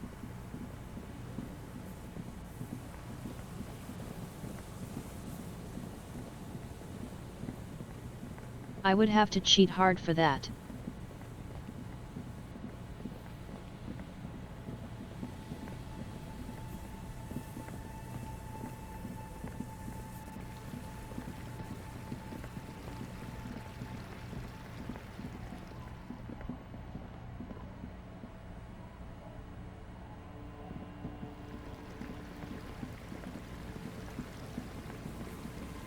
And I'm not above cheating, let's be clear. But maybe later. That old man took the shot.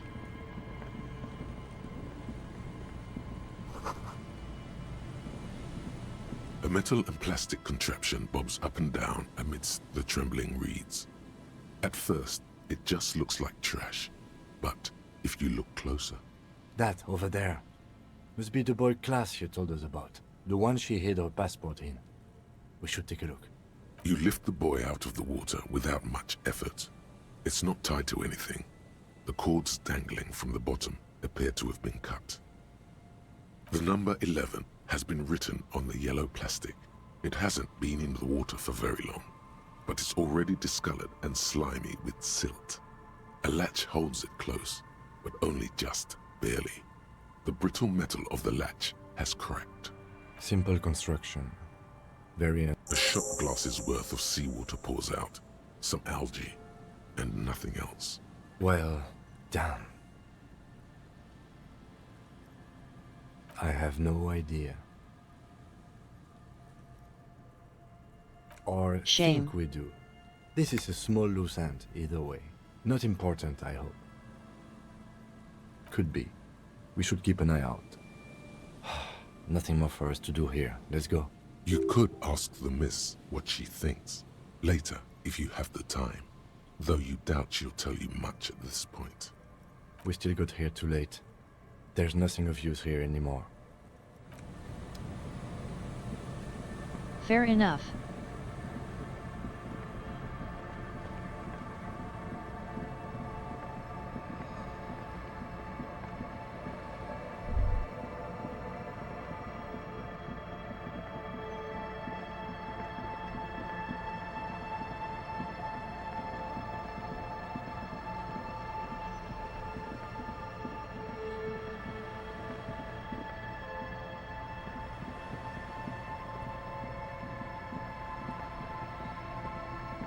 Where is the potential shot taking out here? It's somewhere on the boardwalk. I just have to find it. Maybe it's up here. That kid took the shots.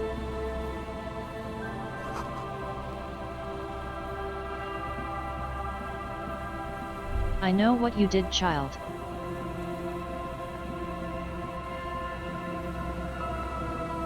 You have murder in your hearts.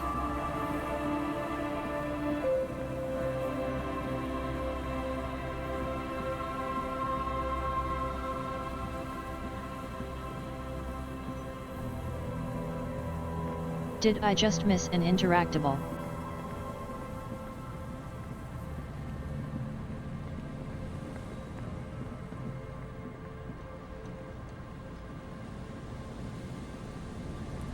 There's some tear, an empty cigarette package, and a crumpled kebab wrapper in the trash bin. Freshman, did it look at it?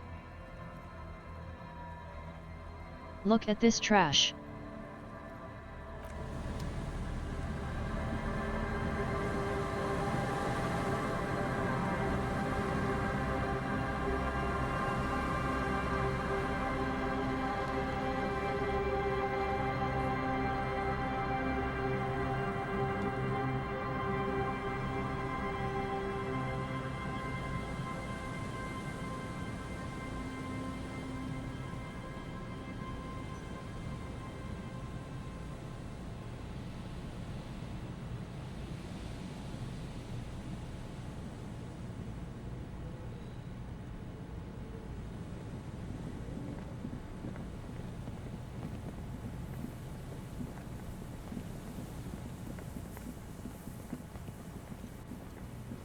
I actually think it's supposed to be out there, so let me actually check if I'm wrong.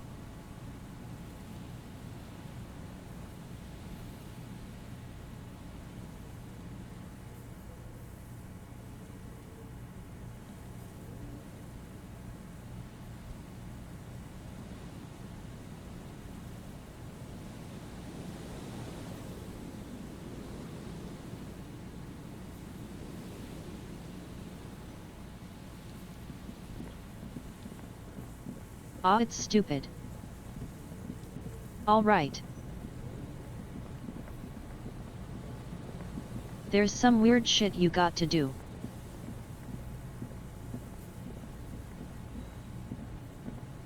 You see, a once bright new a slogan used to intertwine with... Looks like tomorrow never came. Let's see, where is it? Might be over there.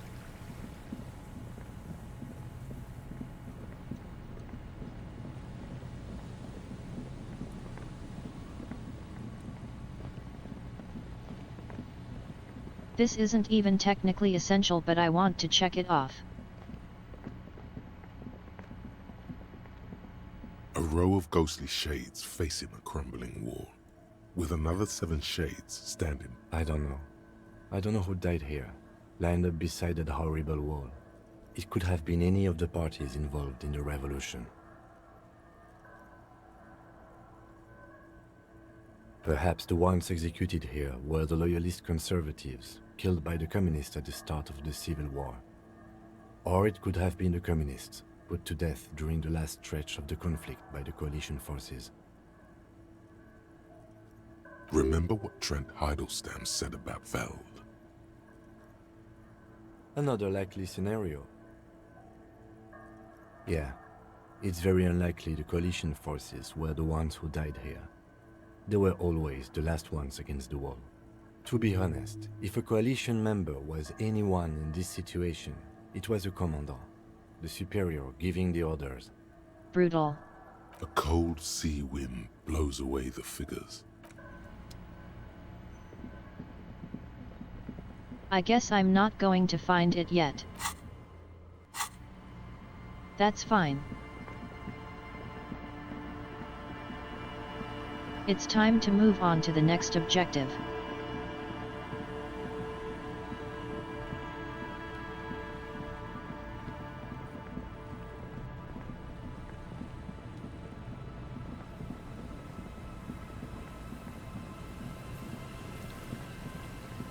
We're getting very close to endgame here.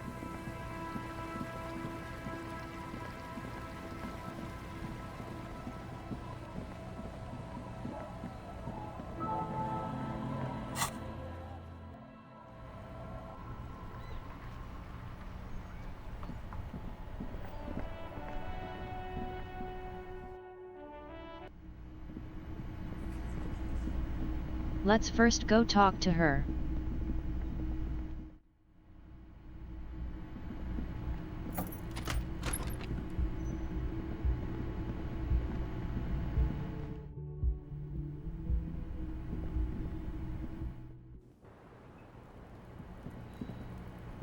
I was just thinking, what a nice day for questions pertaining to a murder investigation.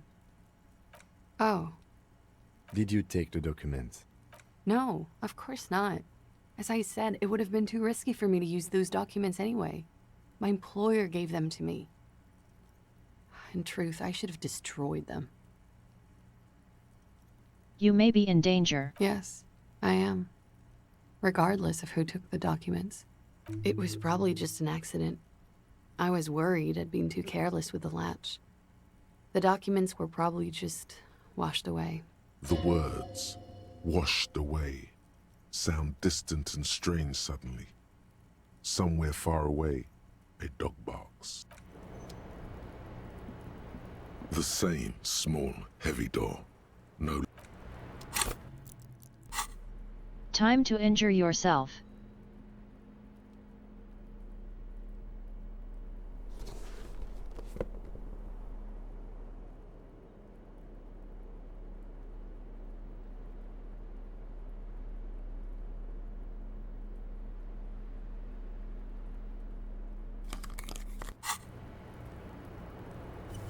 The same small, heavy door. No lock in sight. Damn. It's barred from the inside. You hear the bar rattle in the brackets. Sounds like it's heavy, too. Very sturdy. I don't know, Lieutenant Yefreiter. It is not the first closed door we found in this building. I don't know. The vigilantes, the cadaver, and I hate it when that happens.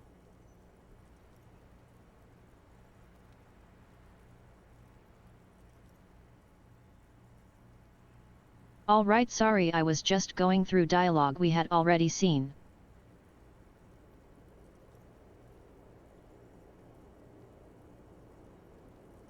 I don't think I want to sit here and save some a 3% roll. We might just have to leave that one for later.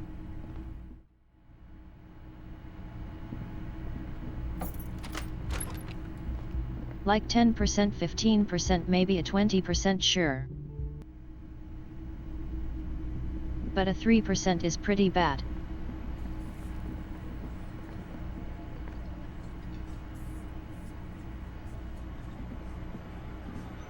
It's you again.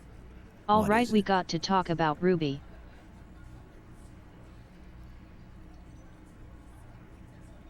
Why?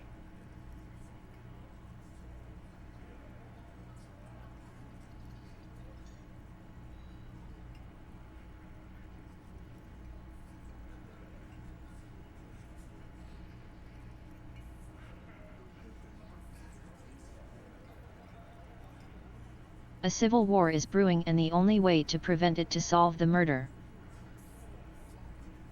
Then again, they want a civil war.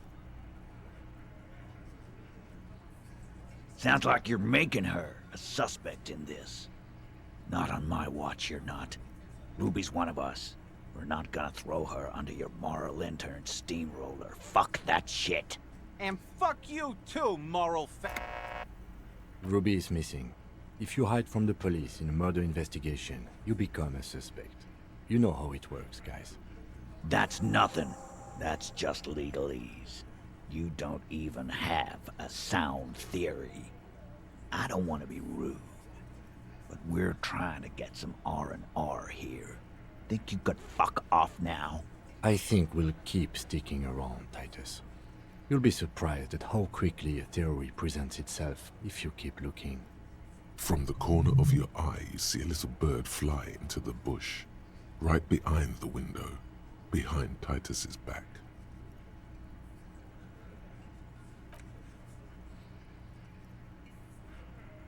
I need to amp up my logic.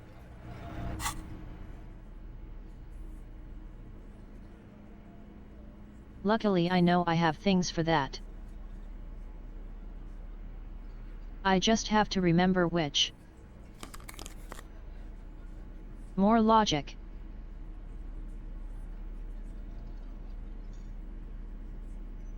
Do I have anything else? Yes, I do. Anything else? Anything else? Indeed.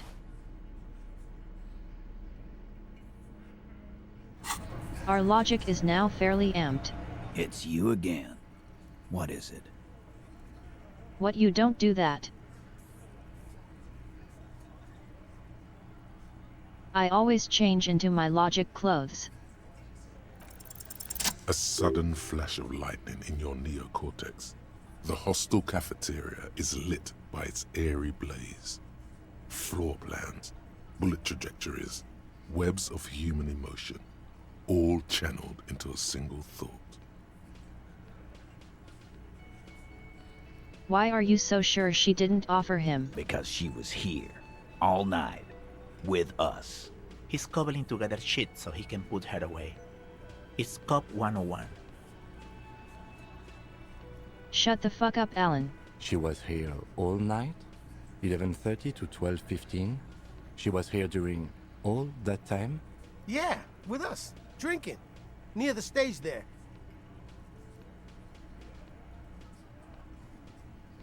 She didn't go out for fresh air, one smoke. No.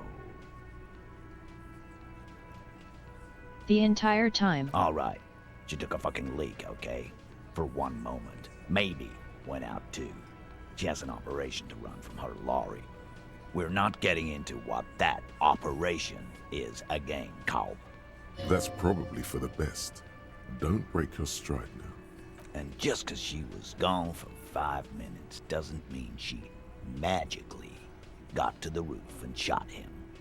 I've been through this. It's not plausible. All right, we're in.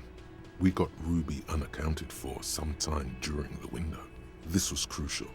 Now let's place her on that roof. Have you noticed the winch out back? I've seen the winch. I'm not blind. You saying she reeled herself up by her collar, like some kind of... Kidding? Let's go with that. Point is, it's just a rusty winch. It doesn't put her on the roof. Why not? You can't draw a straight line into Clausia's window from any of the surrounding buildings. Not from what I know about Martinez. Maybe from the coast. But like I said, I've been too busy dealing with you idiots. So no, I don't think it was a sniper. It was close up. There's a good chance, yes. 72%. There's a percentage and all. Where'd you get it from? Your guys in the lab? Turn that, I can do that. No, you can't. I know what you did here on the weekend. People talk. And what they say doesn't sound like a science cop. You're a madman. I can be a mad science cop. Those numbers were an asshole, man. Yeah, and they don't put her on the roof either. It's just mambo jumbo. He hasn't got shit. Nah, the only way up there is through Clausia's room. How much you know about this We've place? only been drinking here for what? 6 years? How much do we know? Been thinking of getting There's a bar door up wiring there. racks. That is on my ass, boss. There you go. Tatted on his ass. We know. No, but that doesn't prove anything. It's just 2 dolls. We're not giving you Ruby for that. She's one of us. What if they're connected by the winch, Eugene? That is your name, right, Eugene?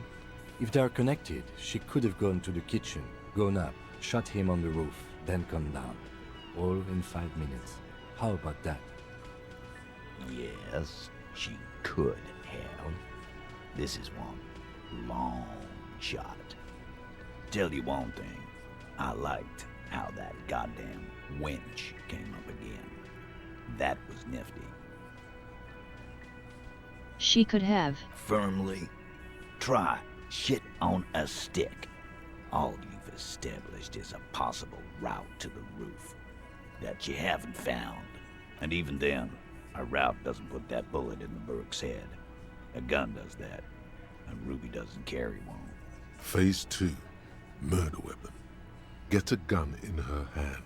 If not that, then at least a shadow of a doubt. In the shape of a gun.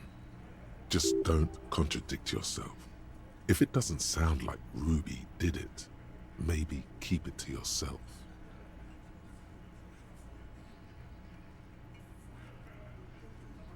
There are weapons like this just lying around Martinez. That looks antique. A Belle McGrave. It's inoperable. Where'd you get it? There's a cellar under the bookshop. It was hidden there with others just like it. 20, maybe 30 rifles, Titus. Also broken, but still, there were too many. And there must be other caches too. God damn it. We need to close that dump down for good. Okay, I see your point. There are guns lying around. Damn it. I thought we'd found all the old spots. Why was that still there? We just missed one. Ruby doesn't know this place, boss. Just these cops digging up shit. I've analyzed the bullet. So it had to come from a breech-loading rifle. Military grade. Not even you militia monkeys have those. This goes against your short-range theory. If the murder weapon was military grade, how did Ruby get it? The other thing I said. You don't know. Just be honest.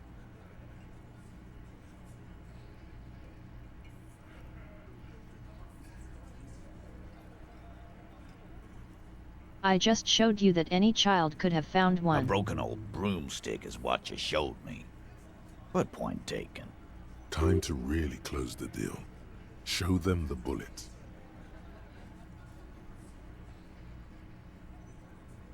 I would love to arrest those two.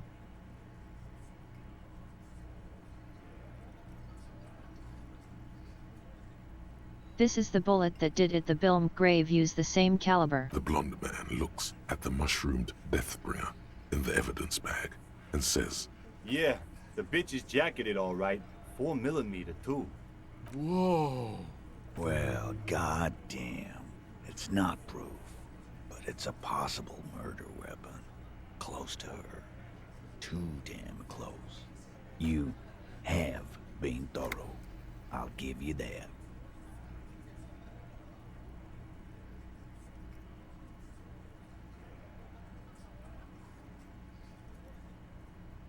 There is a small chance that it came from beyond the roof, but that wouldn't match well with the fact that she was only gone for 5 minutes. But I still want to mention it. Yes, goddammit, I know what a 72% chance means. It means there's a 28% chance it isn't that. And 28% is no small chance either. Just making sure we are on the same page. It doesn't all fit. We are just sharing info, candidly. Titus doesn't reply. Probably a good sign.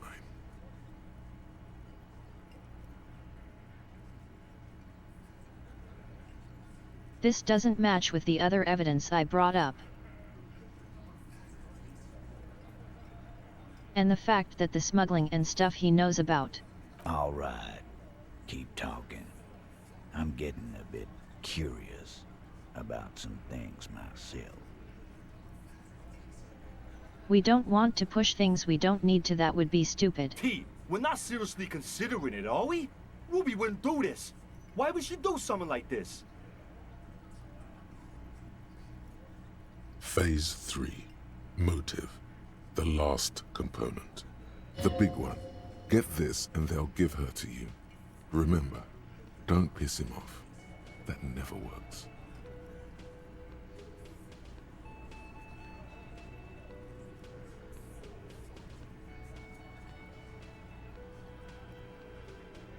2 and 3 are both way too messy.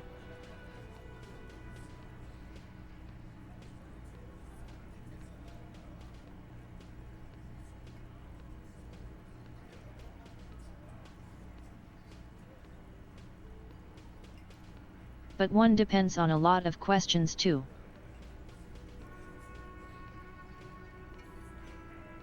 Let's think.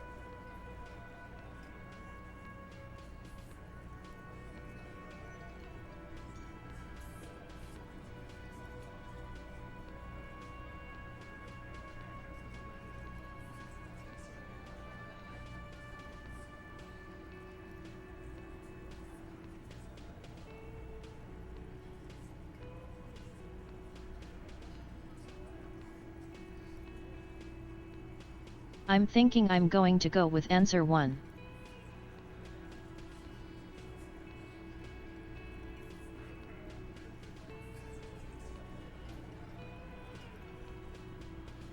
And I suppose you have a theory on that. She could have just been covering up for herself, Titus. Think about it. Why go through all that effort? It was her idea, wasn't it? The hanging. You went along, but she suggested it. She had, like, a fully formed plan and shit. Right when she came back downstairs. Really, Shanks? Claudia wanted to talk to another girl, that's all. She was just the first one up there. I could have come up with that plan if I'd have been first.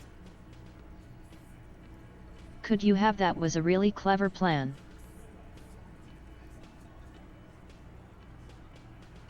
Do you know about how blood flows shortly after someone dies? Time for a logics demonstration.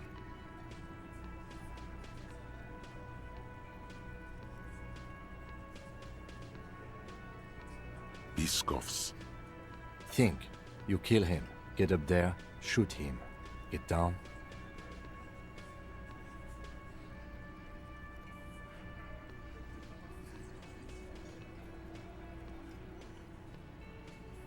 Would you prefer to go on trial with your friends as part of a lynch mob or go alone committing murder? The man is silent. If she used us to cover her own shit up, well, that's a serious violation of the Hardy Code, boss. Which is why she didn't. She would never do that. Why aren't more of you defending her? This is fucking stupid, Titus. Glenn, I thought the same thing when she skipped town and left us in this shit. Oh, so he didn't rule her out completely. And she skipped town. This is good. Things don't add up. We have to talk to her. Silence. He looks around the room. The old man in the corner nods. A very small nod. And a trickle of tobacco spit on his lip. This is the only option he cares for. Yeah, I see it. There's one more thing I've been wondering about. Ever since you asked me where she is. Add it to your list of suspicions, if you won't. I don't know where she went. She just got up and left. Got real scared, too. Wouldn't tell me where. However hard I asked. Wanna know why? Why? She was afraid I would tell you. Maybe she was right. By now, I probably would. She knew there's evidence on her, and she knew we'd find it. This is typical suspect behavior, why fleeing is always incriminatory. Perhaps. Ask her if you find her. It won't be easy, though. She made sure of that. When did you leave? Friday afternoon, when you first arrived. I got word the RCM was in town. Then she came in to see me. Told me she was leaving. That's when we had our little conversation. What was she scared of? I told you. You.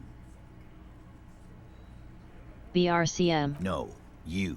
As in the cop with the sideburns and the disco clothes. And a hole in his heart. That first.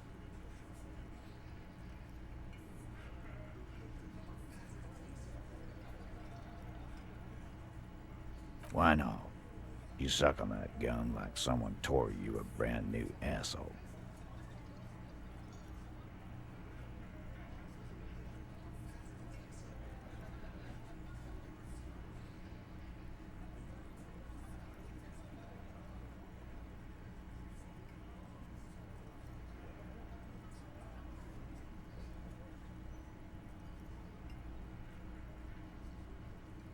I'm just a normal cop with regular thoughts in his head. Sure. Normal. You know, when I first saw you limp in here, I thought she was paranoid or sniffing her own supply. But now I'm not so sure. What else did she tell you about me? She said you have a funny taste in clothes, and that you won't stop. She's right. Until you have something on her. She said she's heard of you from Jamrock, that you're a human can opener, that you play suspects against each other, open them up, like cans. Fucking hell. Titus, did he just... Yes. Open Angus up like a can? Yes, he did. Now, we can whine about it, whack him, or we can go on with our lives. I'm having a go on with our lives kind of day, Al. How about you? It's not an actual question. Silence. He nods. Anything else? Yeah, there was something else. She wouldn't tell me, though. I could see she wanted to. It was burning on her lips. This cop, Titus. This cop, he... But... Everard has a file on you, but that's bogus. What she knows comes from somewhere else, from Jamrock. It must be real stuff. Do you have any clues on where she went? She's not far. We know that much. She didn't take her lorry, so she's on foot. Good fucking luck, man. She knows this place like the back of her hand. You'll never find her. Yeah, Al. And we won't either. She's not really a hardy candidate anymore, is she? She's not, Glenn. Have you looked for her? A little. On the coast. Where have you looked for her, more precisely? More precisely? On the coast, past the waterlog. She's not here, so I'm thinking she's there. Elaborate. Sure, there's some shithouses there. A cinderblock town. Fisherfolk there refuse to unionize. So, that's one place we haven't looked. I hear they have a shack where junkies sometimes crash. Time for you to step up. We will start there. One more question. What does Ruby look like?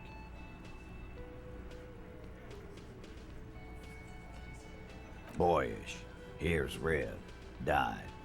She looks like a lorry man.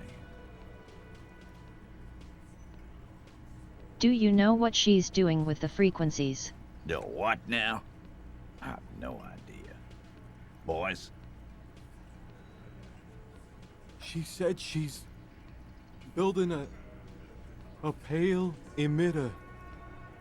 What? We were talking about radio equipment.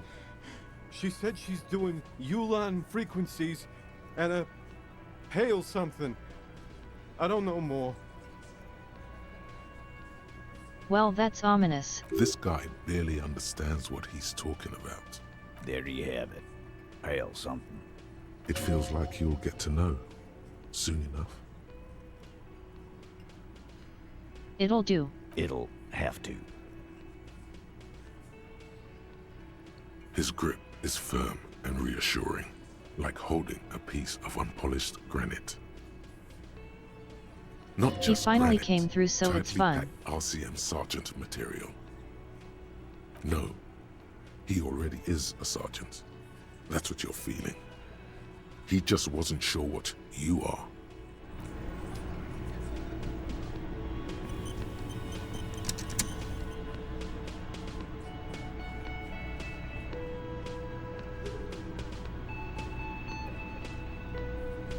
Let's see what's the time.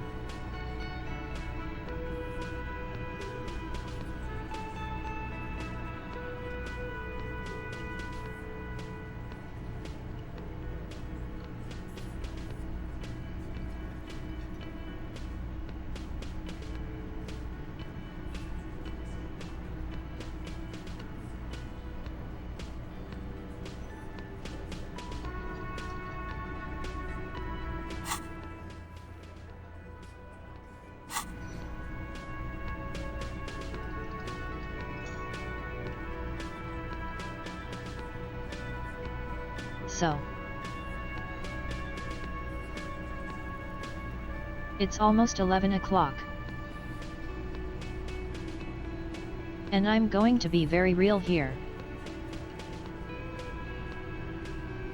I believe that the next session will be our last one.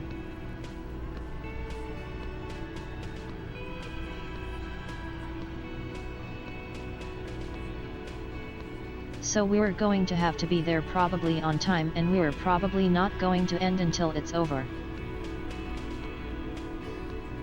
Are y'all ready?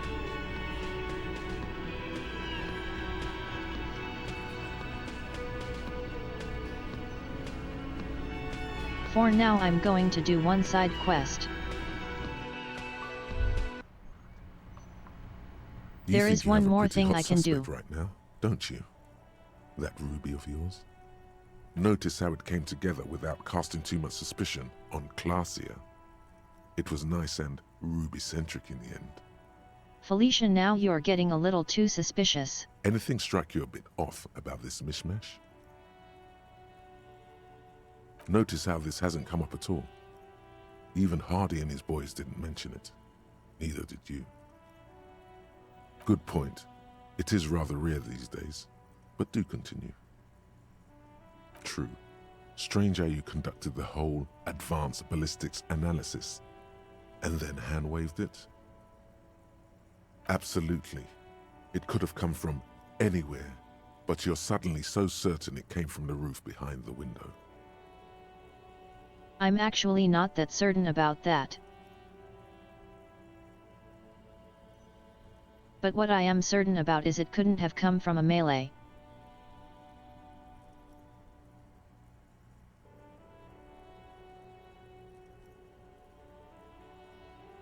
It's really hard to sneak attack someone with a rifle that you have to pull out while you're having sex and stuff it in their mouth.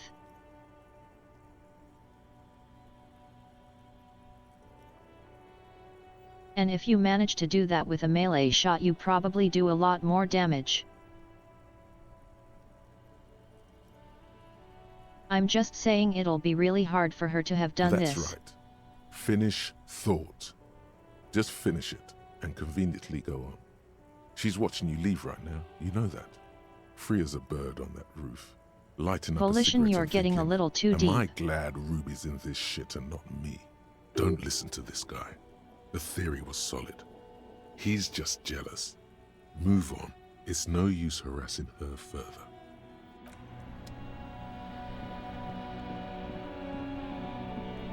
Okay, we're going to do one more thing. I'm going to have to pass some time really quick.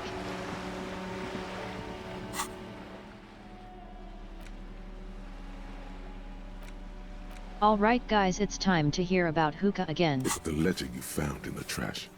It takes about Joseph Mills. Okay. Yeah, really late. No one. Mills. See? Smoking hookah. Some insufferable. They were cigarette butt. No.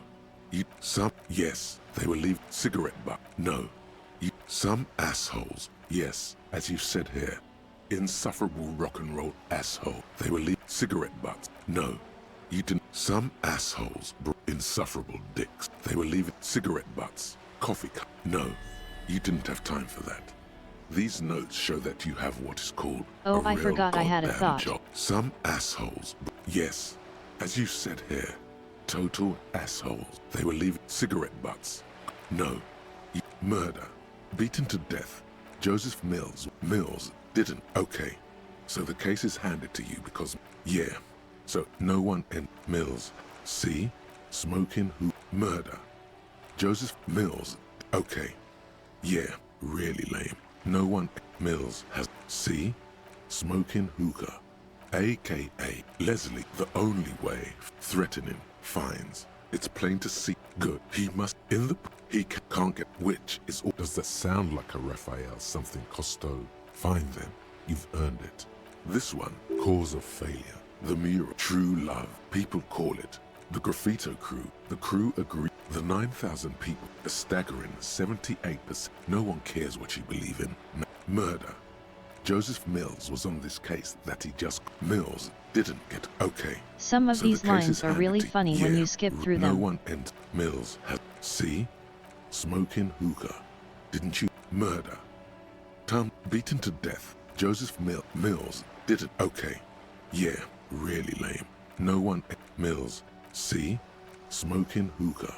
Some assholes brought. Yes. As you said here. Total assholes. They were leaving it out. Cigarette. No. You didn't. Not much has changed.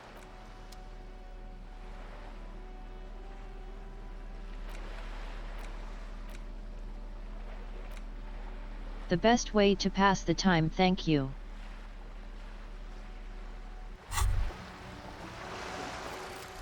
Date of birth generator. Alright, let's clear this thought and then go to our last quest for the night. You were born in the year 07. In the last year of the commune of Revachol, right before it fell, in the old military hospital on the ground floor, where people usually came to die during a snowstorm. The revolution had about 1 year left to go, and the fires were still burning bright. There were explosions in the blizzard. This was 44 years ago. You are 44 years old. The bloating might never leave your face, but beneath it, you still have some years. You still have some hope.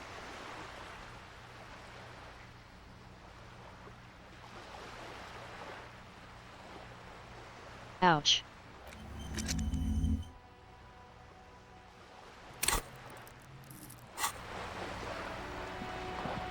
Raised 24, so less than I already have. That's a useless thought.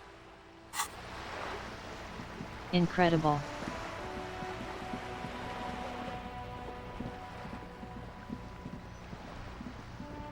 Alright, let's go upstairs.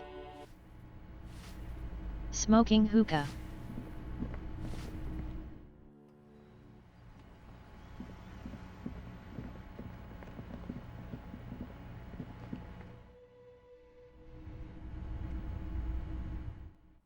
Whoops, too early. It's 22, not 21. Yet. It's the ledger you found in the trash. It takes about half an hour to piece one Guess together. what time it is? Murder. Tum-Tum.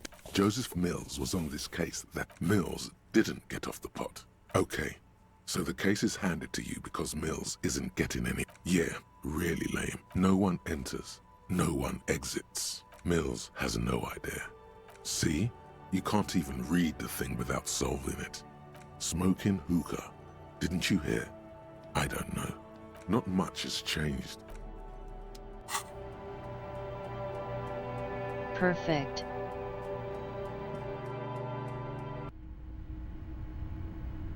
Hey gang.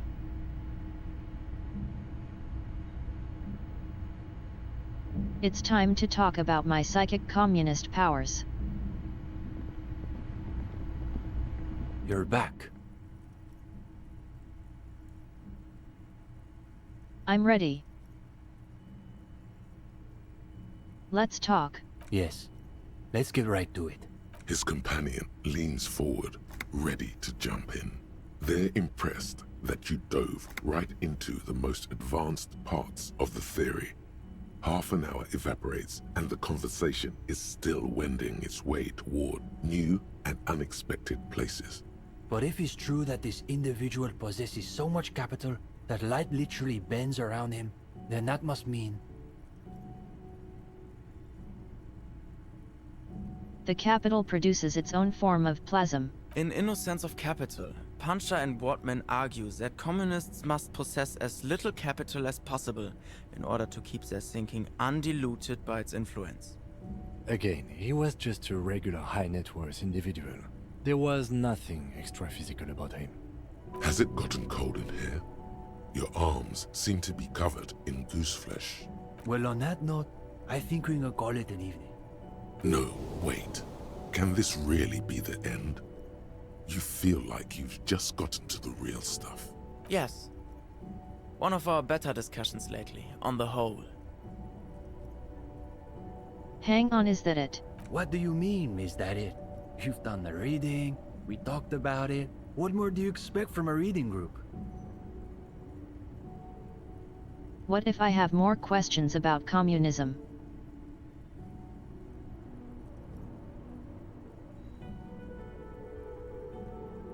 Also, it's probably more that he used distinctly middle class, but we are so poor that the disparity was that great.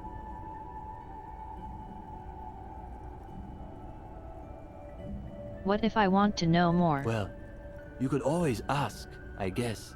He probably won't get a better chance. Honestly. But it's getting late, so maybe pick the most important question. Give me a minute to think. Come on. We have things to do in the morning.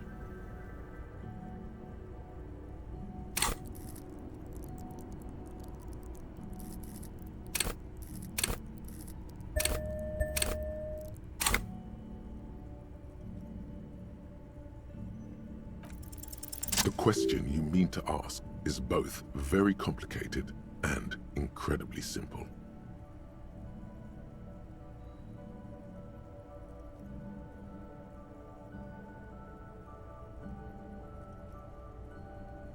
These are all pretty good.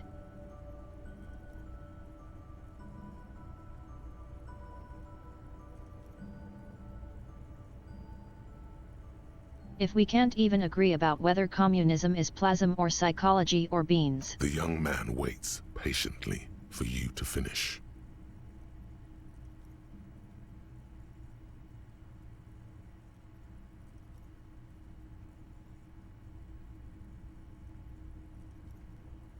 I mean, both 1 and 3 are true. I'm going to go with 1 though. Yes? Say it. What's the point? The young man considers your words for a minute. You're witnessing his ironic armor melt before you.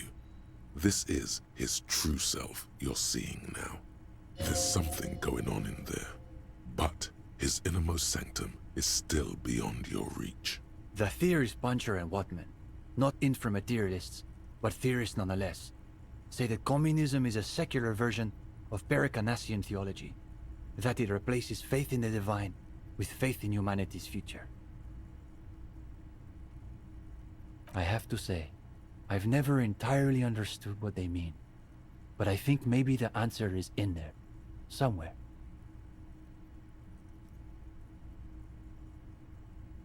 What if humanity keeps letting us down?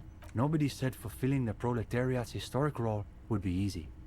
It demands great faith with no promise of tangible reward. But that doesn't mean we can simply give up. Even when they shoot at us. Especially then. Good answer. And of course, we'll be shooting right back. Also good answer. So young. So unbearably young. Their faces blurred, yet frozen as though in ambrotype. You were never that young, were you? I guess you could say we believe it because it's impossible. It's our way of saying we refuse to accept that the world has to remain. Like this. Unfinished. Yes, that's a good way to think of it. A work in progress. I agree. That thought can be a very powerful thing. That's the whole idea of inframaterialism. His words aren't really directed at you. He's wrestling with himself now. Esteban, it's getting pretty late. You're right. We should clean this up and get going. Of course, the matchboxes. You'd very nearly forgotten to ask about them. Now may be your last chance. You're trying to make the tower. So you really did read all the way to the end. Yeah, Uli and I were trying to see whether there was enough plasm between the two of us to hold up a few matchboxes. Saying it out loud makes him realize how foolish it sounds. It was just a little informal experiment. No reason to take it too seriously. Let's try it again. The young man looks at you a moment, then at his companion. What could it hurt? All right, let's give it another go.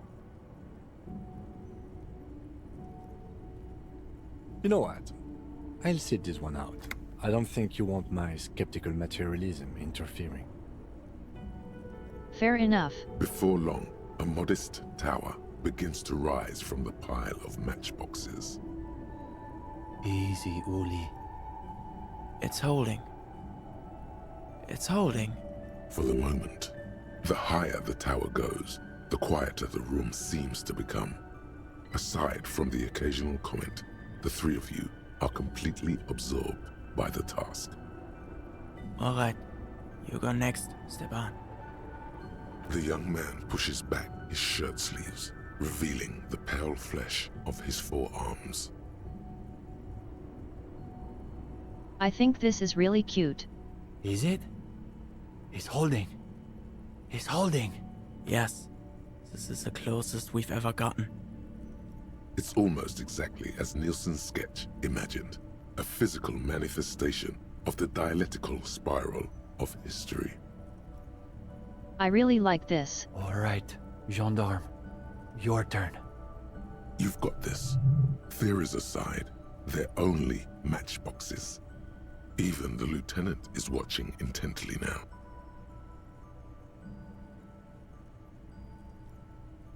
It's... My God. Is he really holding?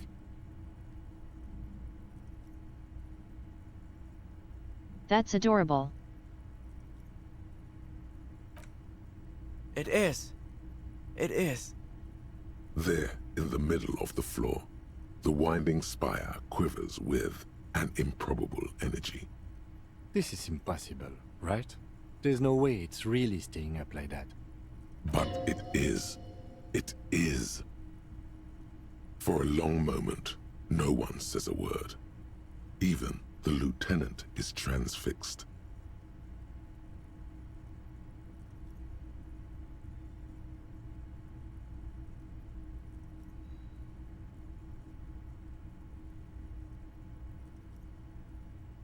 No, I genuinely love it because even if it's really silly, it's a perfect expression of we have to work together to try to build the impossible anyways.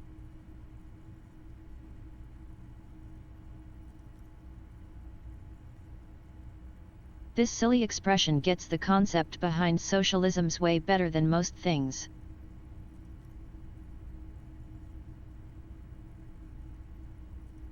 Even if it's impossible or it seems like it is to our minds, we have to keep trying. I love this. This is wonderful.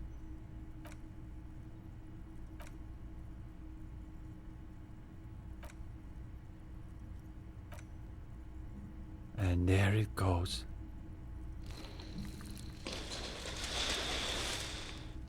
We held together long enough. We did far better than we should have.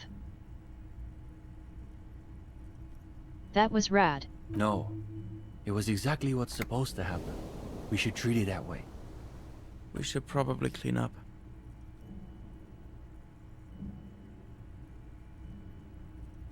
I loved that. Well, I think we're probably finished here, Detective. Guess we're off. Wait a minute.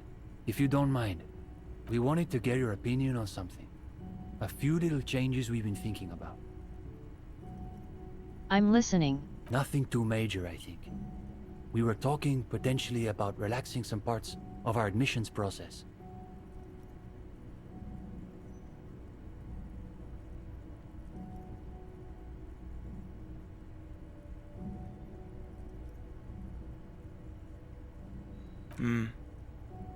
I thought the cloak and dagger routine made us seem more appealing.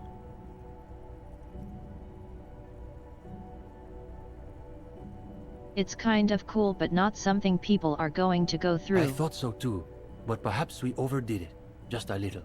There was another thing. We were also debating putting up some posters around town. Though some of us maintain that advertising is an unacceptably bourgeois tactic. You need to advertise no matter who you are. You're not going to get people if you don't contact people. That's what makes it so beautiful. The irony is unbeatable.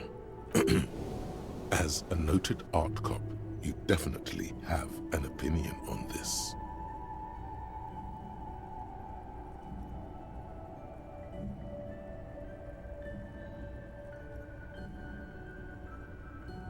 You're appropriating bourgeois methods for revolutionary ends. Oh, I like that. We're dismantling the structures of capital with our own tools. It does sound pretty cool when you describe it like that.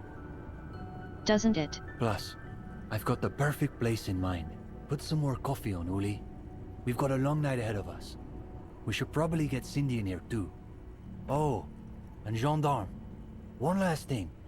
About that question you asked earlier. It reminded me of a certain poem that you might appreciate.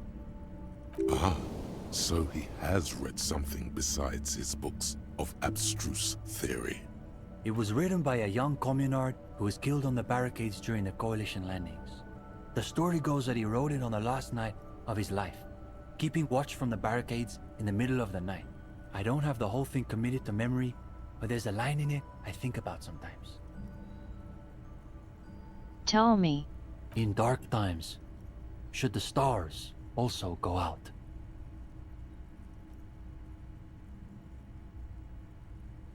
That is a nice line. Anyway, good night to you. Good night.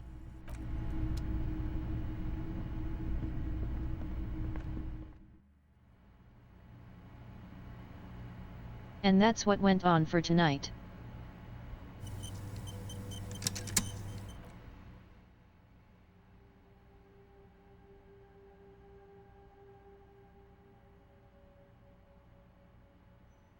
I hope you all had fun. We shall finish this up on Thursday.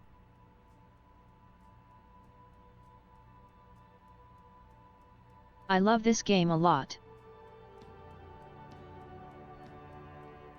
And I'm glad you guys seem to be enjoying it too.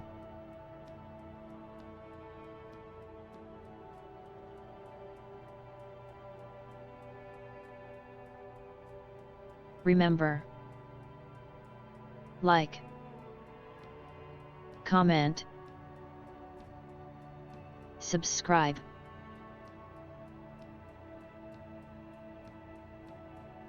I must be showered and bitch to survive. That too. Both of them. Haha. Anyways.